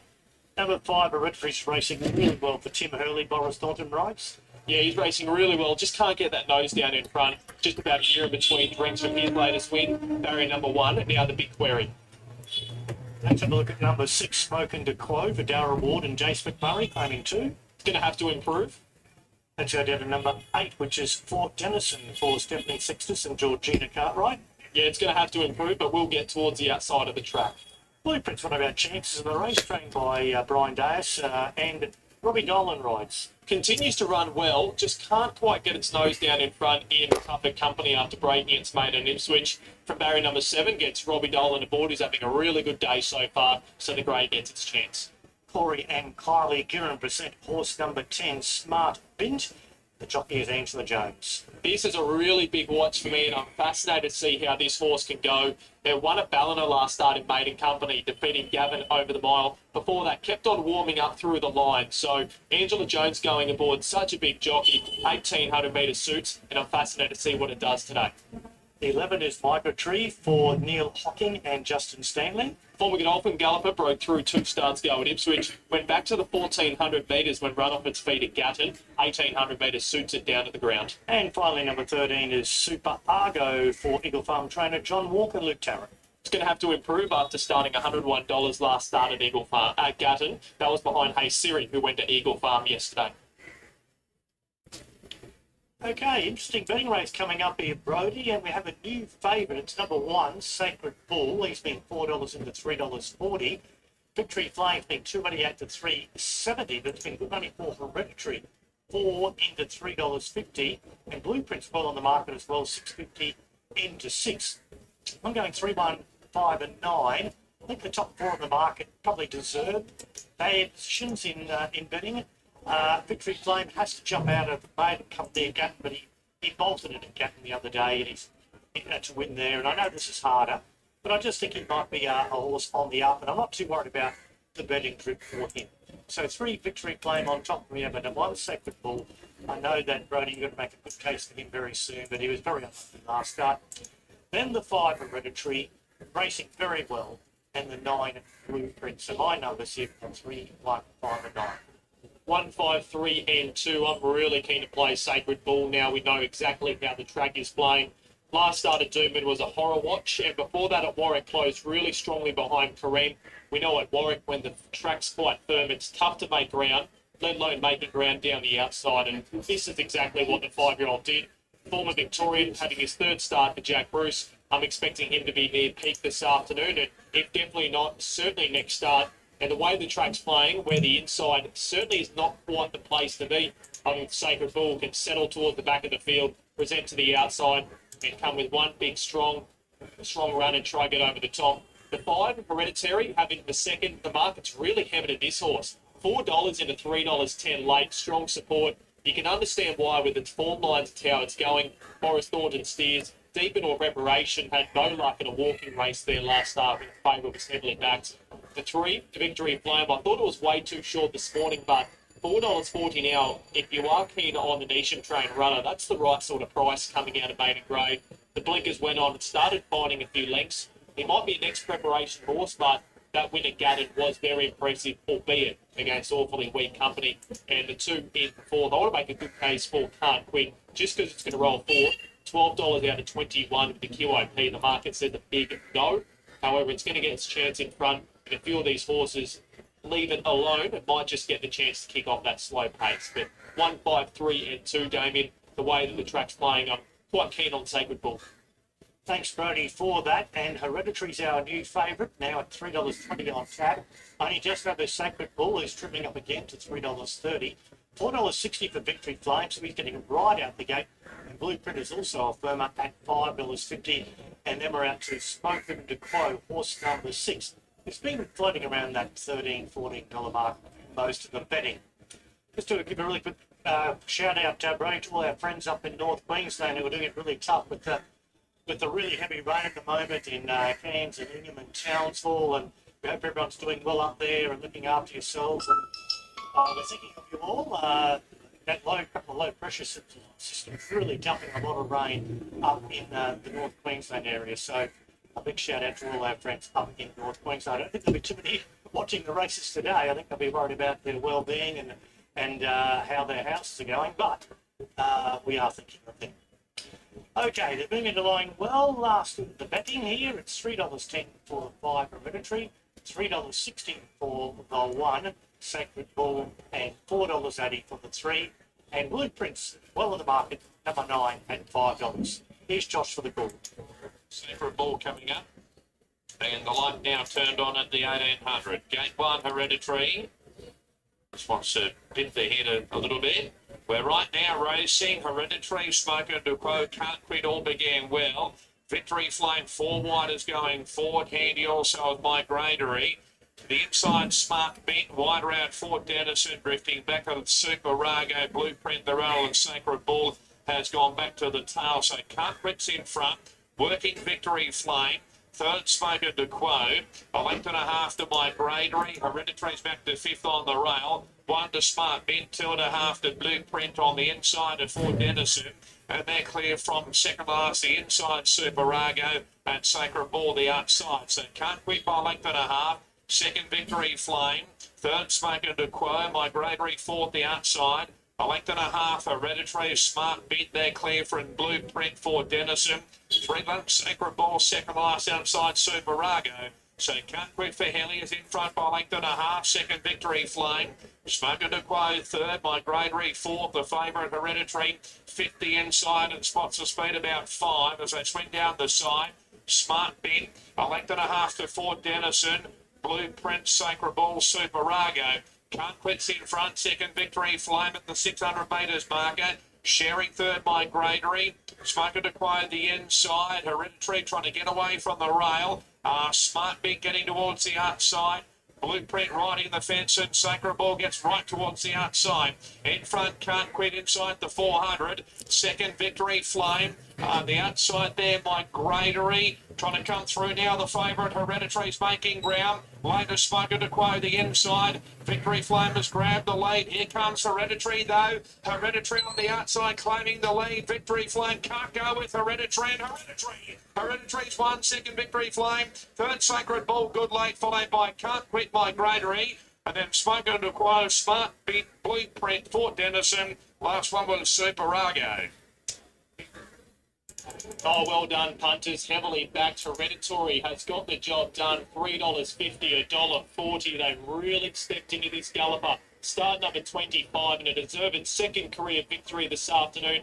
Almost a year in between drinks, almost to the day for this galloper. Forrest Thornton presented it through the pack, was travelling better than anything else in the race, and it's bolted in the end. 5, 3, 1 and 2 are the numbers across the line. They run 151 at 91, and he's absolutely charged away the last 600 in just over 35 seconds. Victory Flame battled on really bravely, and Sacred Bull, disappointing there, Damien. 5, 3, 1 and 2, whether it was just out sprinted or whether it just didn't quite sustain the run and put itself in the race like we thought. a little bit disappointing there, Sacred Bull. Yeah, great ride by Boris Thornton. Had that little stick the fence, and obviously that's not the way place you want to be in the straight.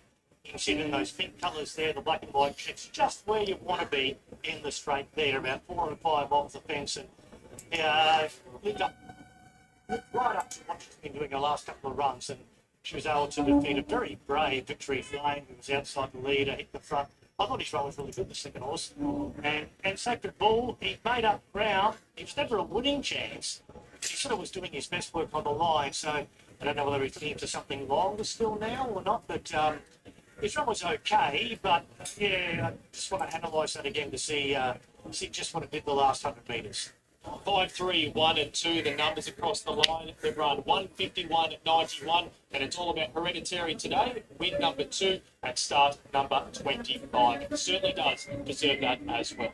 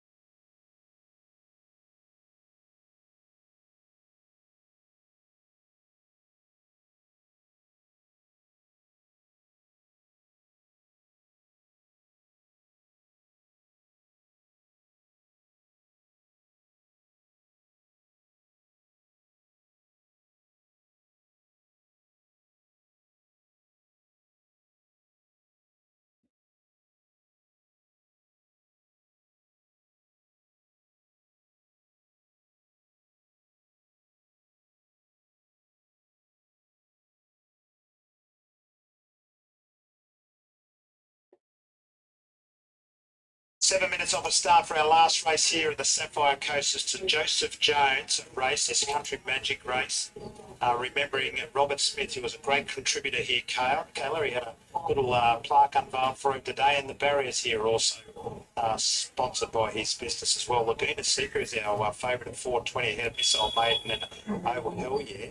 Our parade will be led out by Funky Little Shack. I said to Kayla before, this horse looks terrific. It's first up, but does have 63 kilos. For Linda Bundy and Ellen Hennessy.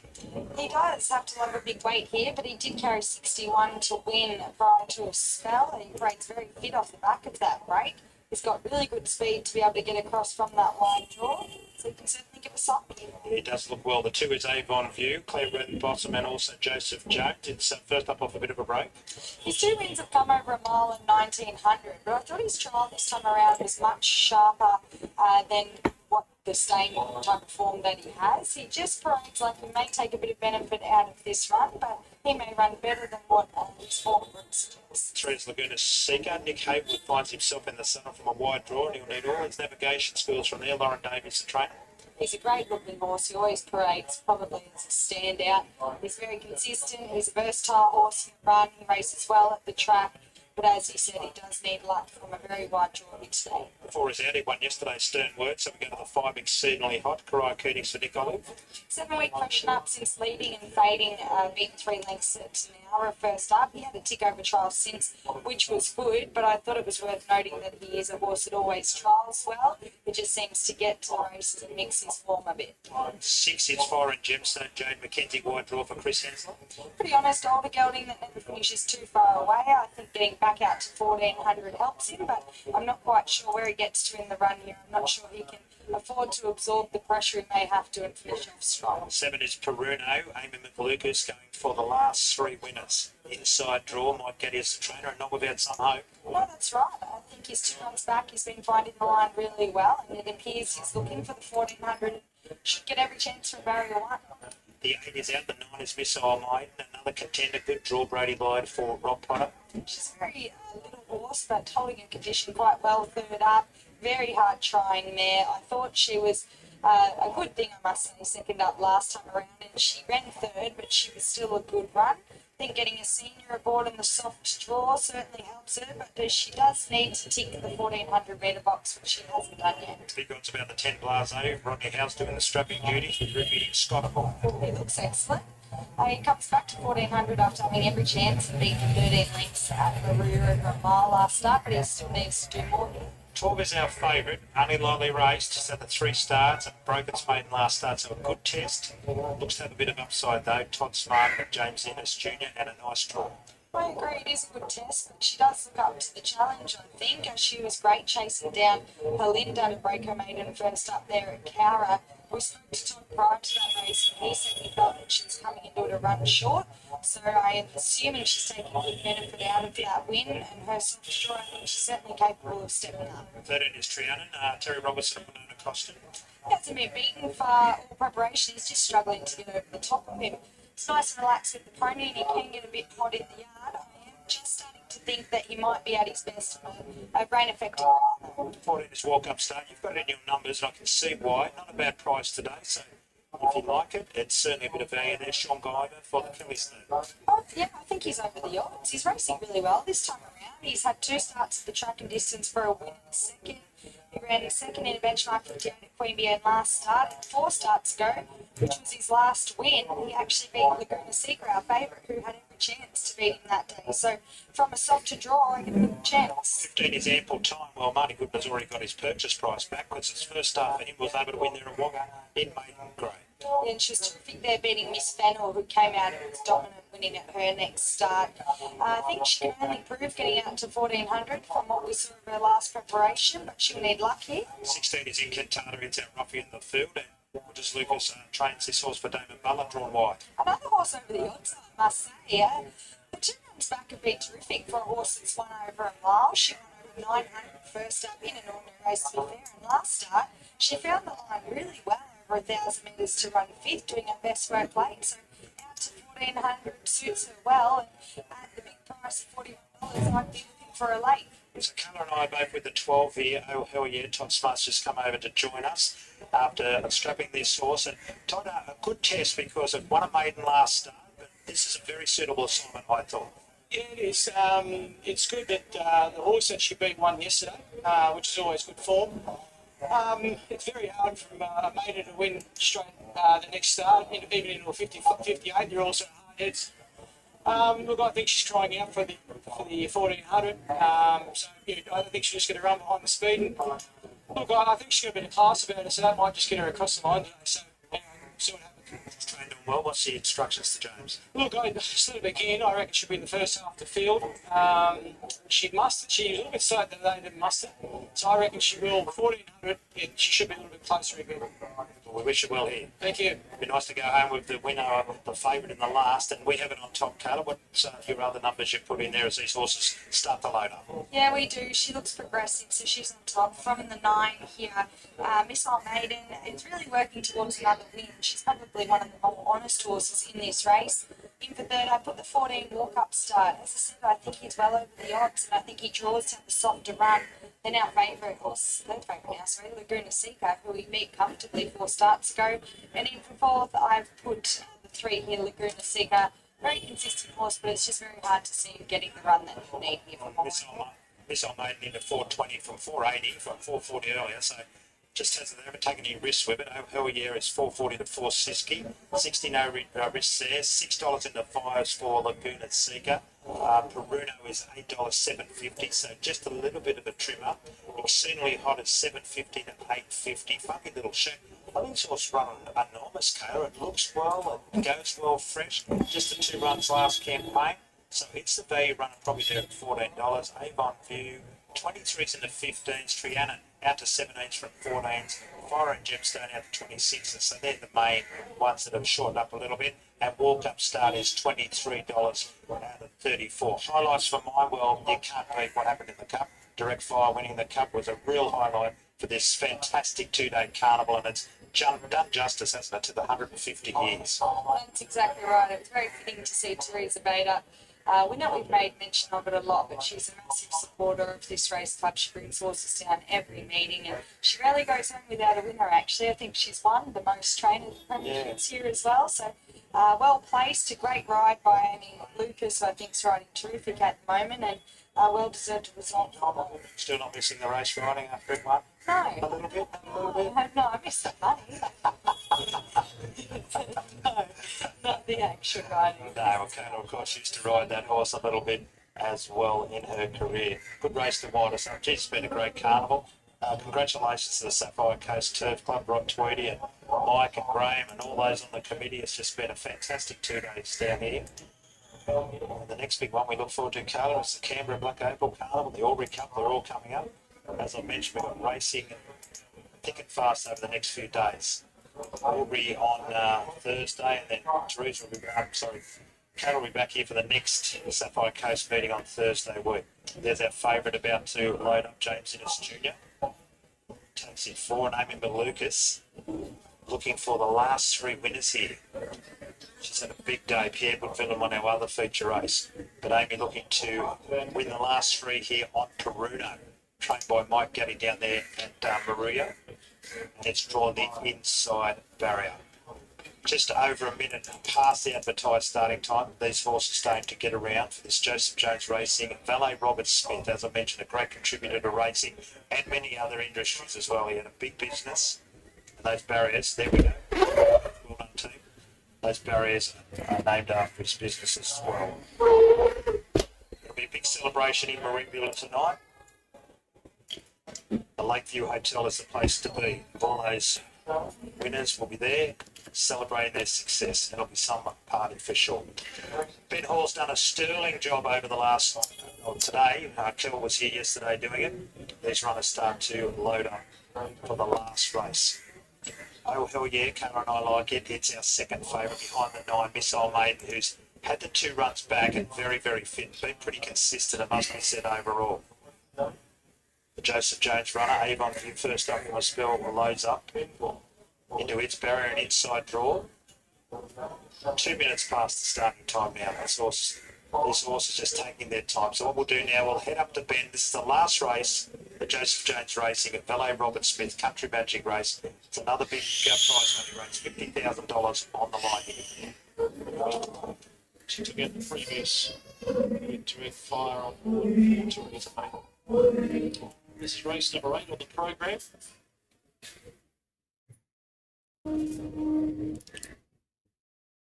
Thanks to Kel O'Rourke as well for jumping in yesterday. Sweet. Thank Graham and Kayla from Sky Thoroughbred Central as well. So Fire and Gemstone about to come forward. And Laguna Seeker will be the last one as we run 1,400 metres. And Laguna Seeker comes forward to bring the curtain down on a very successful 2-day carnival here at the SapphireCoast. Mike, Rob and the team have done a great job. Luke, the track curator. The track's played very well the last 2 days. So Laguna Seeker, it's the last one. Have a look at the board for the last time here at 460. Missile Maiden. So jockeys off Laguna Seeker, Nick Hayward. Laguna Seeker will be taken up riderless.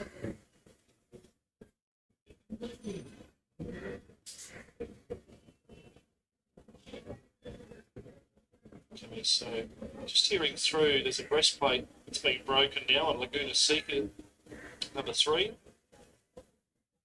So I'm wondering if they'll have a spare over there.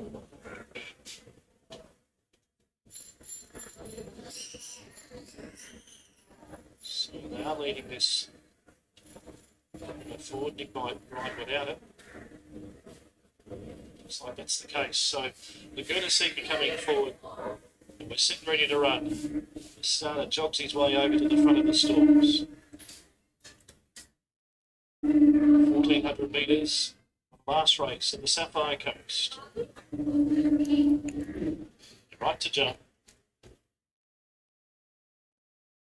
Ready, signal. They're racing now. Off the inside, Peruno left. Well, oh, hell yeah. Funky little shackle with speed. Incantata's also pushing forward. Fire and Gemstones out wide. Exceedingly hot was next. Then Missile Maiden. Now, Peruno drifts back after the start's a little bit better than midfield. Then Ample Time, Blase, walk-up start is deep. It's covering up there over on the inside trail as they go into the first turn. They were followed by Avon View, who's improving, and Laguna Seeker went back to last. So they put the brakes on mid-race here, and Funky Little Shacklet, a half-length Fire and Gemstone. Third on the inside, Incantata, covered by Exceedingly Hot, followed by Oh Hell Yeah. Then Missile Maiden, out 3 wide, Blase, followed next by Ample Time on the way forward with cover. Avon View in the middle, Peruno's on the inside, then Walk Up starting that 3 wide line. Laguna Seeker travels well. We'll need some racing room and last rounded on the inside. 4.25 left to run. And Funky Little Shack led to the bend from Fire and Gemstone. Incantata squeezing off the fence. Then Exceedingly Hot and Missile Maiden starts to rev up out in the middle of the track, and Oh Hell Yeah is trying to get to the extreme outside. 2.20 left to go. Funky Little Shack in front. Fire and Gemstone levels up on the outside. Missile Maiden, Exceedingly Hot are coming at that pair. Funky Little Shack, Fire and Gemstone, Missile Maiden, Exceedingly Hot. Big finish in the last. Fire and Gemstone, Missile Maiden dived and might have got up. Maybe Missile Maiden, but leave it to the judge. Fire and Gemstone in that photo. Exceedingly Hot, not far away. Oh Hell Yeah next, then Funky Little Shack, followed by Incantata, Peruno, then Avon View, Triana, Walk Up Start, Laguna Seeker, Blase, and Ample Time.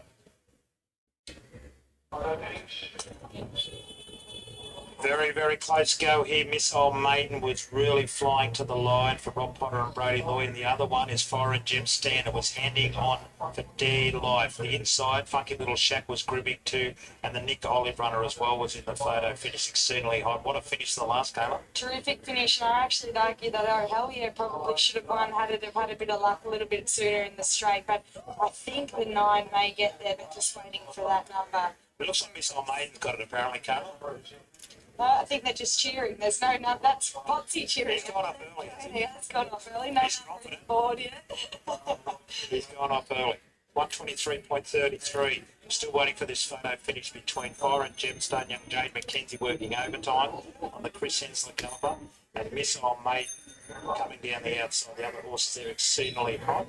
And also our favourite runner, O'Hara. So number 9 does get it. It does get it. So Brady Lloyd finishes with a really good day.